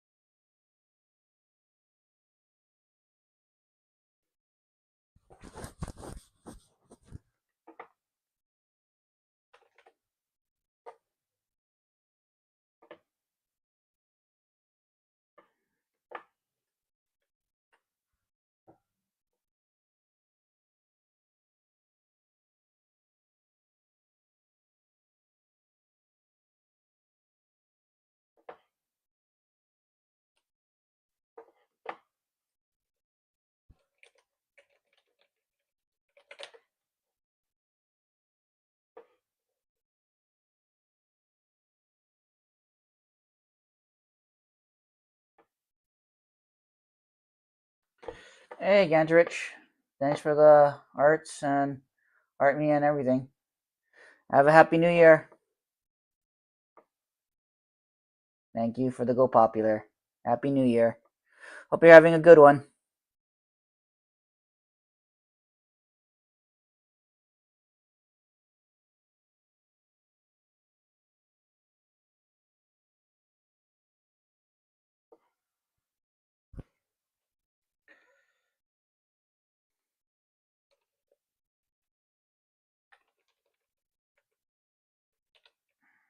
Have a good one. Thanks for the likes.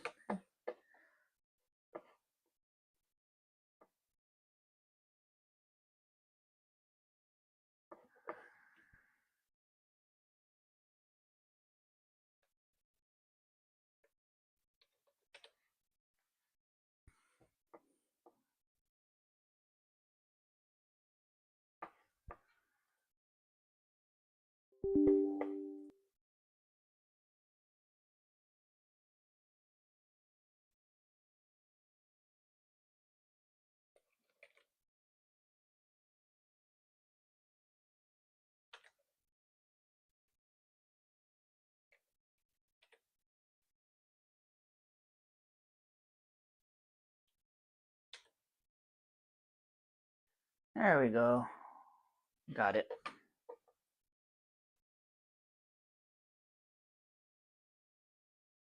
Just have to restart the NAT. Win NAT. Natted drivers. Oh, that's not it. Just the one.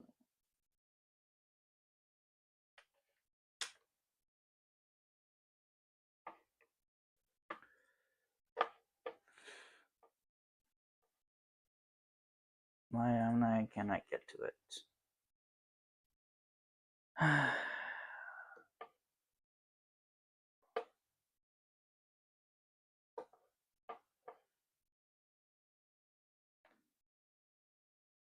That's 81, 82. I was going to the wrong one. It is what it is.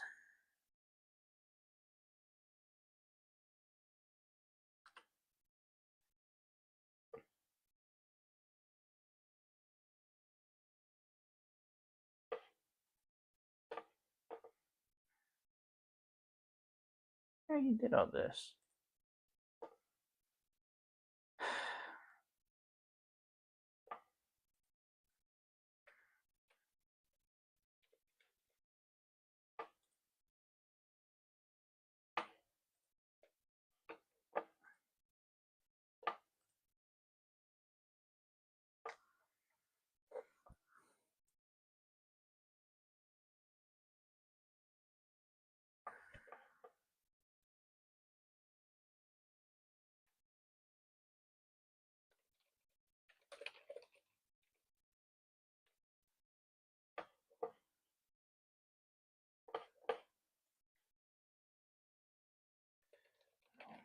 Hello. Goodbye.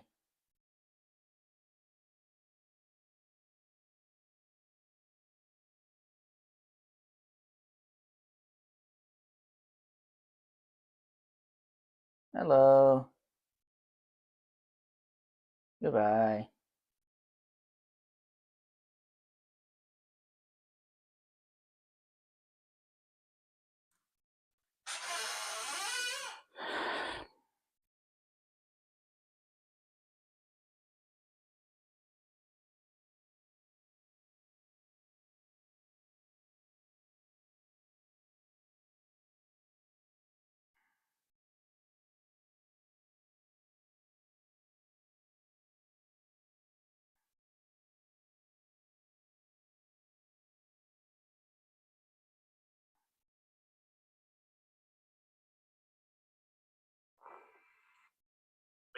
Ladies and gentlemen.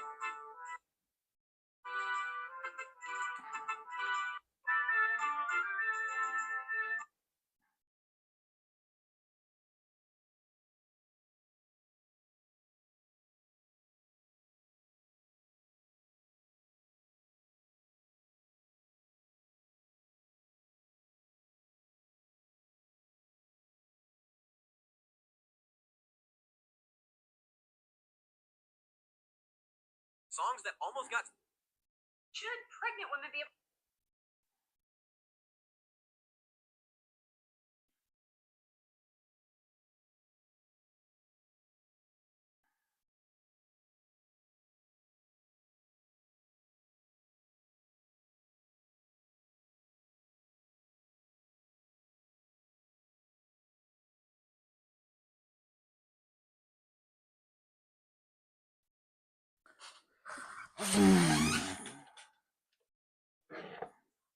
I need to use the bathroom. Be right back. And also, gonna make some dinner.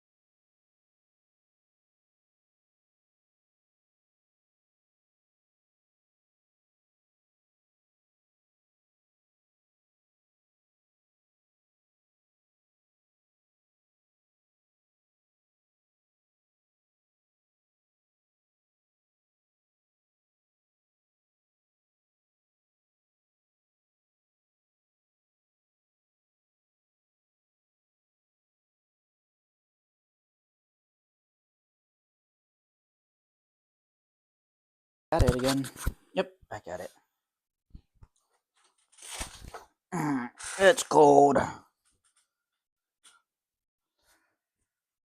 Oh. Embedding didn't work. I don't know why.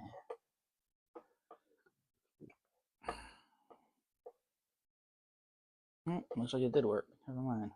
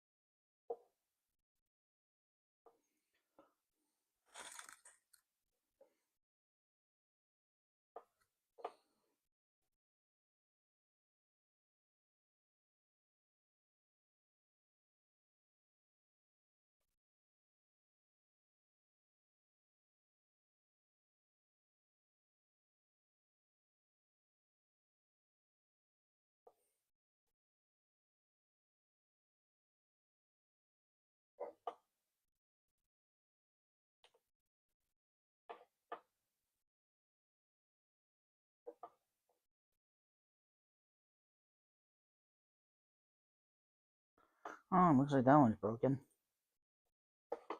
I tried. Oh,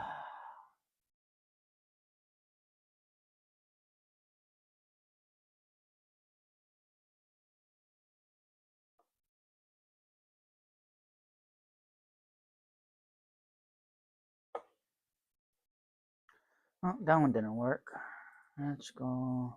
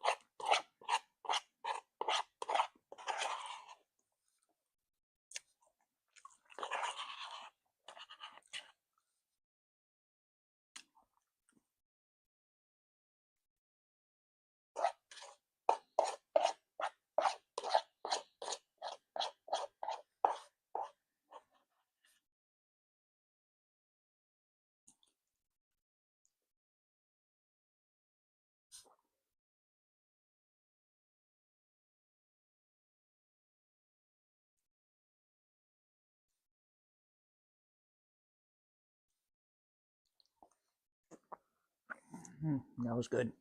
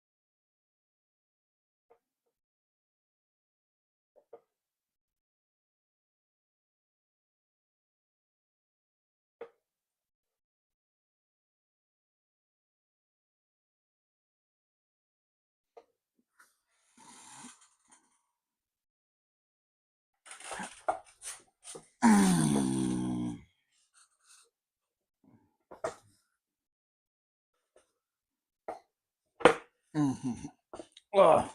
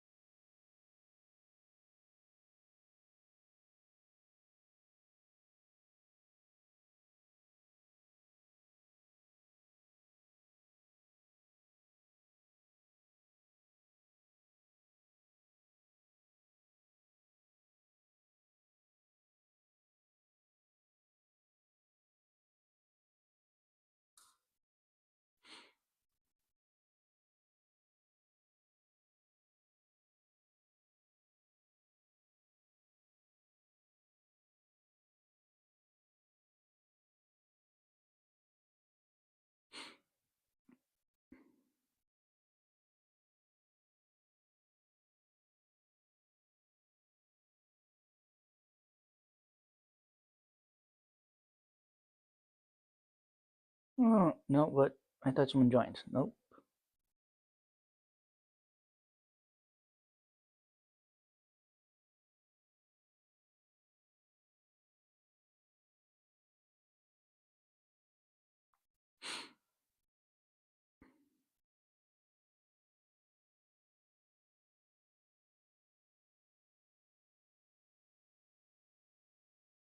No.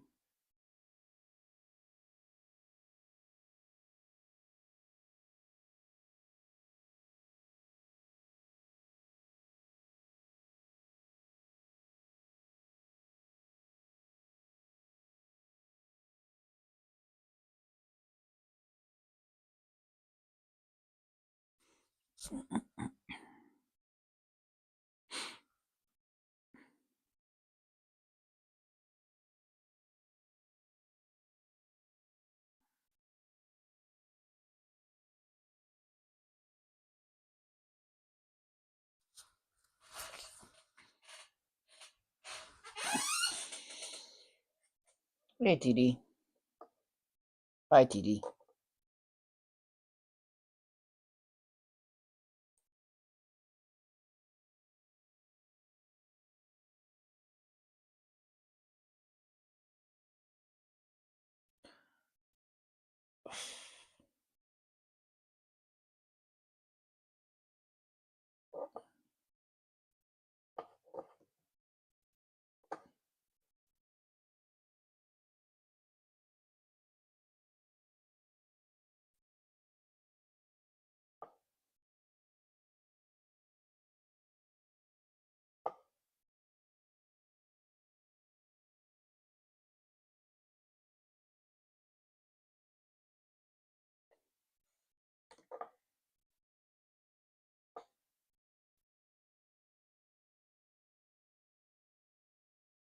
Hey, Roger.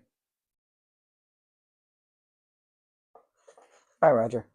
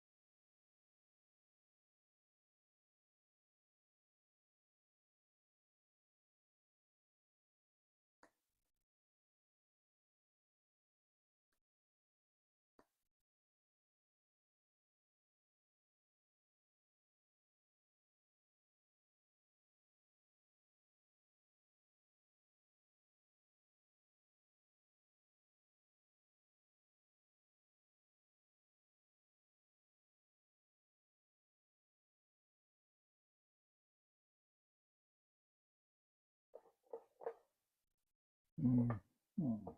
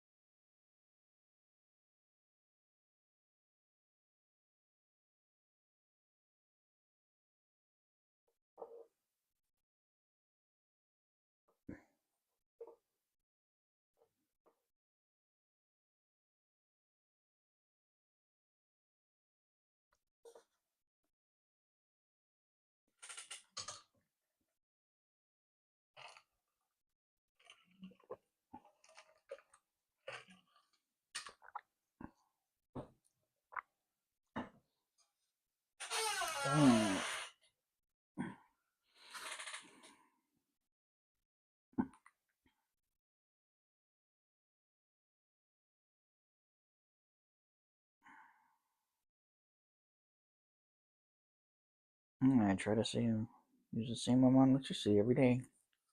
The only times that it gets weird is when I come home and she's watching 21 Jump Street or Neighbors, which came out a very long time ago, but those are her two favorite films, and loves those movies. To this day, I think it's the only reason she's with me. But also, she still quotes those movies every week, and it's like obscure quotes. There's a moment where Jonah in 21 Jump Street is confronting this kid, and he's like, "What, Scott? What, Scott? What, Scott?" Which is a line that doesn't fit into any context in real life, but she somehow threads it in on a weekly basis, and I'm like, babe, literally no one understands that reference. The only times that it gets weird is when I come. Hey, I just found out something terrible and I need to share with you guys. It turns out on Chinese social media right now, that's still on there, there's a term going around. It's called the kill line. It's describing us Americans, specifically when we get to a level of poverty that there is no turning back from, and it's basically a death sentence. And like, they're realizing this. And the one thing that keeps hitting me is the examples they're giving are like, oh, when you're homeless, living in the sewer. And I'm like, no, it's when you live in the suburbs, you lose your job and your mortgage goes into default. Or like when you need a car to get to your like low-paying job and it breaks. Okay, just had to share this out of my head. Like other countries understand how just absolutely fucked we are.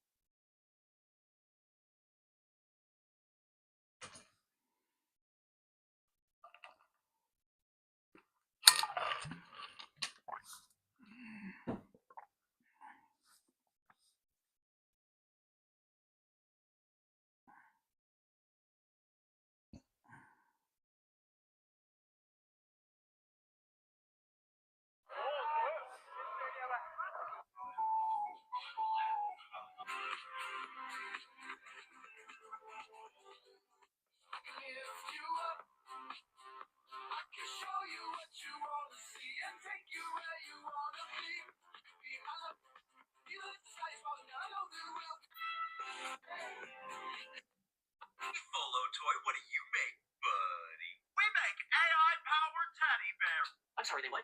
We had entire movies about this when I was a kid, okay? Did nobody at that company ever watch Small Soldier?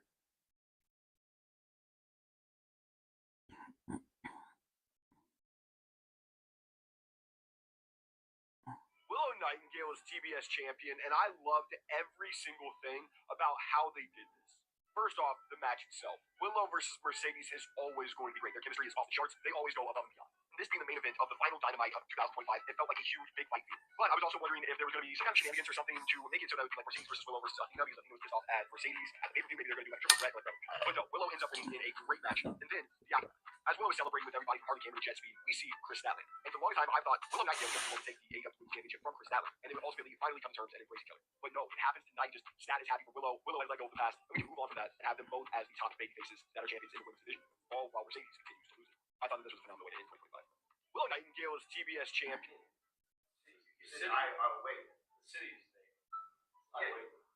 Bravo's most iconic. Good boy, yes. My mom's a member of the Parents Television Council, the biggest Fisher Fries show called Family Guy off the air. My mother. A, B, C, D, E, F, G, H, I, J, K, what? Elemental B, what? U, R, S, what? T, U, V, what? W, X, Y, and Z, that's the alphabet. Do you know your alphabet? Every letter A to Z, we...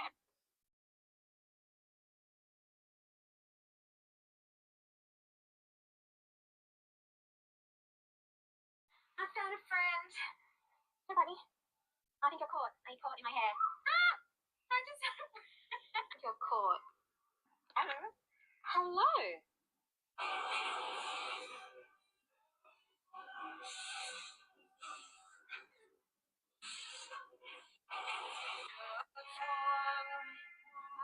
The TikTok deal is way worse than we previously knew. I don't have much time to make this video, but I want to get out there. There are two pieces of information that have been underreported and that are going to impact us in a very fundamental way. The first being the algorithm. Oracle will replicate and secure a new US version of the algorithm, and the new US-based TikTok owners, which again are the Ellisons and Jared Kushner, are going to lease that from ByteDance and then retrain it through Oracle. So the algorithm is going to be completely different, and it will most likely be constructed to support the new owner's ideological biases. In other words, if you are not MAGA, your views are about to fall off a fucking cliff. Second, TikTok itself is going away. The TikTok app will be discontinued in the US, and users will transition to a new platform. The best comparison for what's happening here is Twitter transitioning into X. Ideologically oriented billionaires are taking over the platform, changing its name, changing everything that works under the hood, and reorienting it to only promote white supremacy and Zionism. Content creators need to ask ourselves two questions. Number one, will all of our followers really download this new app and follow us there? And even if by some miracle they do, will our videos be allowed on this new website controlled by the Kushners and the Ellisons? I think the answer to both of those questions is no, and so we have to be seriously thinking about next steps immediately. The TikTok deal is way worse than we previously knew. I don't have much time to make this video, but I want to get it out there. There are two pieces of information that have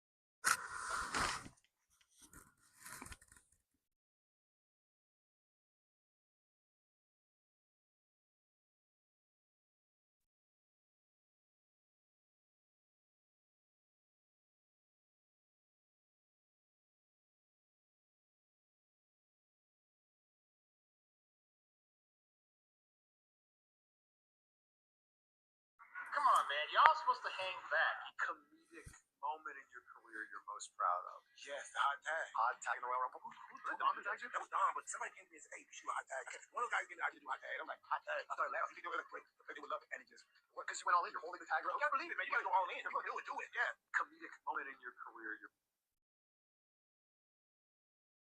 You ready for this?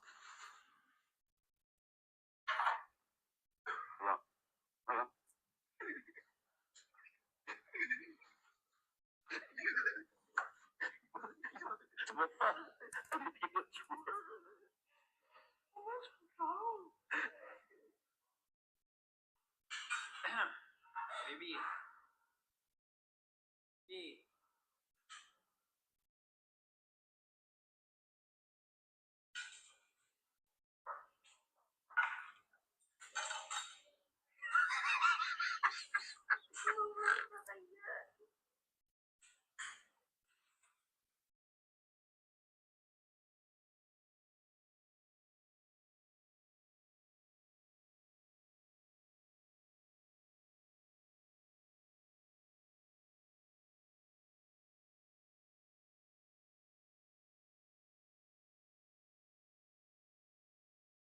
We are calling on California's approximately 200 billionaires to step up. State labor groups are calling for a one-time 5% emergency tax on several of California's wealthiest residents. Many of those billionaires are heads of companies in Silicon Valley and San Francisco. Gavin Newsom says he opposes the wealth tax proposal. At the New York Times Dealbrook conference this month, he said California has to be pragmatic. It's not something to... Who is also a tech billionaire.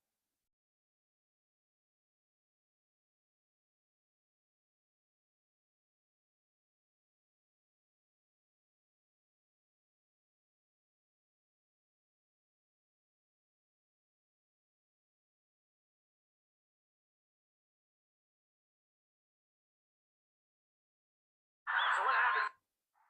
What's going to happen to TikTok's algorithm? Let's be honest, the part that most people care about, because even now, no one can clearly explain what happened from scratch. Experts say it more plausibly. Here are some of the things you will no longer find on TikTok when it transfers ownership on January 22nd. In case you missed it, the US will be operating its own version of TikTok. The atrocities and flamed El Salvador, and he's good. Oh, now. TikTok is actively removing anybody who's currently talking about the big body of water that is currently in the you-know-what files. It's going to take down. Always follow the money. In 2014, Nestle and Bill Gates Group Global Good partnered to improve small dairy farmers' productivity in East Africa. The initiative focused on 2 interventions, 1 protocol. These all sound pretty reasonable in isolation, but their cumulative effect with industrialized smallholder production. When Nestle withdrew for certain reasons, just 3 years later, farmers were left holding equipment designed for corporate supply chains that couldn't be used for local markets, along with the debt incurred to purchase it. This partnership was following a much larger initiative called a Mickey Rourke called me out, like, why? And he said, look, there's something, he's like, after we're going to watch WrestleMania, like, and that's when I think the word had gotten around, so that Vince called me to his office and said, here's what we're going to do. You're going to have a match with Mickey Rourke at WrestleMania. On the time that there's a movie called Norwich, or Eddie Murphy, and he had done a movie called Dreamgirls, and he was up for an Oscar. And Vince was so mad because he wasn't going to announce the match until after the Oscars. But Rourke, whatever happened, I think he got excited, and he was loaded, he announced something, and as soon as he announced it, the match was off. I was like, Mickey Rourke called.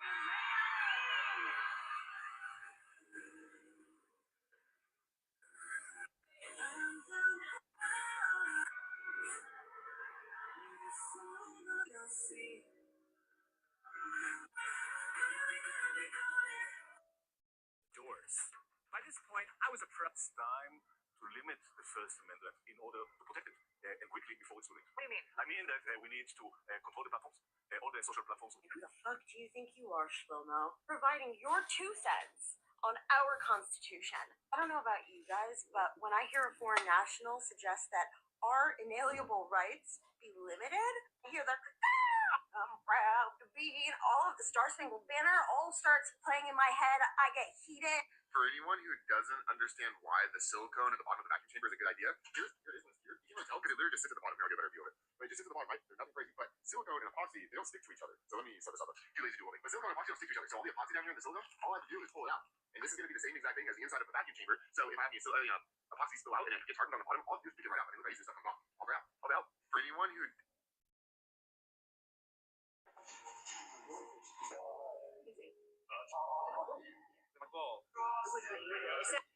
It is really not hard to just humble up and own up to what you did. You're saying that you should just say sorry. It's not that big of a deal. Be humble. Swallow your pride. Say you're sorry. If it hurts someone else's feelings, you should say sorry. I disagree. I actually think a lot of people should say sorry less. Some should say it more. But you Two things can between. There's a wave of legislation moving through Congress right now that would fundamentally change how Americans access the internet. These bills go by names like online safety and what's your fit? With that, the 2020. I just came out of the bathroom. Well, I went to the bathroom.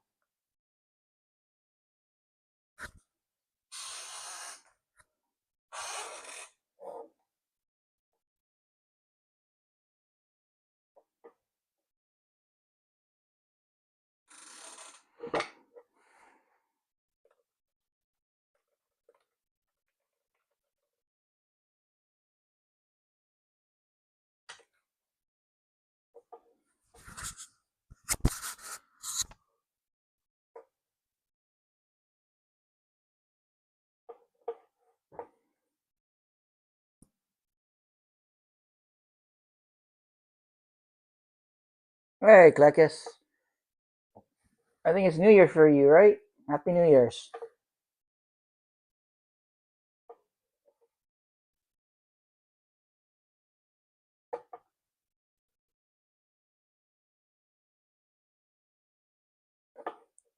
Happy New Year's, Klekus. I got 30 minutes. Last beer? All right.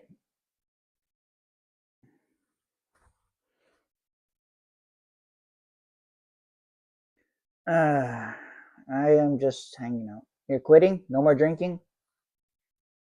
That's good.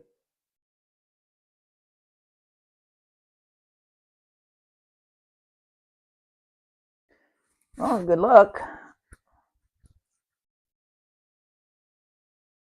As someone that doesn't really drink except for every once in a while. Good, yeah, good luck. I don't know how much you drink or how much if you need it or not, but or you're one of those that like to drink, but I'm one of those that just always wanted to drink when it's positive times or hanging out with friends. I mostly use alcohol now to cook.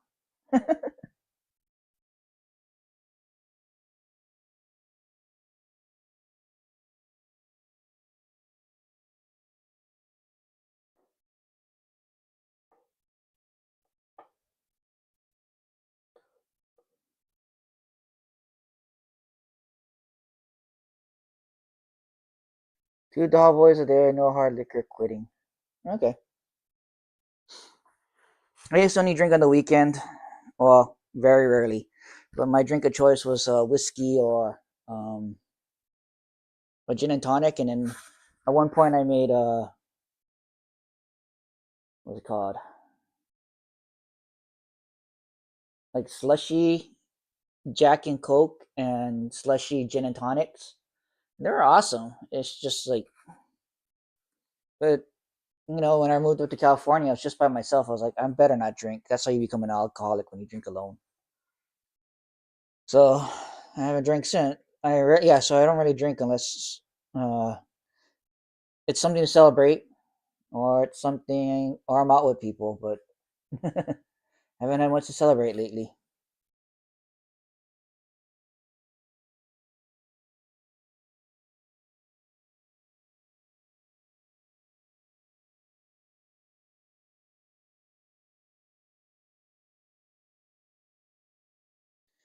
I think your liver and kidney hurt. So if your liver and kidney hurts, that's a bigger issue. Also, could be your gallbladder. Also, could be an ulcer. Just going off the top of my head. Yeah, cutting that back would help though. Ulcers caused by bacteria though.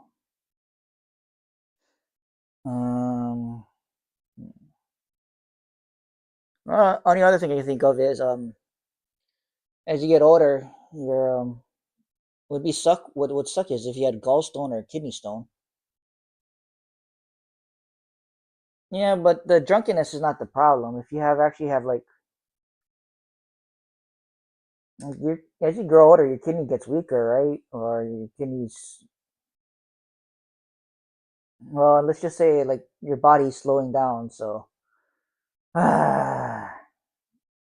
Getting old sucks.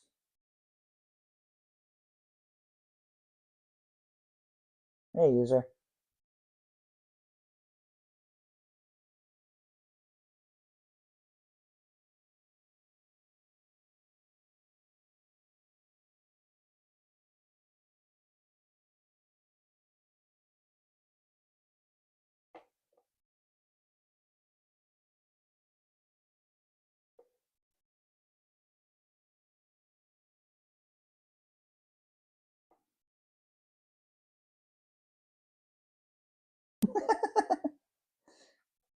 I know the feeling. I mean, even though I'm younger, it's just tiring.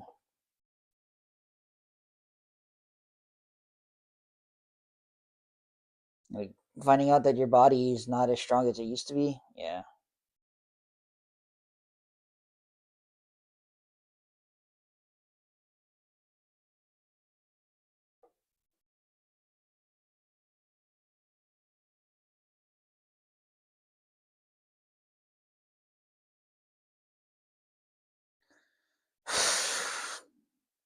It sucks.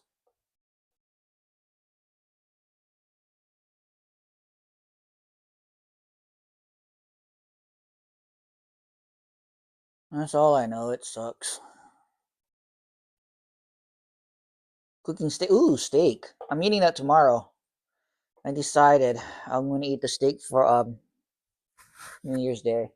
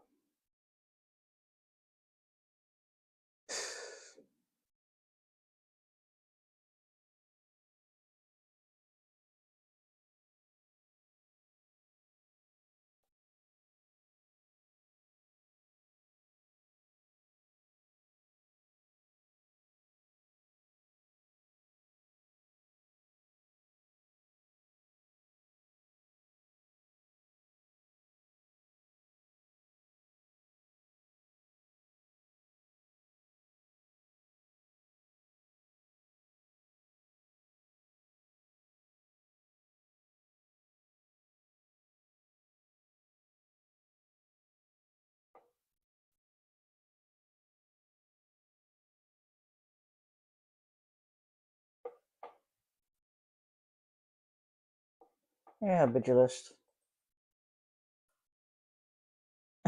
Tears of the Kingdom. I mean, that's not a bad game to play. I was back to playing StarCraft for a little bit. Almost done.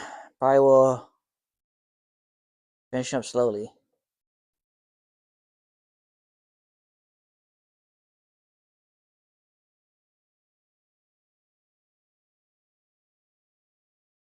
I don't know. I got oh, I forgot to check game today. I better do it before the time goes out. Epic Game Store, free game. What game can I get today? Because I think next week it starts back to once a week. Oh, we'll do. Have a happy New Year, Vigilist. Yeah, I was playing it yesterday. Oh,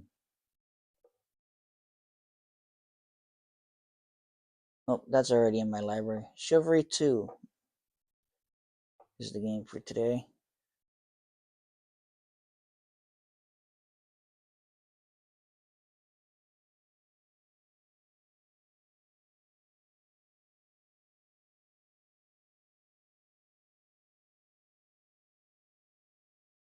That's fine.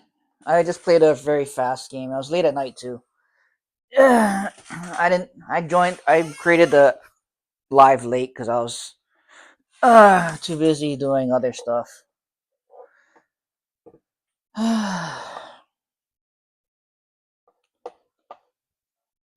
And then tomorrow I plan to be on early. Well, we'll see if it's early or not. Lately, I've been sleeping past 12 and going to bed like at 6 or 5. I gotta stop doing that.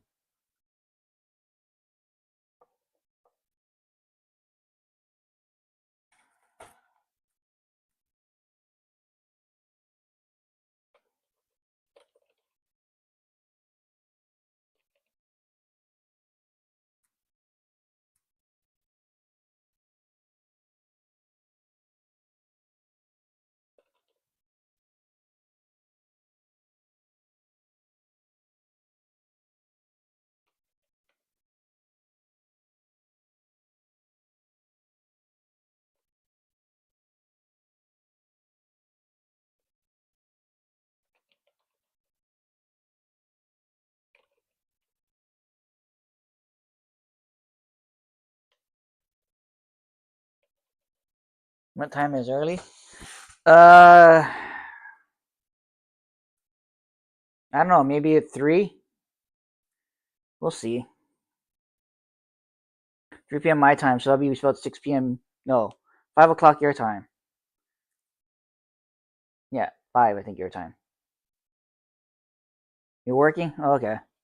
Oh, we'll see. I don't know. I want to clean tomorrow, which I don't know how long it's going to take because it's in the year, and I think you can at least get the basic cleaning done.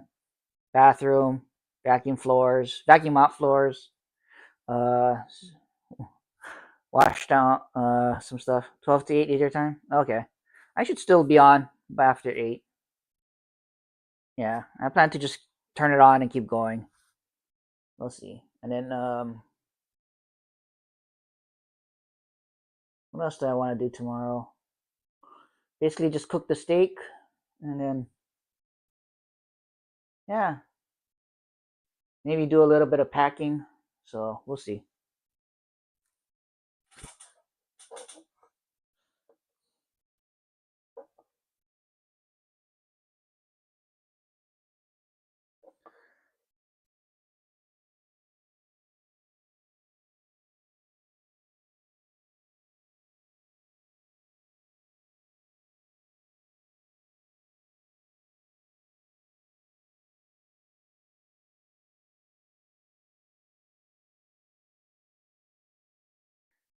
Banned MK1 for kicking your.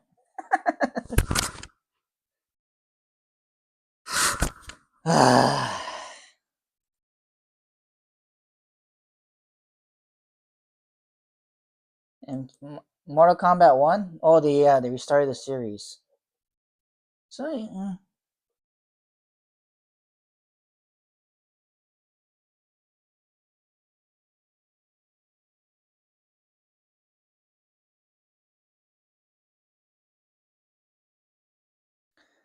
So,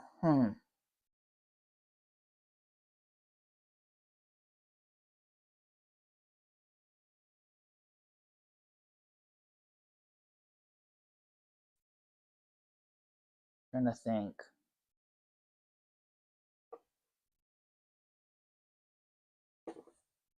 I never really liked fighting games because in a lot of ways, fighting games cheat.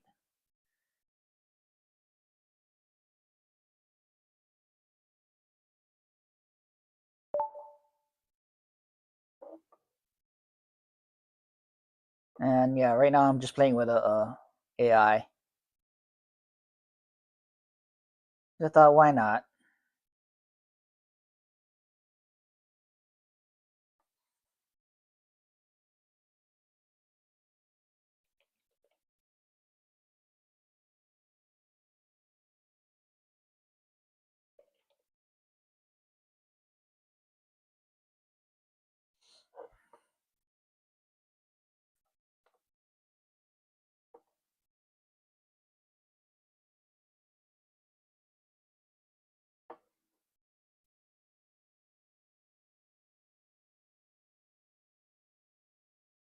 But, Eat a lot of rice today. We'll be making steak tomorrow. I gotta figure out what I'm gonna make for Friday. And then figure out what I'm gonna do for. I gotta probably put in an order for next week for lunch. I gotta put in before Wednesday. Maybe tomorrow I gotta put it in.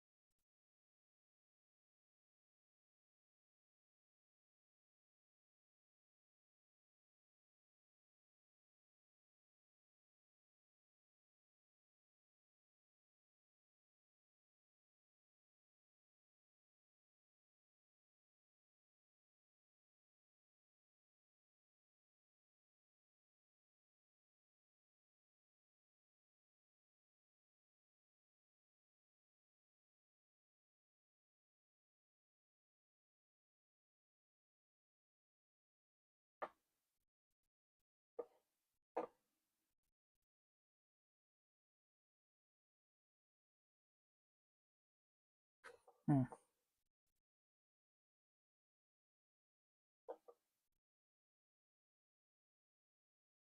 Thanks for the likes. Trying to think of what else do I want. I don't know.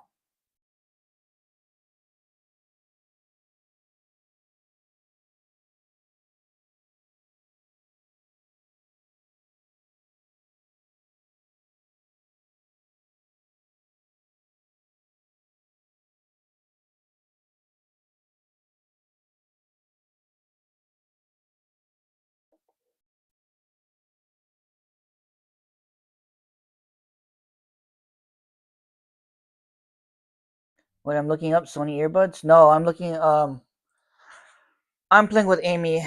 No, sorry, not Amy. AI. I don't know why I said Amy. My brain just froze. AI right now. It's an AI. So if you get Docker, there's free AI out there.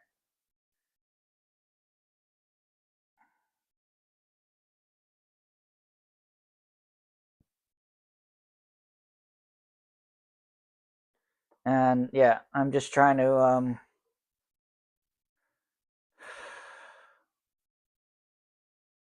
I'm currently just wanting to check out what they have for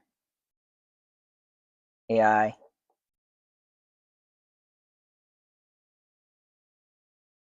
Yeah, my brain just made a fart.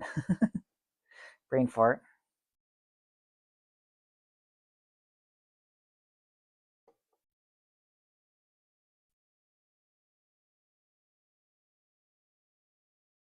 I should look up how to train. Well, I can't do it now, but if I get another job back, I'll look up how to train an AI and start seeing if I can build a new computer, train an AI, and train an AI.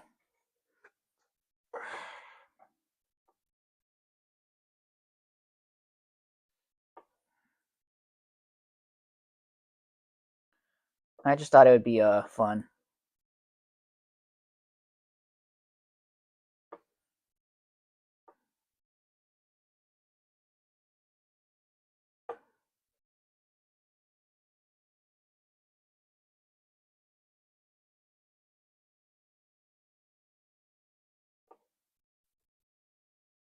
Not joking.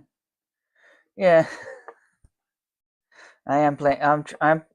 It's easy. If you get Docker, you download Olama. There's also VLLM, and I think OpenRouter. They all have Docker images. You can download a AI training model and then play with it. So right now I'm trying to figure out. There's what I'm trying to use. So one of the AIs I need to use is called a Tools AI, and those Tools AI allow you to interact with other stuff. But also you can probably start using LangChain to interact with other stuff. So interact with other data. So right now I'm just playing around with different models and seeing what they can do and what the difference is. And to be honest, I can't tell. That's all it is. It's like I'm just playing around and seeing what they can do. Don't teach it a short Terminator movie.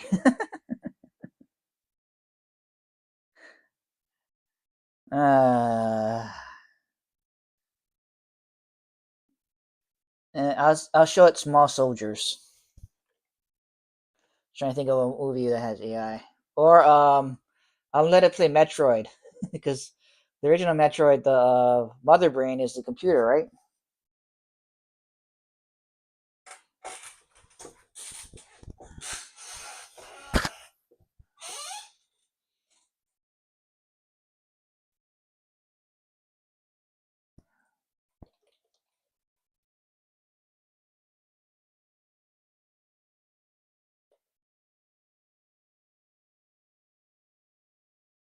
That's survival, yeah.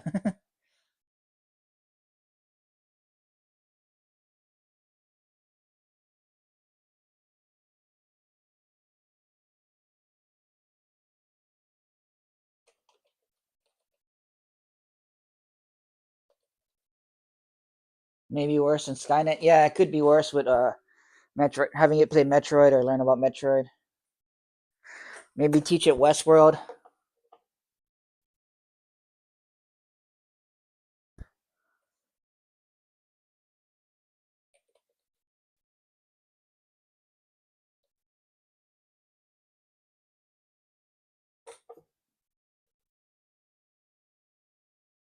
What's another one?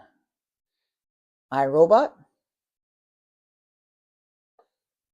Isaac Asimov.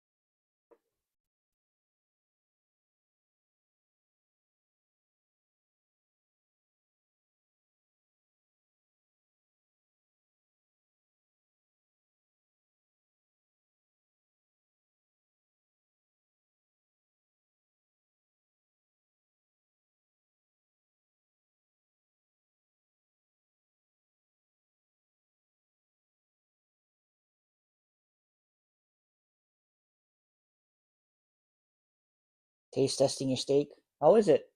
Is it just a regular salt pepper steak? Did you add anything else to it?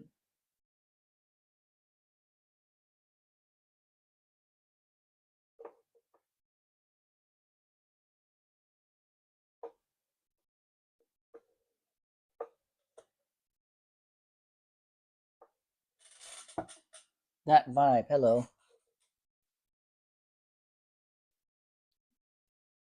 Hello. Oh, he left.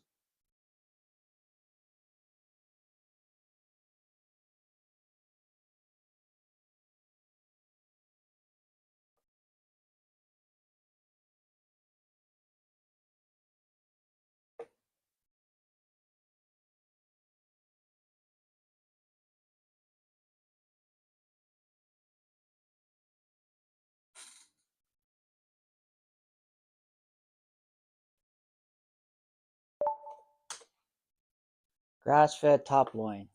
I'm not gonna. The type of steak is.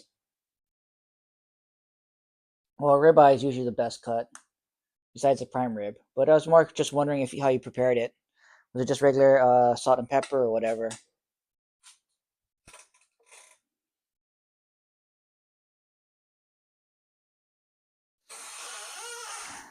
Ugh.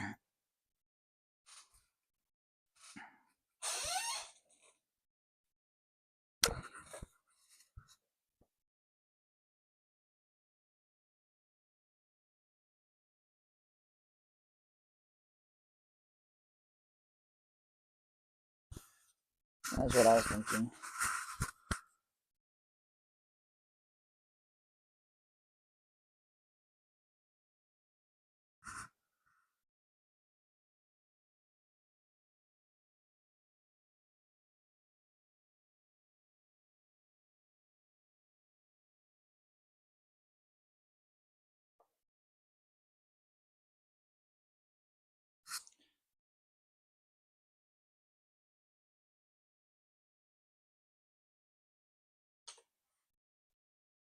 Grass rub, tenderize, grub rub, MSG Worcestershire. Okay.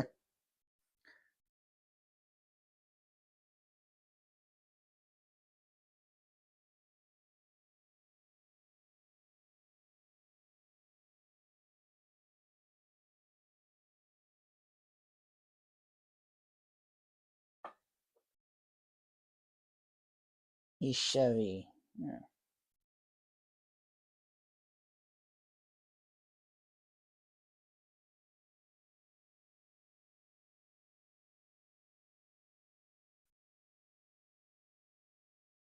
You don't know how to cook?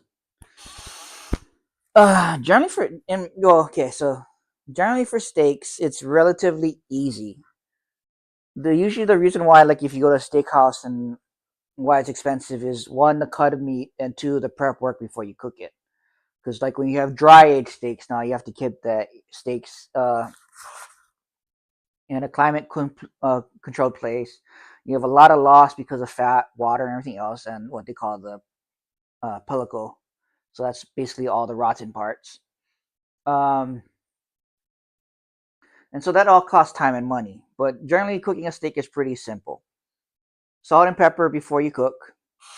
The thing is that depending on how hot your pan is, or how hot your stove can get, or whatever you're cooking on, you may want to leave the pepper off until after you cook, because pepper burns easily. So just generally salt. Best trace is that you don't worry. Generally just salt first. You want to then cook it right on the pan. Usually people like cast iron. I know other people like stainless steel, but basically the main reason is those pans get hot fast and they stay hot easily. You lay your steak on, you put neutral oil on, so like a vegetable oil or canola. Cook it about every minute, flip until it comes to about, well, you want it to be just over rare.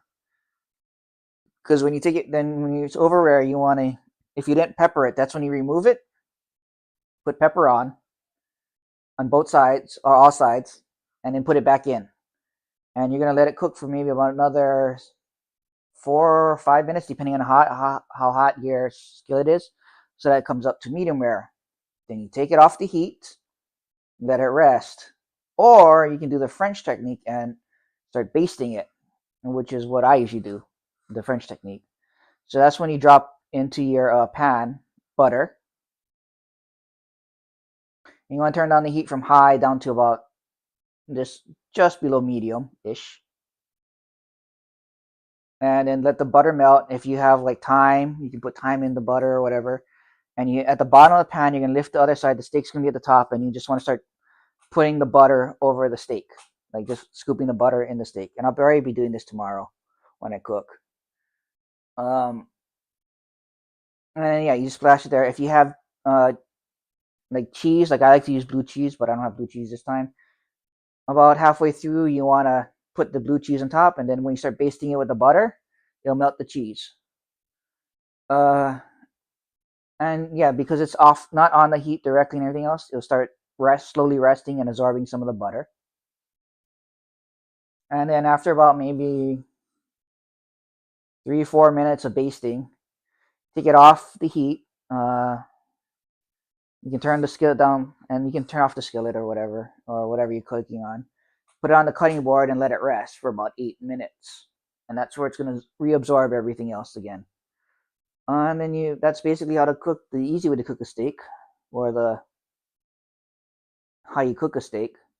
And then usually what I have to, after it's done resting, when I put it on a plate or whatever, you can slice it after the 8 minutes if you want, and you can take whatever's in the pan, and if you want, you can make a pan sauce. Or what I like to do is I just reheat the pan after the 8 minutes and drizzle that leftover butter on top of the steak.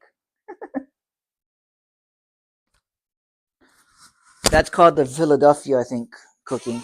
Philadelphia style, whatever.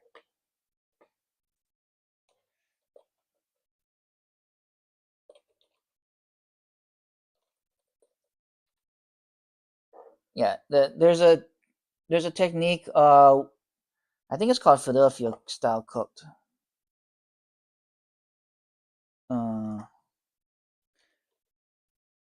Where you turn the grill like super hot, and what you do is you basically burn the outside and the inside's still kind of raw.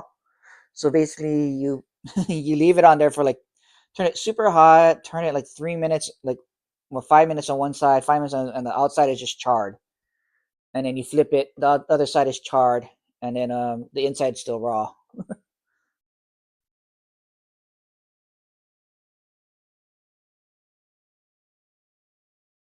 Or maybe it's called Pittsburgh style or something. I can't remember. I know it starts with a P.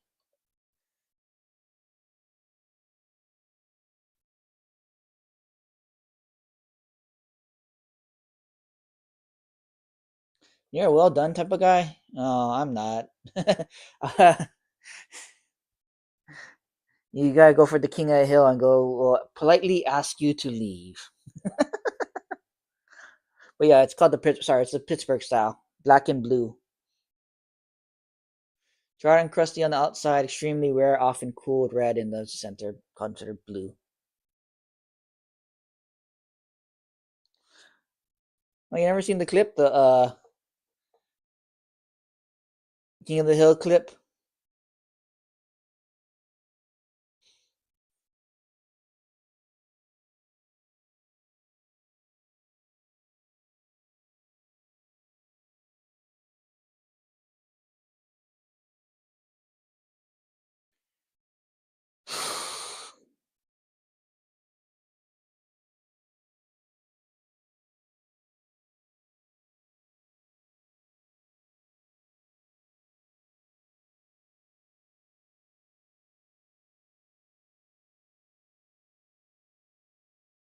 So generally, you're not gonna get parasites, especially with today's modern refrigeration.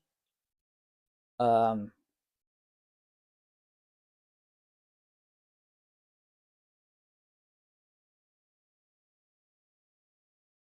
yeah, because what happens, like, even if you eat sushi and stuff like that, what they do is they flash freeze it.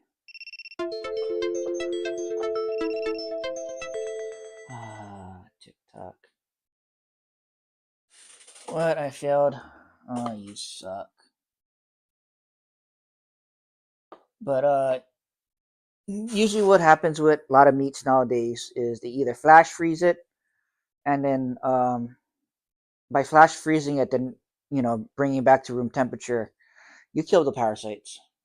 Like the steak I'm cooking tomorrow was frozen in my freezer for like last half a year. That'll generally kill pretty much every parasite. Very unlikely the parasite's going to survive being frozen for that long.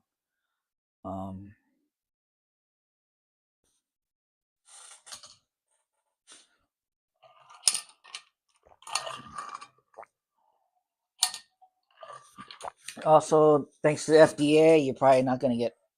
You're less likely to get parasites because of them.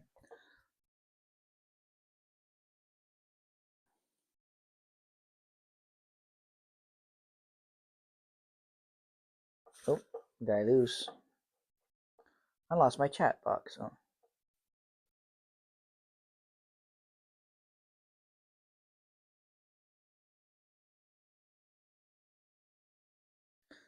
So that yeah, you just gotta.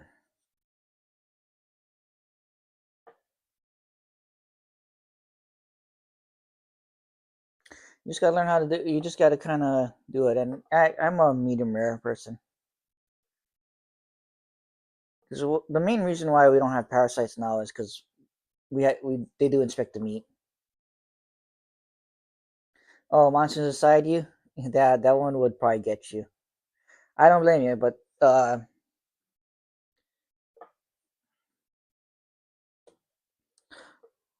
well, it's.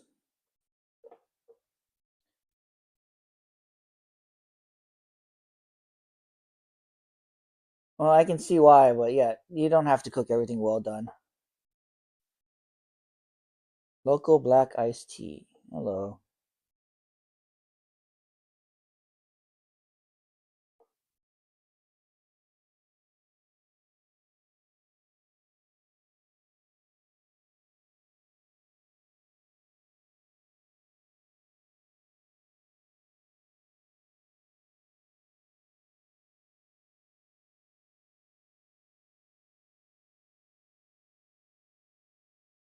Three minutes and gone. Alrighty. Oh, 3 minutes and it's New Year's for me. Yeah, don't blame you. If you have to work, don't stick around. I'd rather you not. but I got in 3 minutes. It's New Year's for me.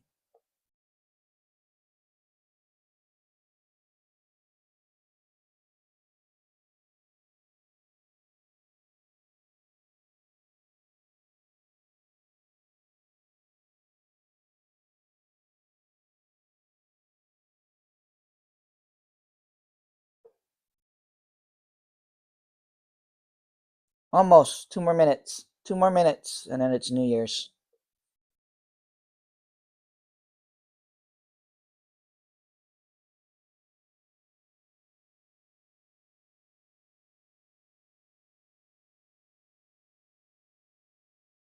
And probably you're gonna hear all the fireworks go off when it's time. Well, you're early. Yeah, you're early.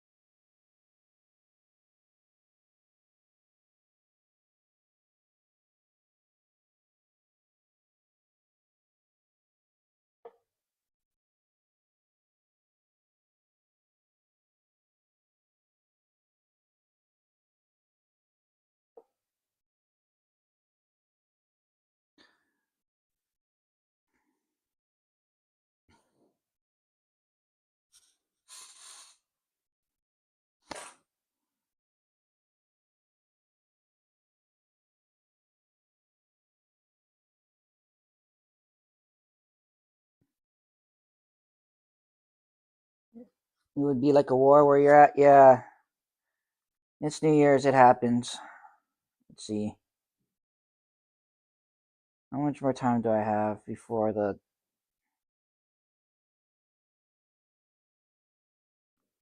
New Year's?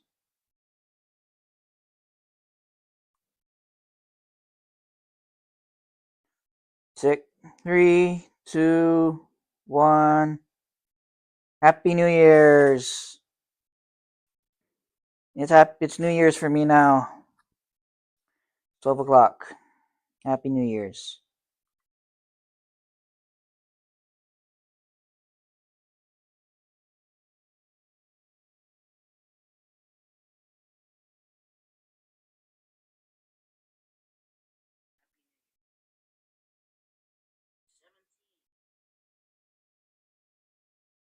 Still hiding from fireworks. You're here. Happy New Year's. Happy New Year.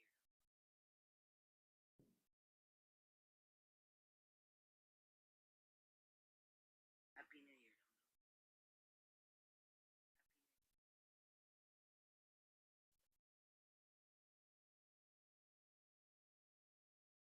Happy New Year. 17. Still hiding from fireworks.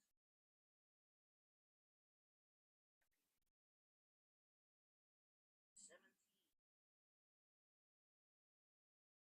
Hiding from fireworks. Happy New Year. 17.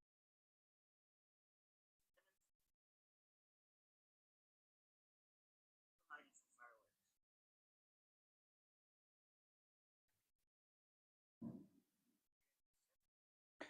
Ah, these memories. They suck.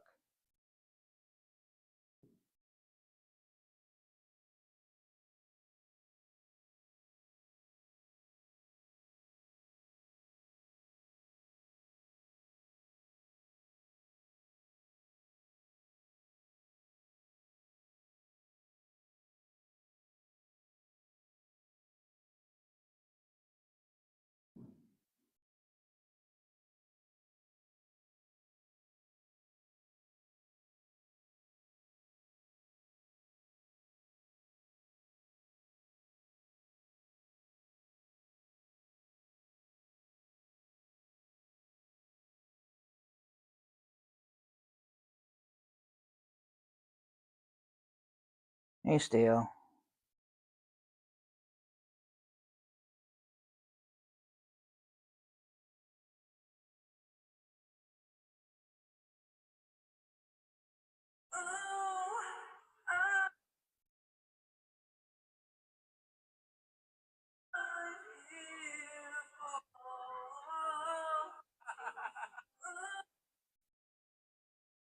Hey, see ya, Clarkus. Have a good one.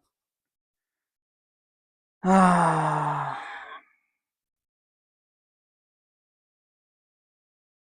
Happy New Year, no? You're gonna be 17. 17. Still hiding from fireworks. He's not lying. So warning signs in the banking industry, the meeting minutes this week, and a legend retires from our industry. Let's talk about what's happening this week in today's update. This morning, there is some unsubstantiated reports that a larger bank has failed last night and had to tap into the revoked funds from Federal Reserve. Now, they haven't verified that there is a bank or what bank or anything like that, but there was a tap into the revoked reserves last night, so more to come on that next week. Tomorrow we get the Fed meeting. I'm very excited for those. I know I'm a nerd, but it's interesting because there was a lot of dissent. There was a lot of disagreement on what to do in this Fed meeting, so it'll be interesting to see the commentary and how the conversation goes down. Might give us a little bit of an insight on what might actually was a great time.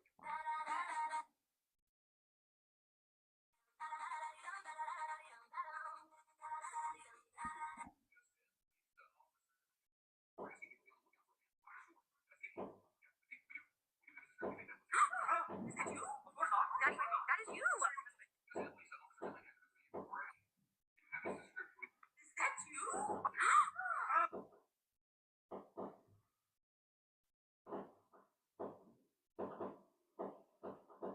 After Congress decided TikTok was a national security threat, it passed a law. In 2024, lawmakers on both sides of the aisle overwhelmingly approved the Protecting Americans from Foreign Adversary Controlled Applications Act, requiring TikTok to either fully divest from its Chinese parent company or be effectively banned in the United States.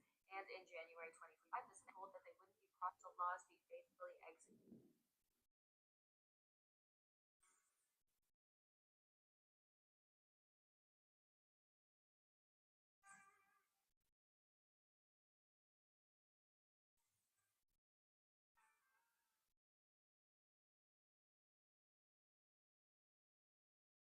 Brutally honest review of a super cheap.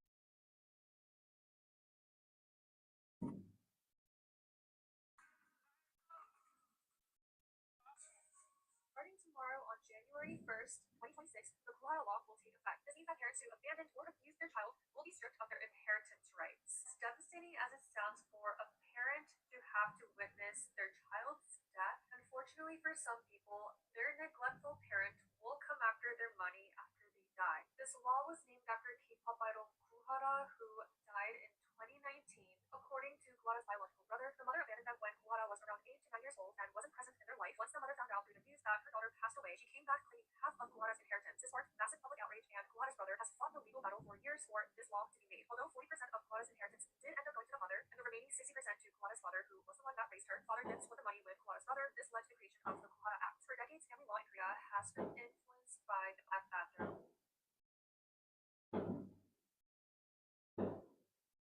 You're actually seeing an uptick in organizing, but not an uptick in official unions because more and more laws are passed each year to prevent. Nice, Clarkus. Okay? Yeah, not all workers want a union, but those who do should have the freedom to organize for one.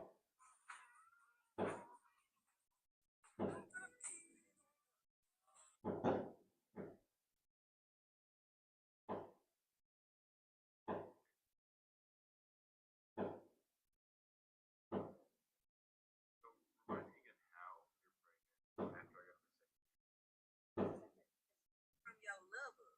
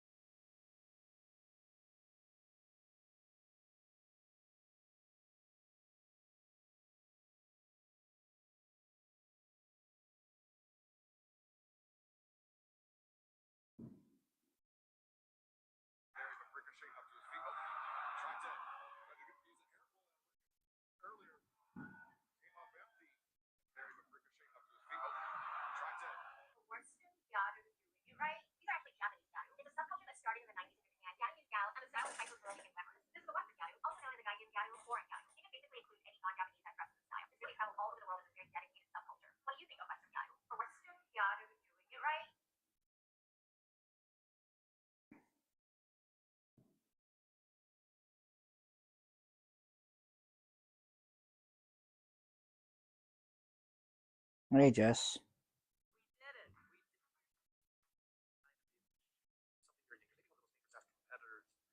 Of the year. It's actually a billing model, and billing models are where industries actually die. Up is a company in China.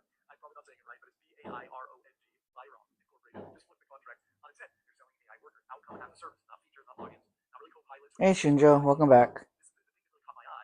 Happy New Year. Yep, Happy New Year's. It's a new year.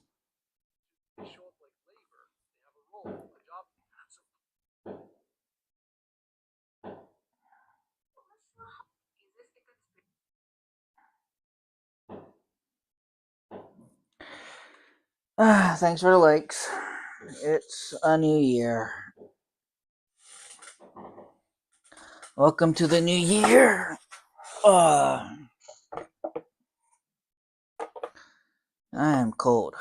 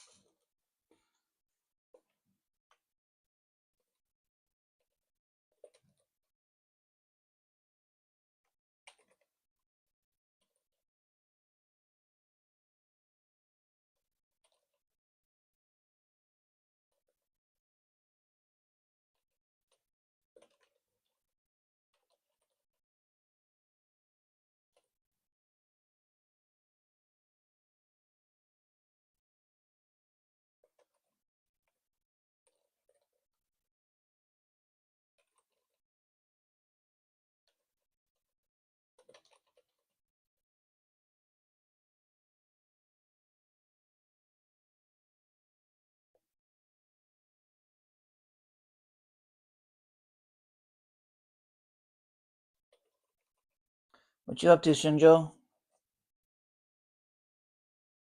Just drinking up, drinking in, taking it all in?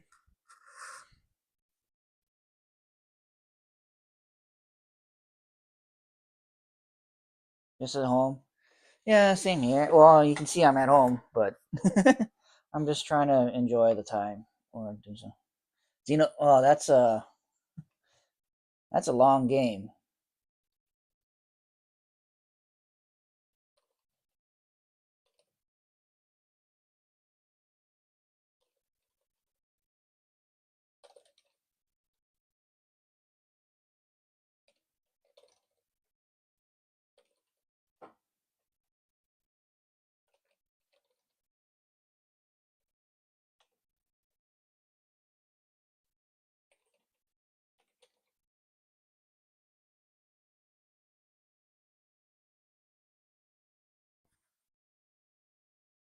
It's so addicting. I can't remember all the stories about Xenoblade Chronicles, but I remember being told do not play it unless you want to waste time or unless you really have the free time, and therefore I never played it.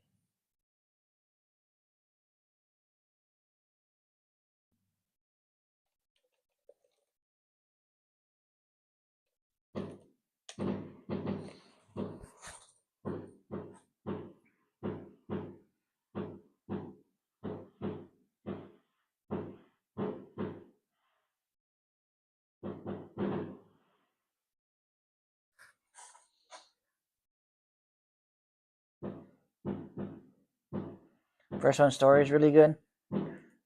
Let me double. I gotta remember which one it was.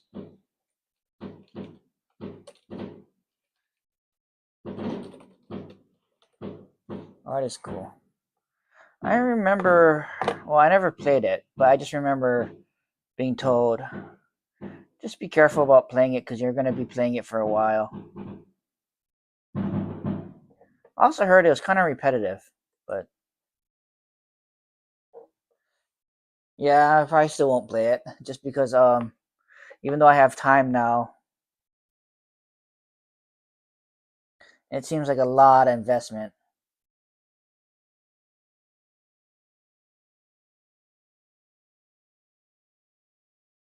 So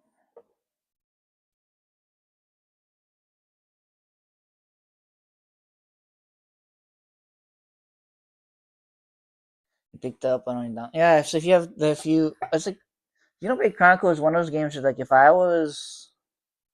had a lot of free time or if I wanted a game that like is well worth my or like I want to spend a long time in, I'll pick it up. But it's one of those like where right now I'm in my life where like I don't really sit down for, well I could, but I don't want to sit down for hours playing a game.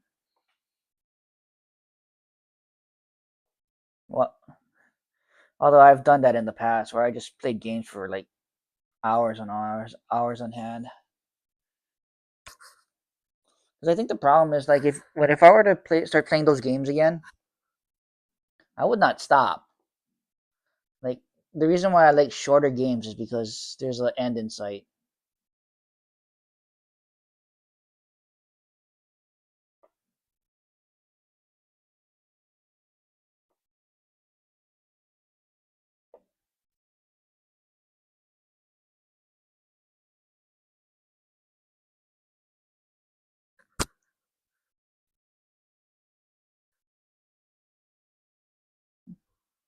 I'd say I kind of like to go for like the 50-hour mark games, 50 to 60, because that's about 3 months worth of 3 weekends or 3 months. So 3 months, so it's like of just weekend time, and 3 months is a good amount of time to just spend. Because like 20 to 30 hour game often can be 2 months worth. Hey, crying angel, Happy New Year. Like 20 to 30 hours is usually about like 2 months worth, and that's a little short. 3 months is about the time where like I start getting I want to finish this game and let's get it over with. Happy New Year's. You can hear all the fireworks going on with that's going on right now. For some reason they always play fireworks right around me.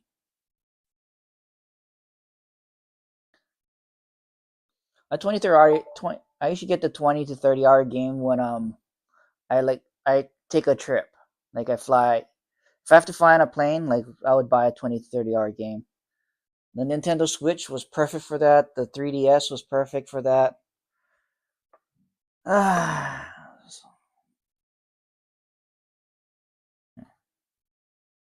feel like there's more to story. What were you playing? You're playing Assassin's Creed, right? 50-hour game. So 50-hour game would be like, well, it's a little bit over 50 hours, but Breath of the Wild, Tears of the Kingdom. Let's see. Let me check my. Let's see what I have so far.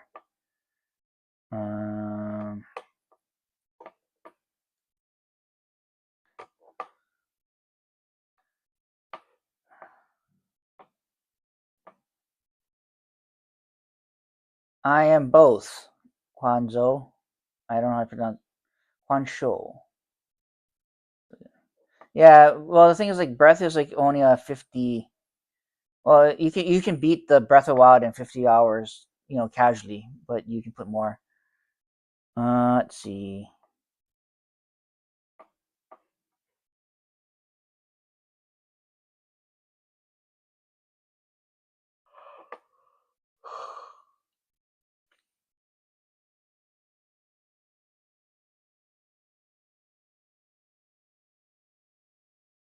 I haven't played one recently that's like a 20 to 30 hour, the 40 to 50 hour games. You're Taiwanese? Yeah. So all I know is my Chinese side is part Cantonese, and we've been outside of both Japanese and Chinese side have been outside of Asia since before the 1900s, where my family was in Hawaii when Hawaii was still a kingdom. That's all I can tell you. Dredge. Well, Dredge is a 40-hour game, so it's just under 50. The Lego Star Wars game can be about 50 hours just because of how much you want to collect and how much you want to do.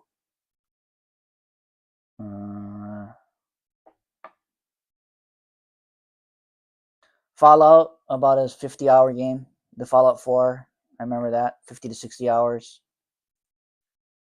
I still have to finish it.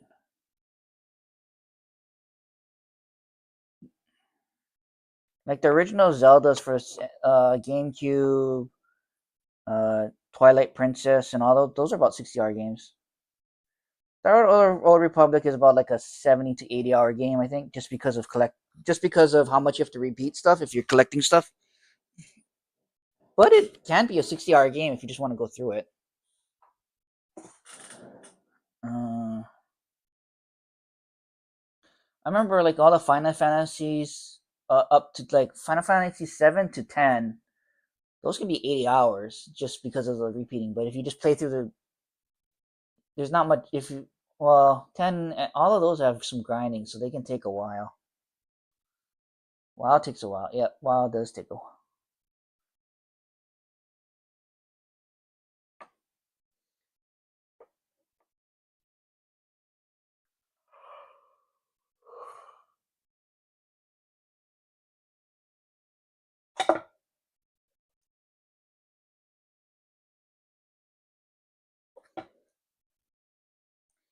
Yeah, the Doom games could be 20 to 30 hours. Especially if you're not exploring.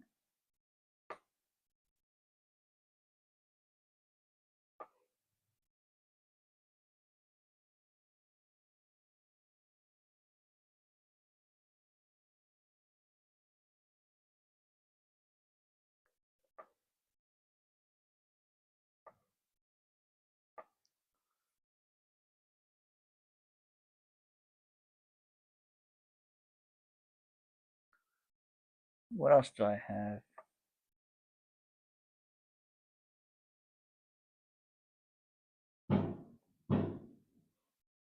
Oh, I have. I don't know. I had Civilization 6 on my for free. That one's probably gonna take a while. I remember playing a ton of Civilization. Oh man.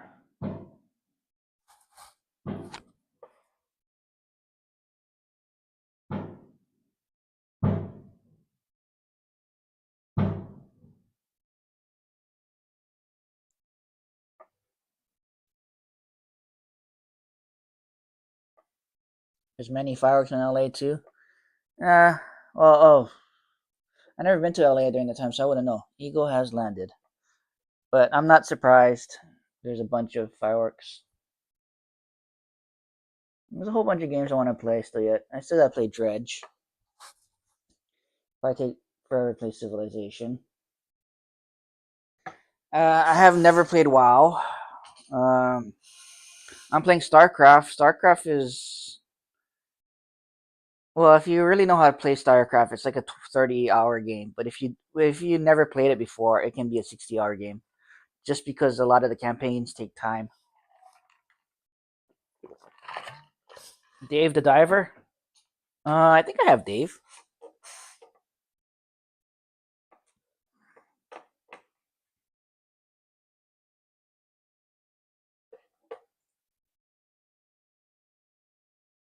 Nope, I don't have Dave. Pretty chill game. Yeah, there's a bunch of chilled games I remember. Casual.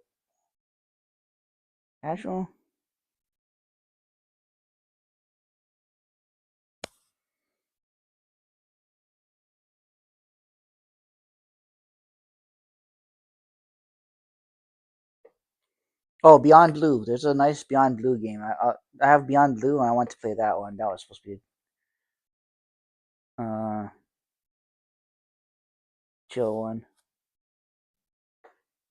Well, I have not done that yet. I have a bunch of games I do want to play, but haven't started. And they're all free on Epic Game Store. I got them all free on Epic Game Store.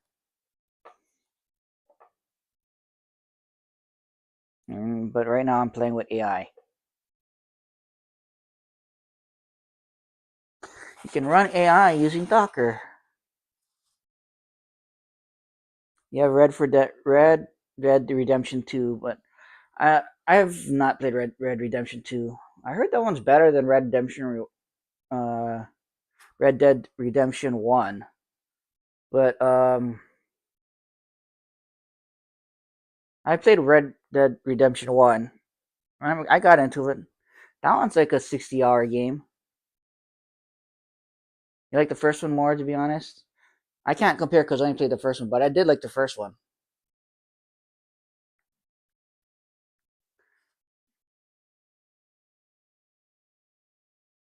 I played L.A. Noire. That one was about a 50-hour game. Did I get Disco Asylum? Yep, I got Disco Asylum. I believe I did. I remember seeing it. It was free.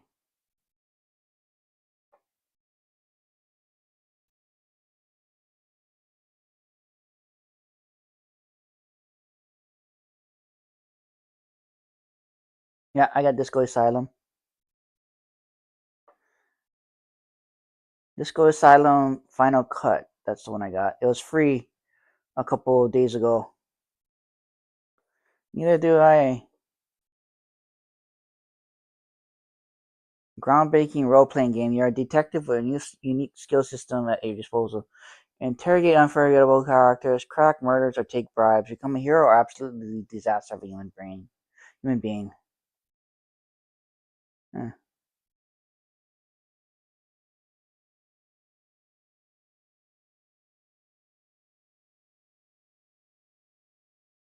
Neither do I. I have it.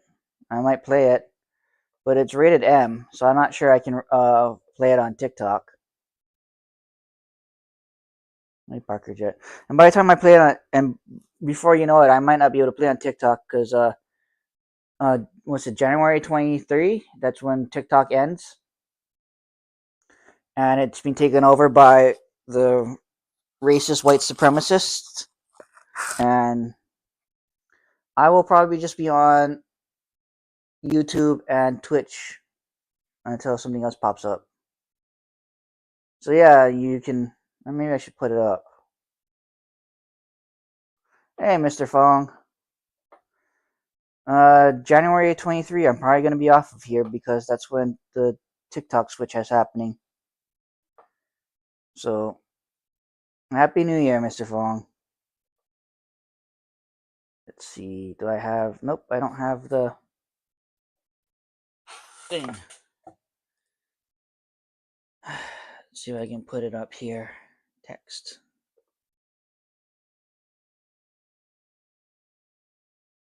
Yeah, I can put it here.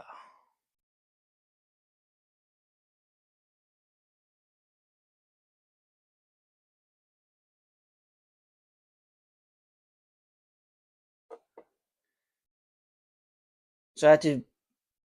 You should be able to figure out what U pipe is, which, and clock. Yeah. Hello.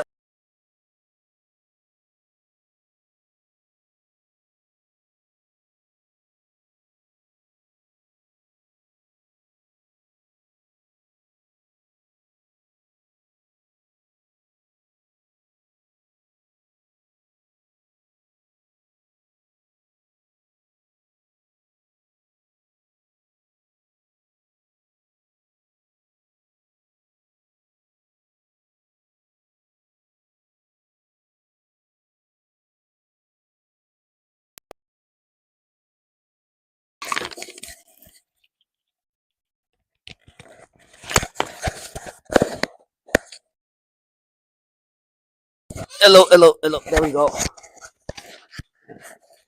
Well, TikTok globally doesn't end, but the American version is probably going to end because you do have to download a new app, and they're going to train their own algorithm. So if they see, if the algorithm wants to censor stuff, the American algorithm wants to censor stuff, we might not see it. And I have a feeling my content would not fly on the new on the new app. They're gonna if I think I'm gonna be censored now, I'm gonna be censored even more in the future. You just probably moved. Oh, Shinjo's gone. Moved to the mountains. But yeah.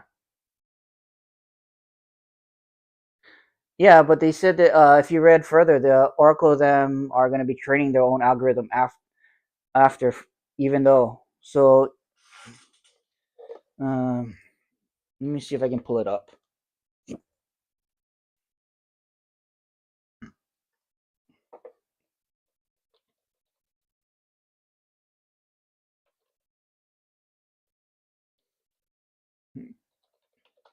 So they released the algorithm, but they'll still train it.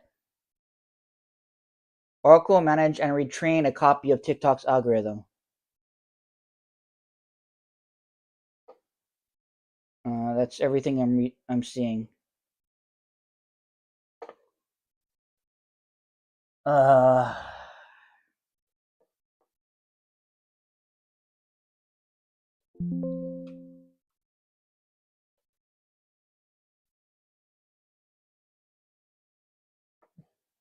According to Chu's announcement, the new TikTok US entity will be responsible for retraining the algorithm on US user data to ensure the content feed is free from outside manipulation. Yep. So then you just get VPN. The TikTok, and then the app is going to disappear from the app store. So I probably can access TikTok with the. Well, the thing is, like, I don't know. I got to figure it. We're going to have to figure out what happens because I can get VPN and access it through the web, but I won't be able to access it through what's it called? The app at all. I don't think I'll be able to get it through the app that easily. And then I'm gonna have to just have a straight phone just for the TikTok outside the VPN.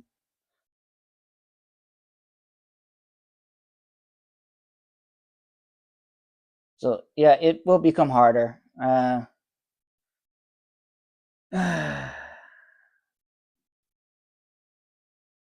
You don't know how VPN works, so you don't use it?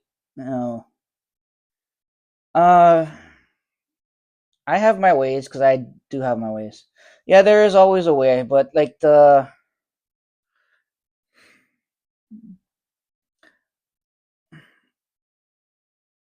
you wish you could move abroad? Yeah.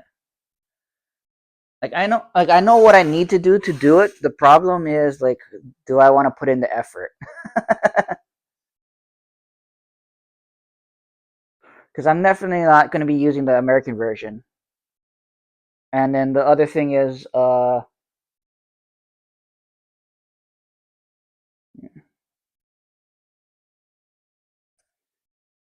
VPN doesn't quite work that way. You have to install a VPN on your phone, and the VPN I like is OpenVPN.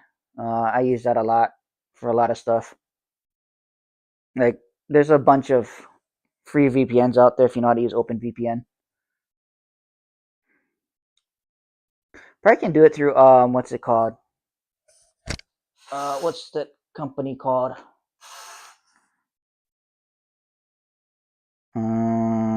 Proton. Proton probably will allow me to do it. Problem is, like, you have to have a kind of a dedicated phone to do that. Because once you use OpenVPN, it sets all your connections to go through that VPN. So yeah, I can probably still do it that way.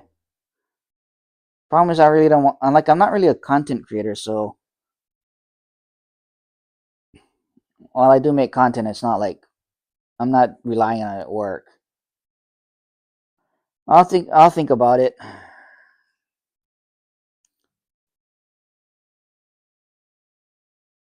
But yeah, I'm definitely not using the American version. The other problem is, like, I don't know how I'm going to get money out of the system because the American version, you have to connect it to your American account, right?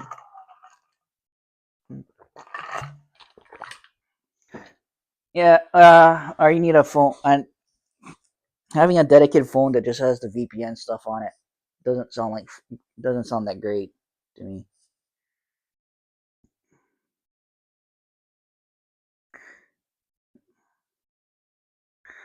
And honestly, it's not always like a content creation phone. Because I have a phone right now that I use for development. Buy a Chinese one. I want the Huawei one. There's that new Huawei one. I want that one. Hey, John Taylor.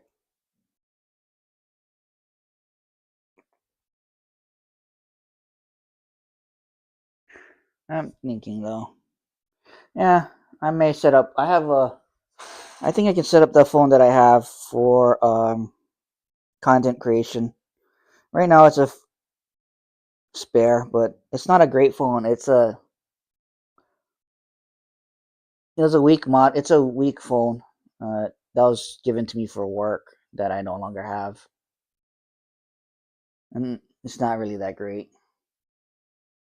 The triple file one, yeah, the fold out one, the 3-fold one. I want that one.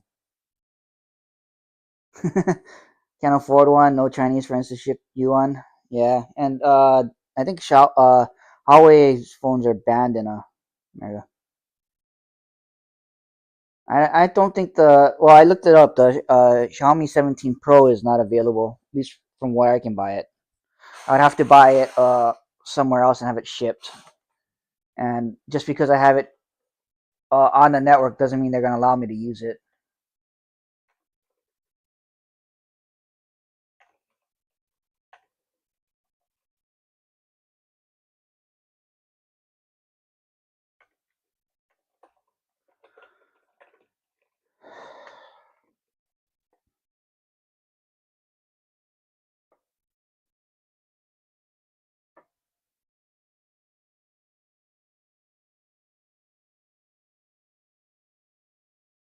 Yeah, that's the other thing. Apps on Huawei would be banned.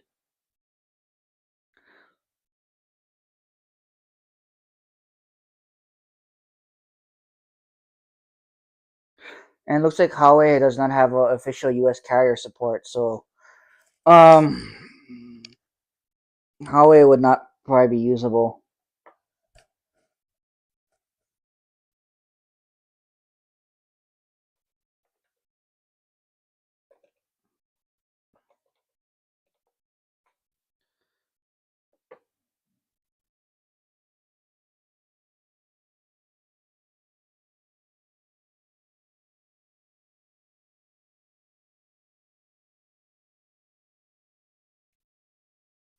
The Xiaomi may not work in America either. Since there's no U.S. release, the network compatibility might not work due to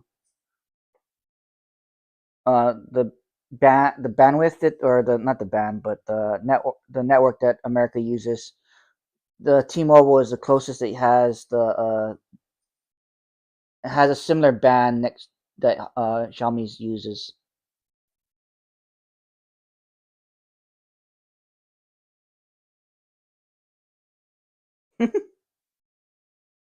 Or by Honor You.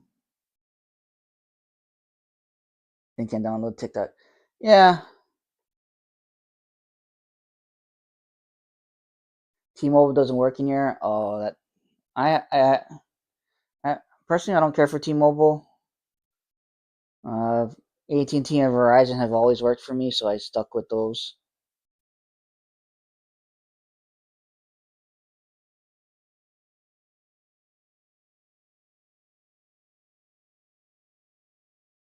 The difference though is looks like Xiaomi or Xiaomi can be you can install Google on Xiaomi phones. So Xiaomi has a better chance of working in than a Huawei phone.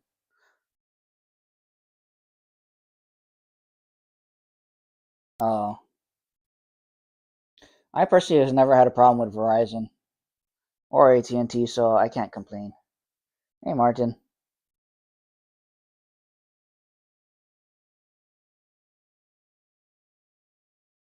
The thing is, like, I don't want to really waste my time trying to buy a Huawei phone and it not work, though.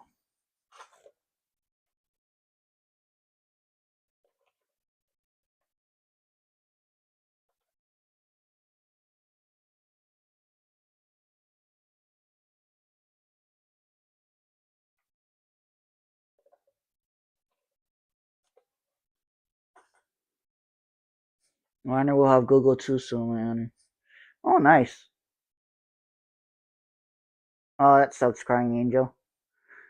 Honor. I never heard of Honor brand.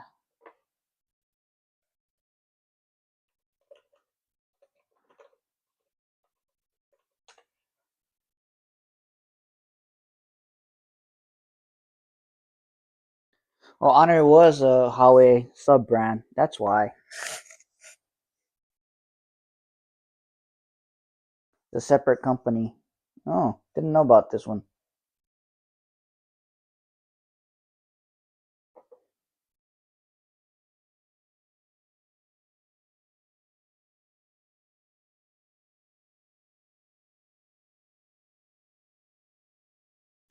I don't know if Honor will work in US, but A15. Oh, that's not good. Well, I'm not sure if that's good or not. Smartphone is a smartphone sometimes in the end. Alrighty. Nice seeing you, Mr. Fong. Happy New Year.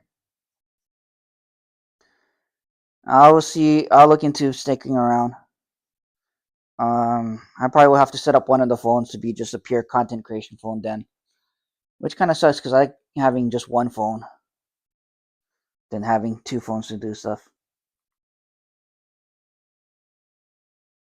Oh, that sucks. Won't work with your Android Auto. Yeah, that's hard.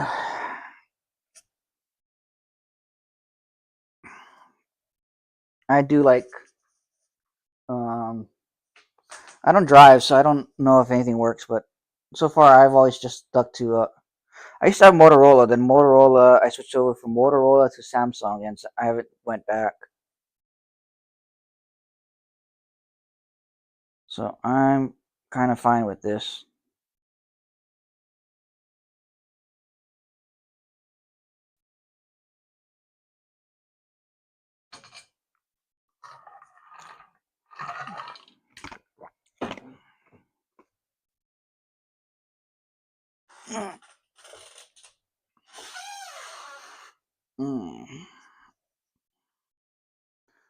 In the meantime,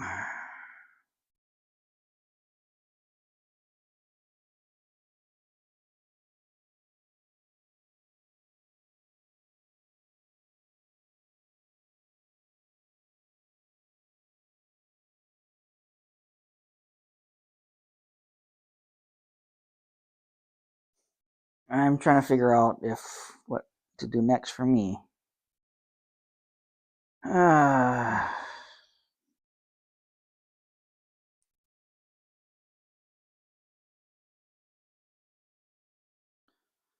Penguin, it's a new year. Happy New Year.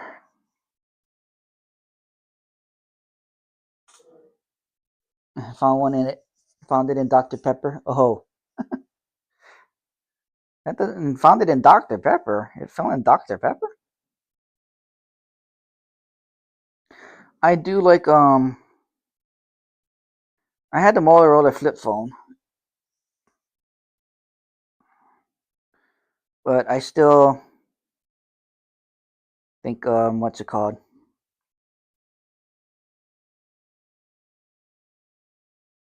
I still think I like the Samsung smartphone better right now, but we'll see. Your daughter thought your phone needs to go. That's not good at all.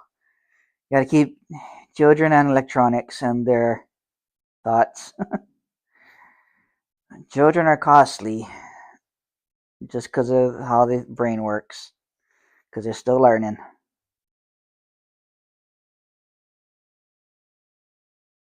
Yep. That's because children, not sure.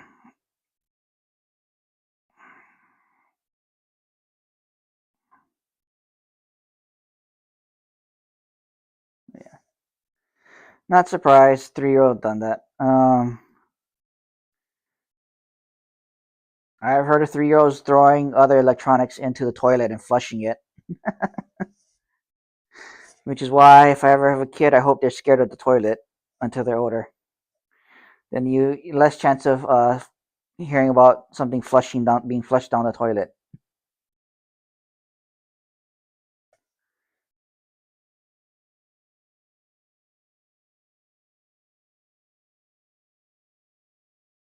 And you also have to be careful of the climbers.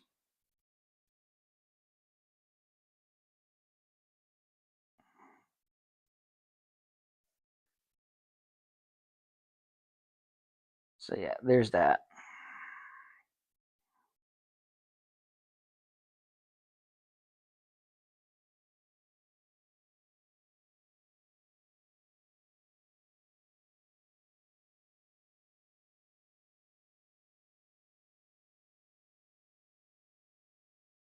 Yeah, she flushed the newspaper once.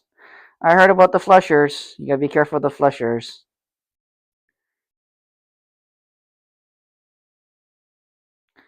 I was always told to watch out for the flushers. And plumbing and everything else. Like, don't they have like toilet locks now or whatever? The toilet seat lock.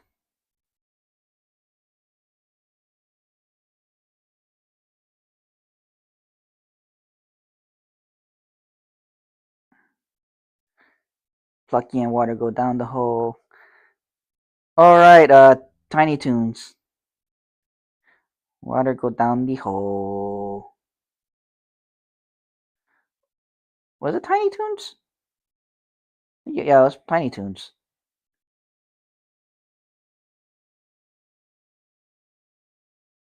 I remember that one. Hey, Skawi.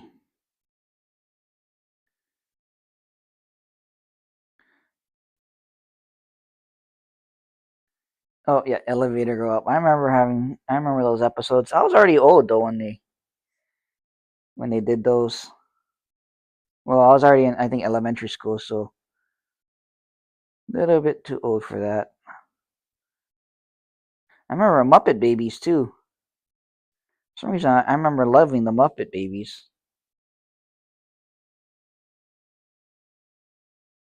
We're tiny, we're toony, we're all a little loony.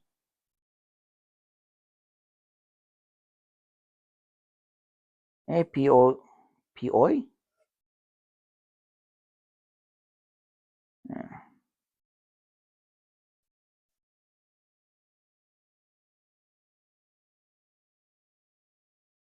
Thundercats. I'm a little too young for that one. Well, they had the reboot, but Thundercats was a early '80s show, '70s show, right?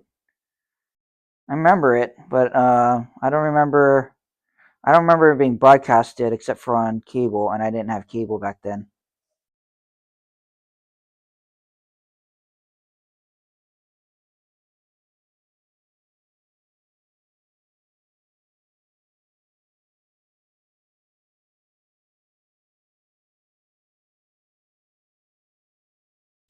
Early '80s, yeah. I don't remember watching it because I was probably too young. You're a big fan? I don't remember watching Thundercats. Uh, I was a Teenage Mutant Ninja Turtles fan, that's for sure. Ghostbusters. He was born in '81. And you remember Thundercats? Because I don't remember Thundercats, watching the Thundercats at all. I remember Bucky O'Hare, Teenage Mutant Ninja Turtles, The Real Ghostbusters, Exo Squad, Bat, Agents of Bat, or whatever it is. I remember this other one where he had superpowers, like something about sight. Yep. Well, I didn't see it in theaters, but I remember watching it on VHS. We had TMA 2 on VHS. I don't remember. We didn't have cable, so there was no MTV. Not until I was until high school for us. What else was there? We didn't have. Yeah, even at my grandma's place, no cable, and stayed a lot of times at my grandma's. So you have to go find your own stuff to do. But I did like watching TV a lot. Saw it in theaters, ended up in the hospital next day. From what? Eating too much pizza? Bad joke. Or from trying to do ninja moves.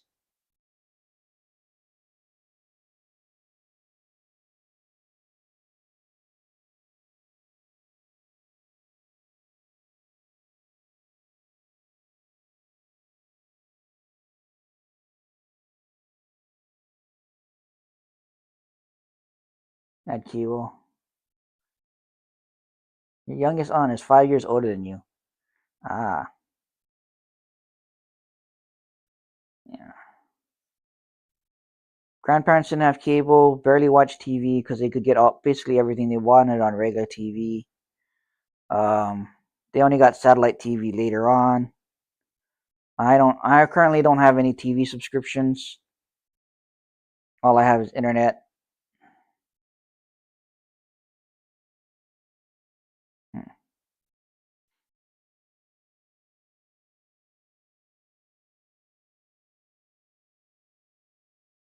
Asthma attack. Oh, yeah, the asthma attack. And it sells sheetrock. Sheetrock.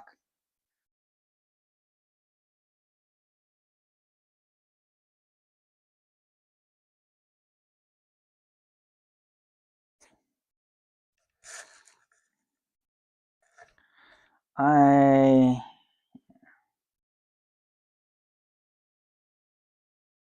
Oh, you have all the streaming. I don't have any of those.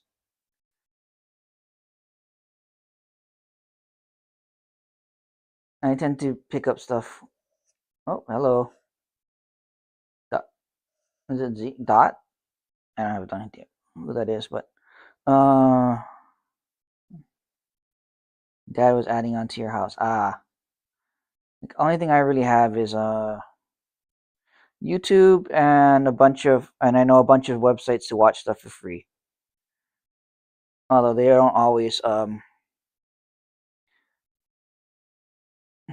it's not the best quality.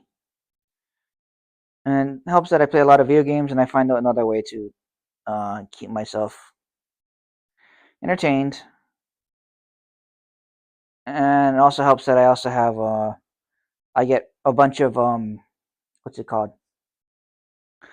Screeners during award season since I'm part of SAG. So I use those a lot.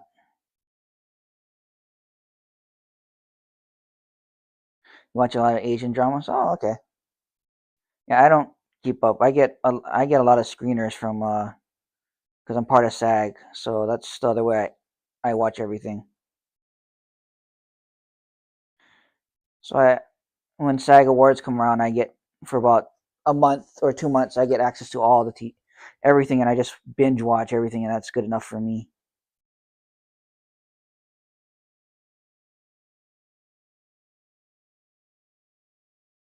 Happy New Year, Dot, or it says G. So Heated Rivalry is good. I have never heard of it, but yeah, I watch a lot of screener. I get a lot of screeners. Hello, who just joined? Parvarsi, Parvarstol.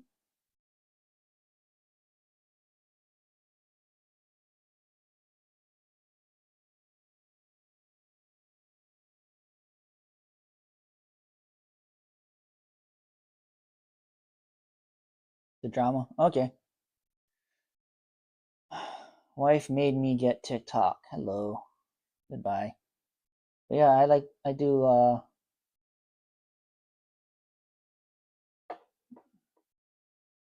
yeah, Mr. Fong wasn't here.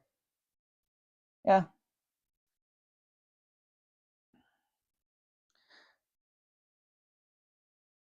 I follow back on Mr. Fong, and a lot of times every time he speaks in Swedish, I don't have no idea what he's saying or what he's talking about. But he does a great job. I don't always agree with everything he says, but yeah. Uh,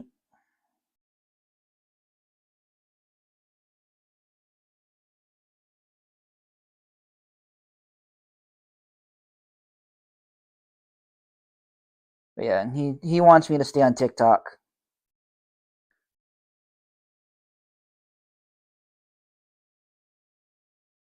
Even when they change over.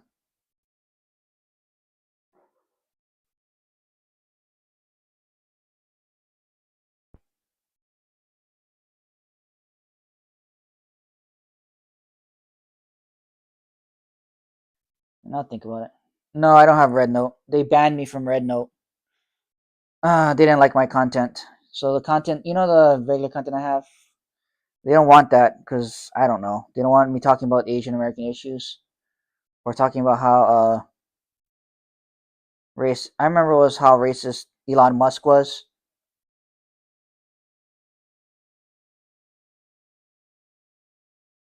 Sharing a Coke and Hennessy and a bit. Coke and Hennessy's not bad. I bought some instant slushy cups, and I used to mix Jack and Coke. That was awesome.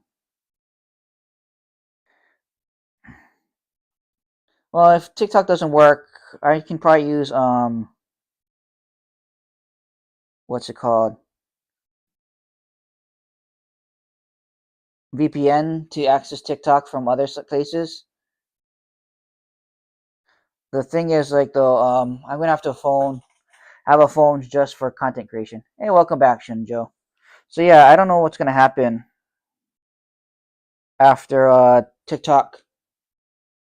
I don't know what I'm gonna do after TikTok goes, or the US one. I do know that I'm not gonna use. I'm gonna try to do everything. So after TikTok, I'm moving to the mountains. Ah, I have gin, soju, and tequila. Ooh, nice. I'm not a big drinker. But after when TikTok moves, I'm probably gonna stick to YouTube and Twitch for a bit, and then I may convert one of my phones to a straight content creation phone, so I can use OpenVPN and maybe connect to the global TikTok. You're done with society? Oh, you can be a hermit. You can do what's they called homesteading. Might work out. You don't drink much. Same here. I haven't drank. I only drank once this whole year.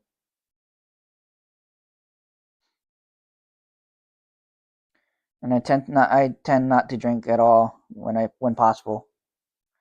I have a rule: do not drink alone, and only drink for celebrations. So, unless I'm celebrating, I really don't drink. But I do like a good old fashioned. I did love it when I made slushy Jack and Coke or slushy Coke. Also, I loved it when I made a slushy gin and tonic. Those are good. Last time you drank was before quarantine? Oh, wow. Yeah, it's kind of a rule now, just because do not drink. Yeah, my rule is kind of like just do not drink unless you're with people or you're celebrating something positive. That way, you never associate alcohol with something negative, and you don't drink. You don't get used to drinking by yourself. So that's just me, though.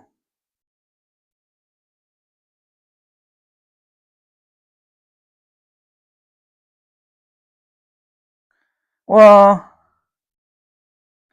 it's not that they're trying to make America cut off from another world. What they're trying to do is control what they consider propaganda.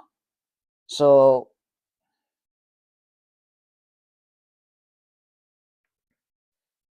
in a way, what they're trying to really do, and I don't trust the people in the government for this, is try to control who has authority over what. Can't drink tequila with others? Oh. Because, like, what happened is, like, if you have not studied, like, American history or communication history, there's been a lot of propaganda, such as weapons of mass destruction in Iraq. I recently posted a video about the BBC lying about what happened with the Finnish beauty queen. which was a lie of omission, where they didn't talk about the politicians that joined the beauty queen and their racism. And the whole point was just they really want everything to be like Truth Social or censored, that only validate certain people's reality. Like, so if you notice that news, that YouTuber that went to try to expose the fraud by Somalis and was caught in a lie, they like that because they create the xenophobia and hate, and they want that out there, and they don't want people correcting him, and that's what they're trying to do. And it's not by, well, it's partly by the government, but it's also by rich people, because rich people want to dictate what happens in the media, and they kind of have for a while. Well, Oracle was originally for the government when it was created, but Larry Ellison is a white supremacist, and they also want to control what gets shown, because one of the reasons why they hated TikTok, and it was said by what's the guy's name that was part of Biden's thing, who is a Zionist, said that TikTok was the reason why there was so much hate towards Israel and what they're doing in Israel. So they basically wanted TikTok gone because it told the truth of what was happening there. We are kind of going through something similar that happened with Iran, and Iran happened because of America's involvement. Iran was kind of a modern place before the Iranian Revolution.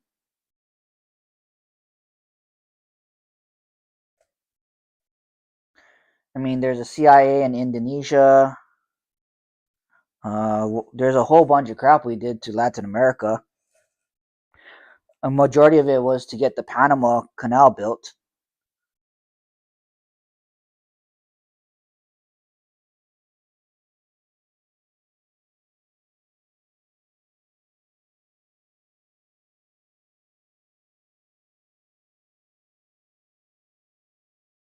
But yeah, you can look up the Iranian Revolution and how America happened, and how America was involved in that one. Hey, boy with the yeast infection. There was also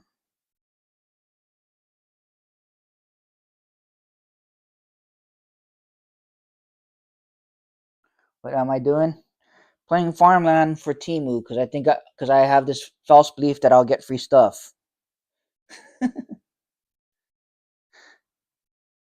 I don't think I will, but it says I'm 0.02% from getting some free stuff from Temu, but that 0.02% I got 3 months ago. Because what happens is you have to build up some other stuff to add on to that 0.02%, and those are like 100% away. But as I keep playing, it started to go up by like 10%, then 9%, then 8%, then 6%, and now it's only going up by 0.01%. For the, like, you have to finish the little things that they have, and so it's now going up by 0.01%. So to get that last 0.2%, I don't know how long it's going to take me, because it says I am 93.88% away, and it's only going up by 0.1%. So they tricked me, and I kind of want to see it through.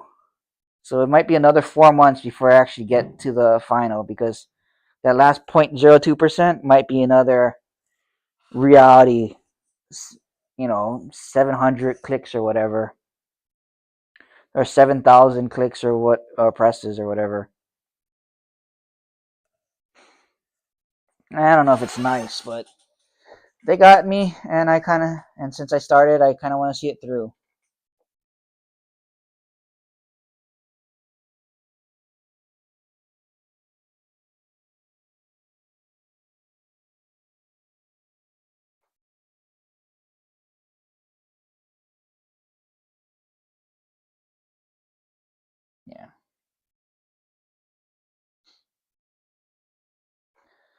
Welcome back, Dot. Oh, Crying Angel left. But yeah, it's just one of those things where every night before I go to sleep, I play it because I can pretty much finish it within an hour. Because it's like one of those things where you have to collect water, and you can only collect water like every 30 seconds or something, and then you have a little bit of other tasks to be in between. And so I've been doing that for 1 hour every night. It's not really a game, but they consider it a game. It's called Farmland on Temu. And to be honest, the only reason why I'm doing this is because I just want to see if I actually get free stuff for completing it. That's the only reason. Because if I do get free stuff, that'd be awesome. But you gotta think about it. If I do get free stuff from this Farmland game from Temu, it took me 2 years to get free stuff.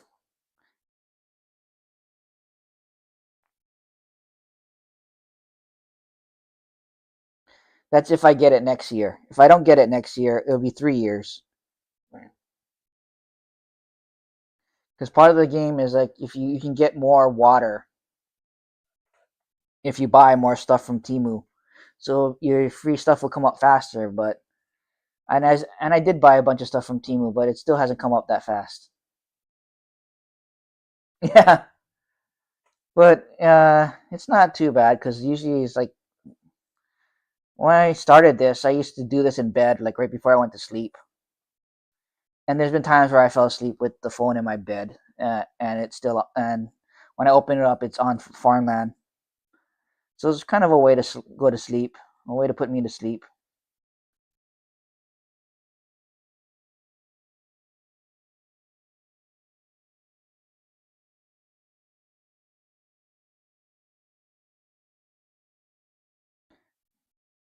I mean, it worked. It got me to check out some stuff.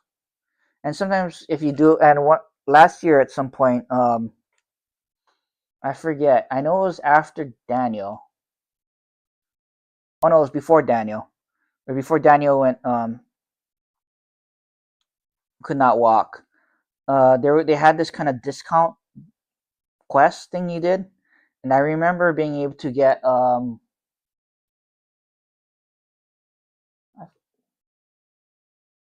I bought 2 things from Temu.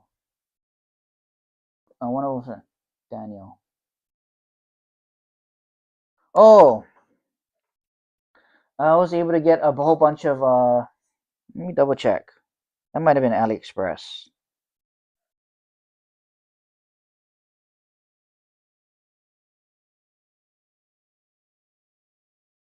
Let me go look at the order here.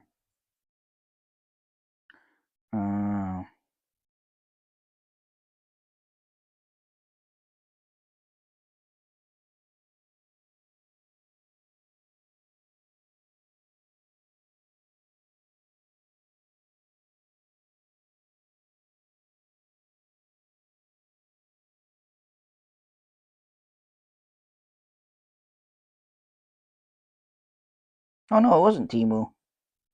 What was it then?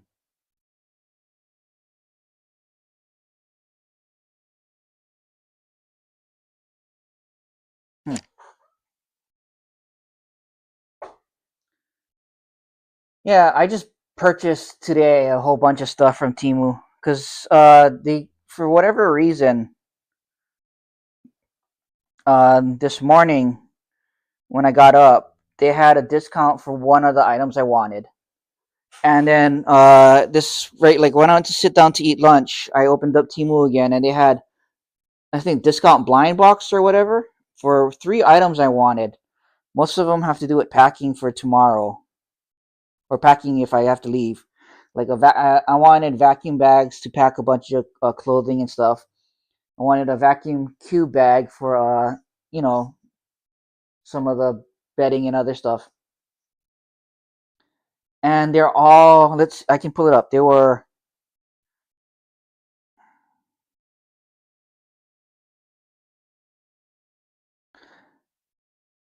so the items, the 2 storage bags. One storage bag, which is like a giant bag, is $8. The other storage bag, which is more like a cloth storage bag for moving, was $1. I got a 4-piece vacuum bag set for 1 cent. One 3D storage, the cube storage vacuum bag for $2, and another large storage bag for I want to see if I can fit my shelving in there, my collapsible shelving in there for $8. So somehow I got 4 items that I wanted, 5 items that I wanted for less than for like half the prices that I saw them. And I've been checking the prices every day on like AliExpress and everything else. And they're all like $10, $10, $10. I got it down. I got 2 of them down to like two smaller amounts, like less amounts, and I'm happy for it. Like I finally get it. Yay! I think I get it to bring down the more expensive stuff.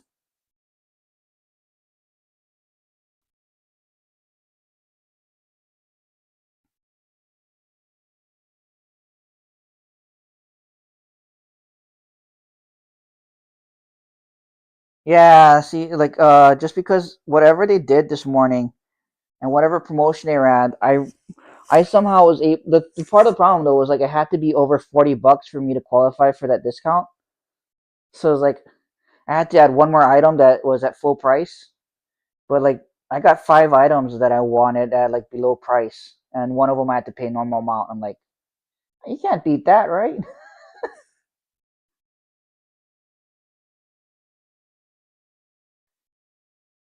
And so we'll see how great they are when they come in, because like some of this I bought like 3 items for like $1 each. And then if they're worth less than $1, then okay, I got screwed. You just gotta know what to buy. You gotta just kind of play their game.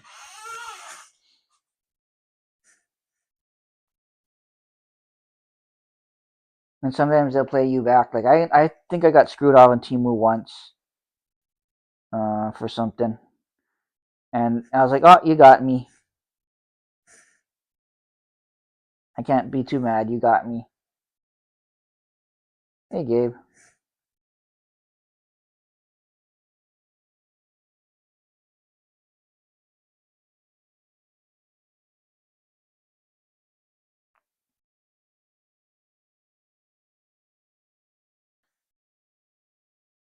But yeah, I did buy a bunch of storage bags for them.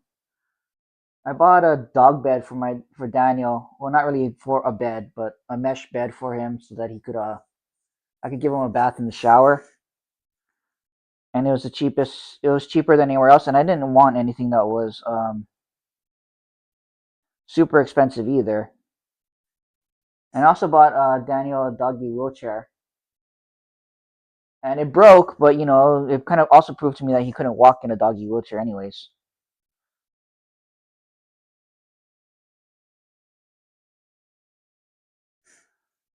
And if you see my latest video, I think I posted right at midnight, you can see another video of Daniel. I swear, those on the day moments or the Google memories, oh, they can get to you.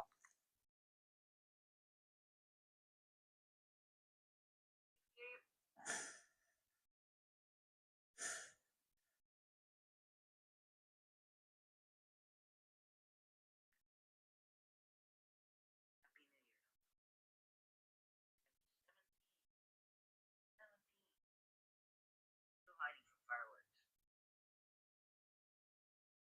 Happy New Year.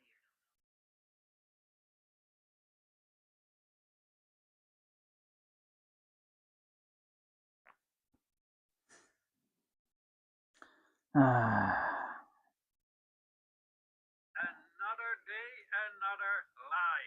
And this exact. You see this. Let me pray for the people killing the people. The first one. Let me pray for the people killing. Can you fast forward? The first one is the pendant knot, which is a simple and good-looking technique for the edge of a pendant that a That's okay. Daniel was 17.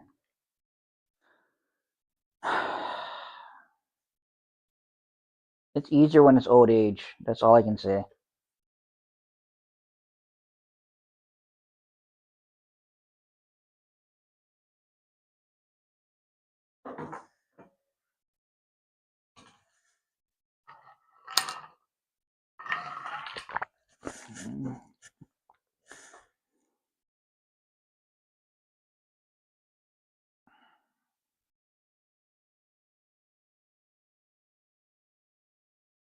And last year, October was one of my worst months, so.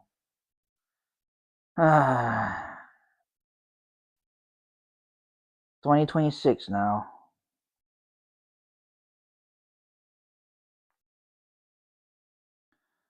But man, those memories, oh, they can really hurt when they want to.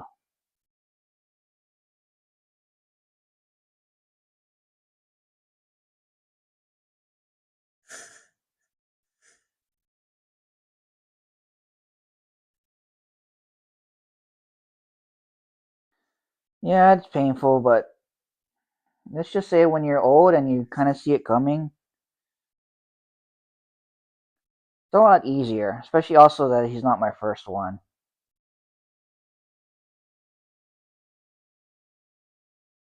Like if they die of old age, or they pass away from old age, at least you know you got to see them through their end of life. Compared to if they died of illness or accident or something else, they got to live as good a life as you can give them.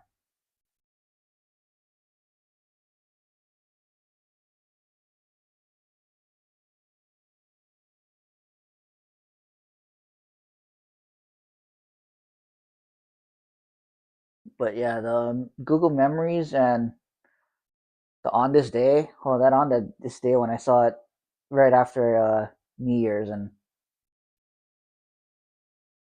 man, that one hurt.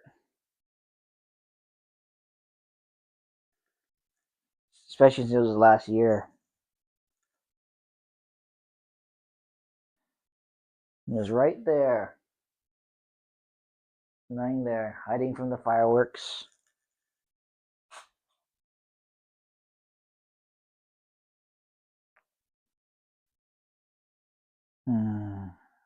Daniel.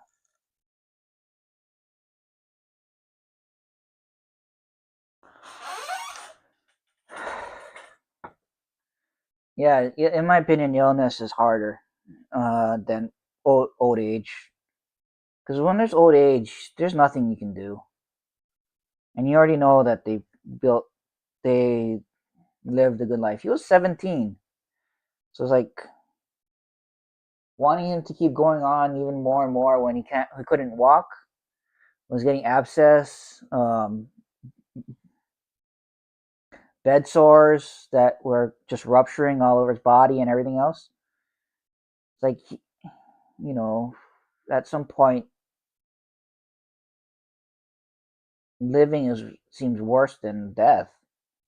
The bed sores one were kind of bad because I was cleaning him with iodine gauzes. They had holes in his body, and I paid for like 2 surgeries to get them stitched up, but it just would reopen again just because he's old. And then the other part that made it, kind of made it easier was that he started peeing blood at one point, which told me his kidneys were failing. So it was like, at some point, you just gotta say goodbye.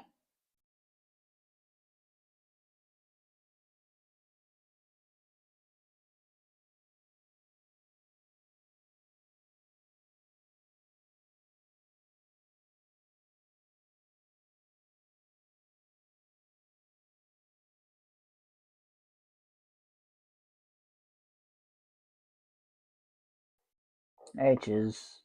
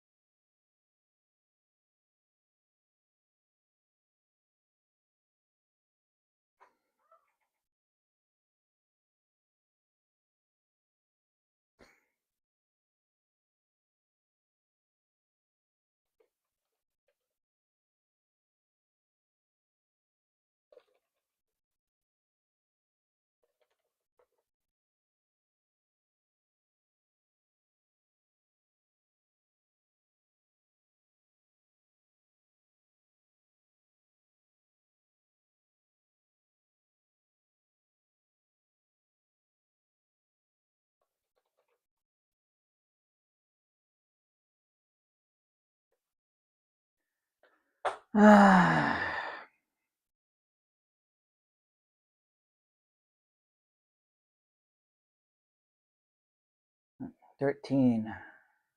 Not easy.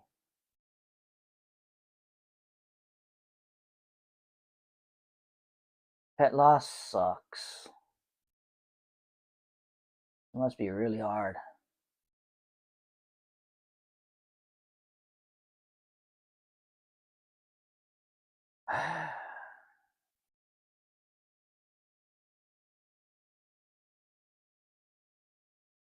You wake up the next day and it's all empty. It feels just empty. And you know something's missing. And you know exactly what's missing. There's nothing you can do about it.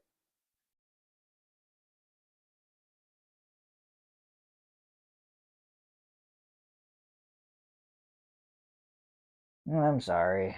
This is just depressing talk. Yeah, yeah, if it was colder, my house was kind of always quiet, but you just get up and you don't have to do anything. For me, it would be walking Daniel in the morning. You just wake up and you're like, I don't have to do anything. Like a lot of your motivation leaves you. And you're wondering what you're doing with your life now. What do you want to do next?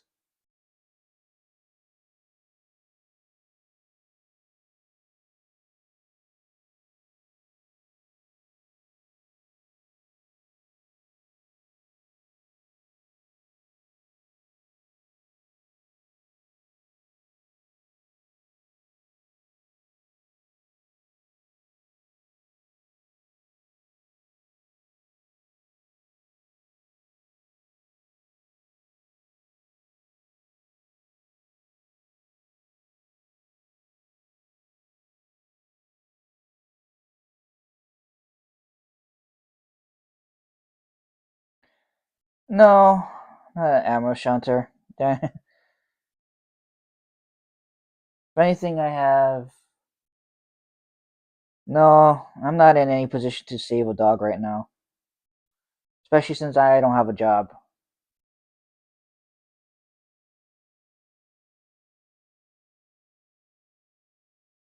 My current goal is just to, what's it called?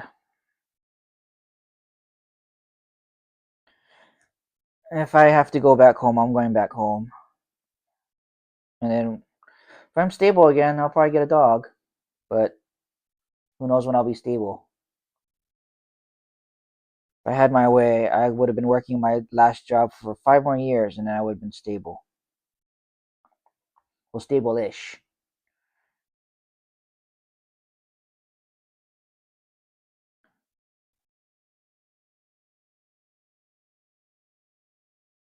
Current goal, just find a job and see where my life goes from there. Because also when I had Daniel, I never took any vacation or anything like that. I just worked from home and did everything, so people keep telling me that I need to take a vacation.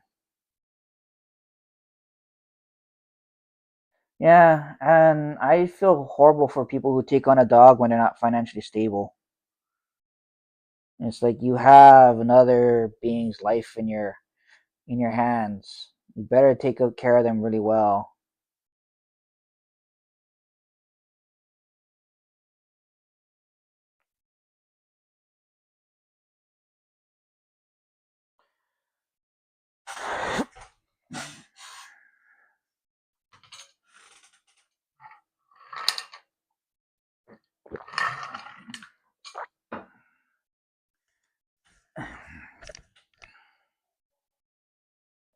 Daniel, in my opinion, was like one of a kind because he was easy to take care of. Only thing he really cared about was food and being next to me. That's it. He didn't want to be left out. He just wanted to always be there. And he always wanted to eat food, whatever I was eating.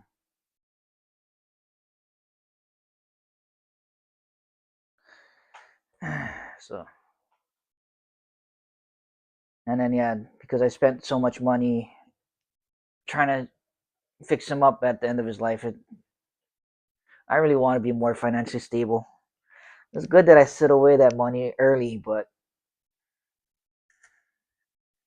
also told me like you're not really ready for another dog until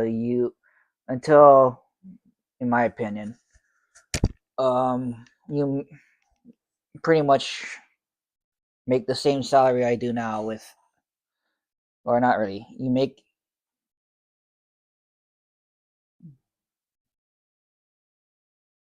make enough where like your income, your interest and dividend income can cover your basic way of life, like your rent if you have a rent, or your mortgage if you have a mortgage, utility costs, and what's it called? Any utilities and any other living wage fees you have to do. Well, for Daniel, I never needed pet insurance. The only thing at the end, only thing I had to pay out of pocket that was expensive was that last year. Everything else was within reason for me. It was because what I did was basically do it what insurance does is I would put away money. I had it in a bond account, and basically I'd get every month you get so much money back, and for a lot of it, I'd make enough for his monthly pills or whatever. It doesn't bother me. Or his yearly pills. And since he was old and never did much, in my opinion, it was a waste of money. Pet insurance was a waste of money.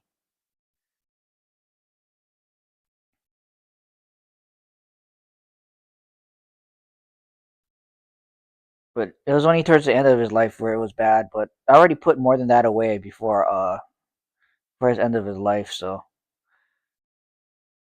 because I was putting what? Because that account had more than that at his end of his life. So in my opinion, it worked out for me.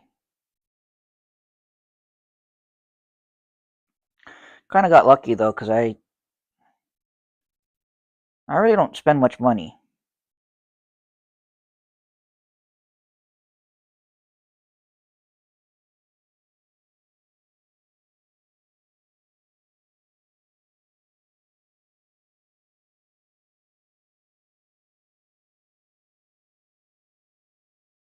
But yeah, if you have a pet, and you're probably better off getting the pet insurance when they're young.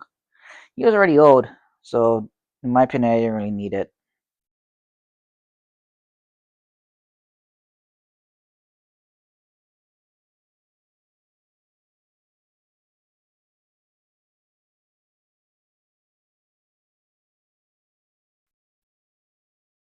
And besides what's it called, the vaccine updates and his monthly pills or his yearly pills, didn't really need it. And the flea medicine.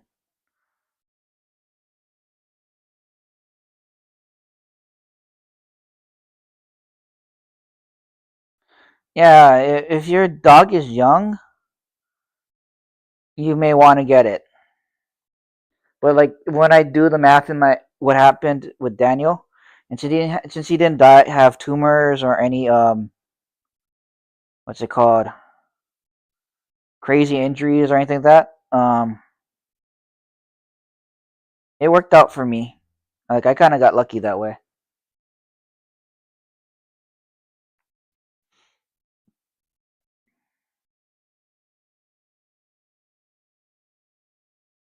So I would say like to an extent I got lucky, but at the same time I knew to save up for the worst case scenarios. And if I had a choice again, yeah, I do know like if I get another dog and he's gonna be a puppy, I'll probably do the pet insurance again. Also depends on how much I make too, because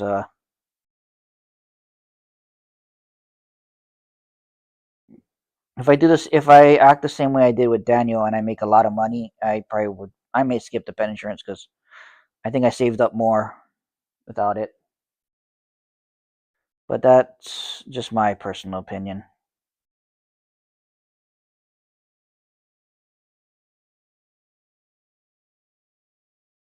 Yeah, so I got lucky because I didn't have cancer. I didn't have to do cancer treatment. Only thing I had to do was pay for his bed sore surgeries towards the end, and that was probably the most expensive stuff, along with the weekly doctor visits, which were basically like me going through all the money I've already saved away for that occasion. So in a lot of ways, I got lucky.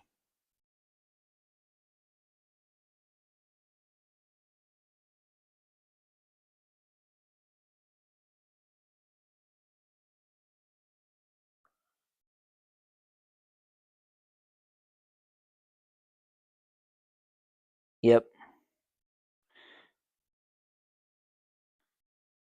But like at a certain point too, when he was already like 15, depending on if he did get cancer, depending on what kind of cancer it was, it might not be worth fighting. Right? As much as you hate to say it, but it's kind of the truth. Like if it was a really aggressive form of cancer at 15,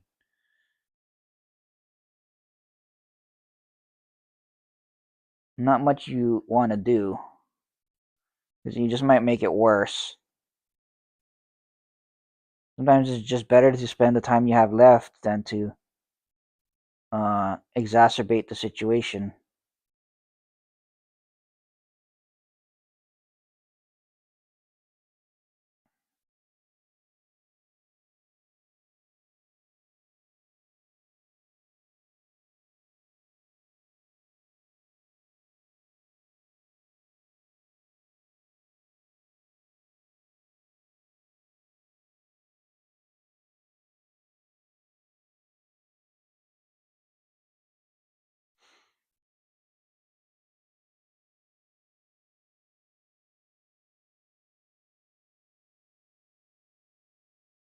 Yeah, I guess so.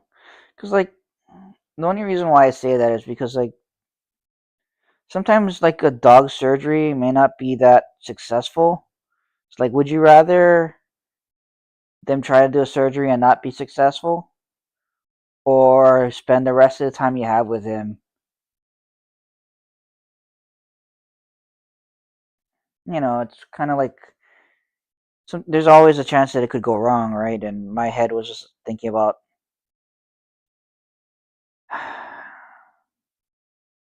thinking to myself, like, he's 16 years old. Do you think he would really uh, be able to withstand a surgery like that?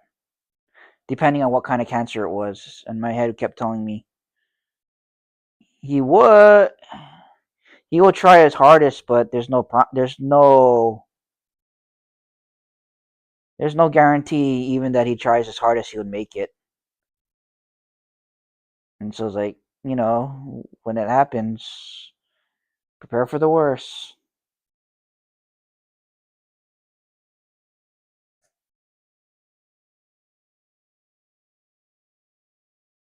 But it didn't happen, so I never had to deal with it.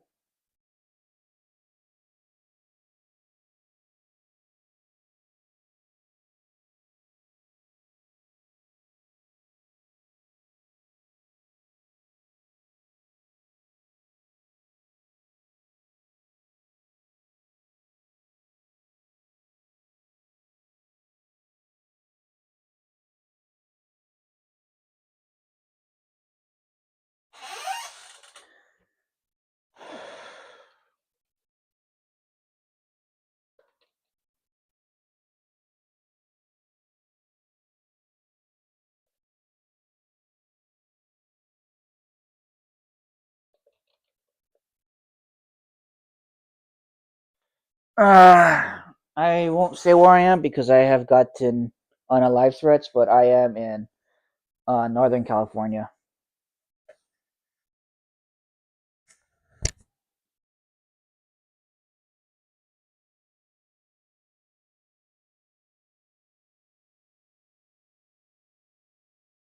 Although I probably spilled it a few times, but less I spill it, the better.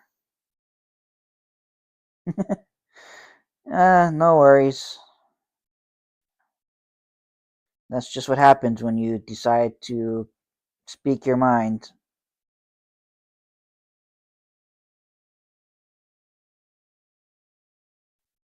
And not everybody agrees, but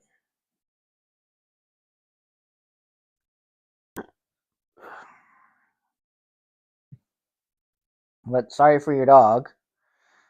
You also lost your dog last year, which makes it harder.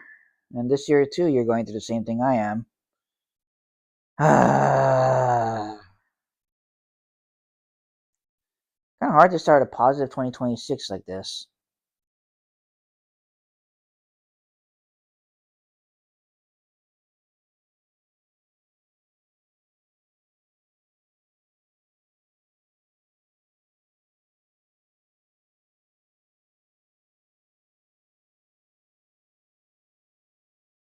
But thanks for hanging out with me while I play Temu and AliExpress games right now. To be honest, yeah, for some reason, I keep thinking that if I play these AliExpress or Temu games, I will get free stuff. And I kind of did. One AliExpress things with they have the crystals or whatever. I had to buy a new fan for my laptop because my old fan was crapping out. Replaced it really easily, and then I bought two fans for about $30, just over $30. And then I bought a bunch of other like random junk, like this mouse, another mouse there, a bunch of storage boxes back there, and I saved myself $30 on a $100 purchase, which is not bad.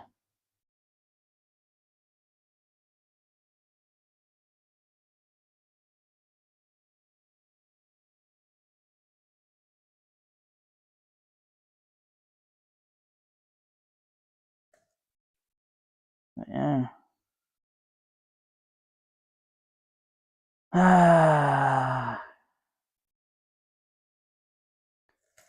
Yeah, the only problem, the thing is, like, they kind of you still kind of pay. You think about it, how much time and effort you put into it. So I put in like about 2 hours every day just doing all these games just to make that. Hey, together we are Valley. That's not too bad because usually you do it. I usually play the Temu one right before I go to sleep, and I usually play the AliExpress ones when I'm like using the bathroom or waiting for the microwave or what's it called? I have nothing else better to do or whatever. Or when I want to break.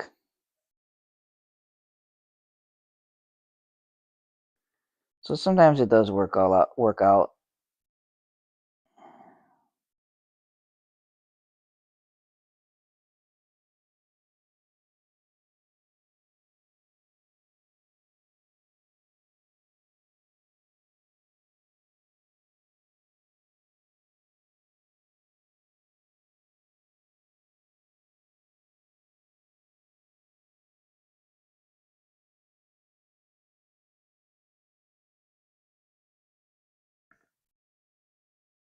All right.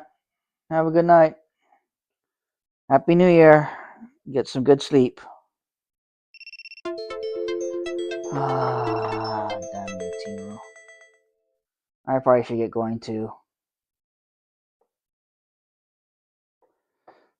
Happy New Year.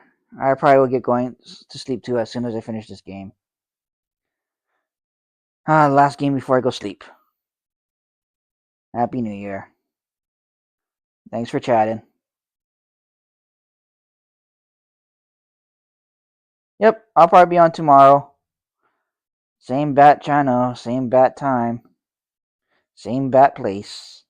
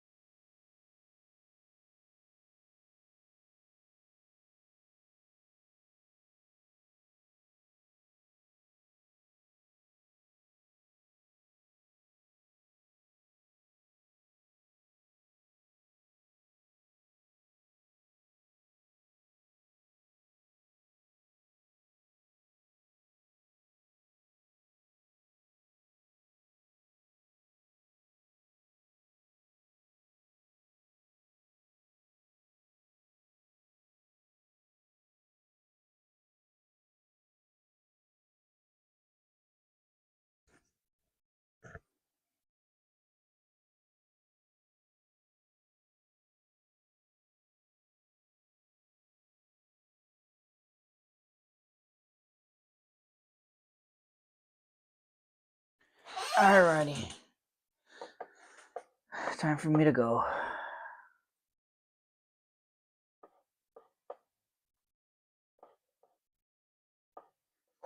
Is that what you wanted, TikTok?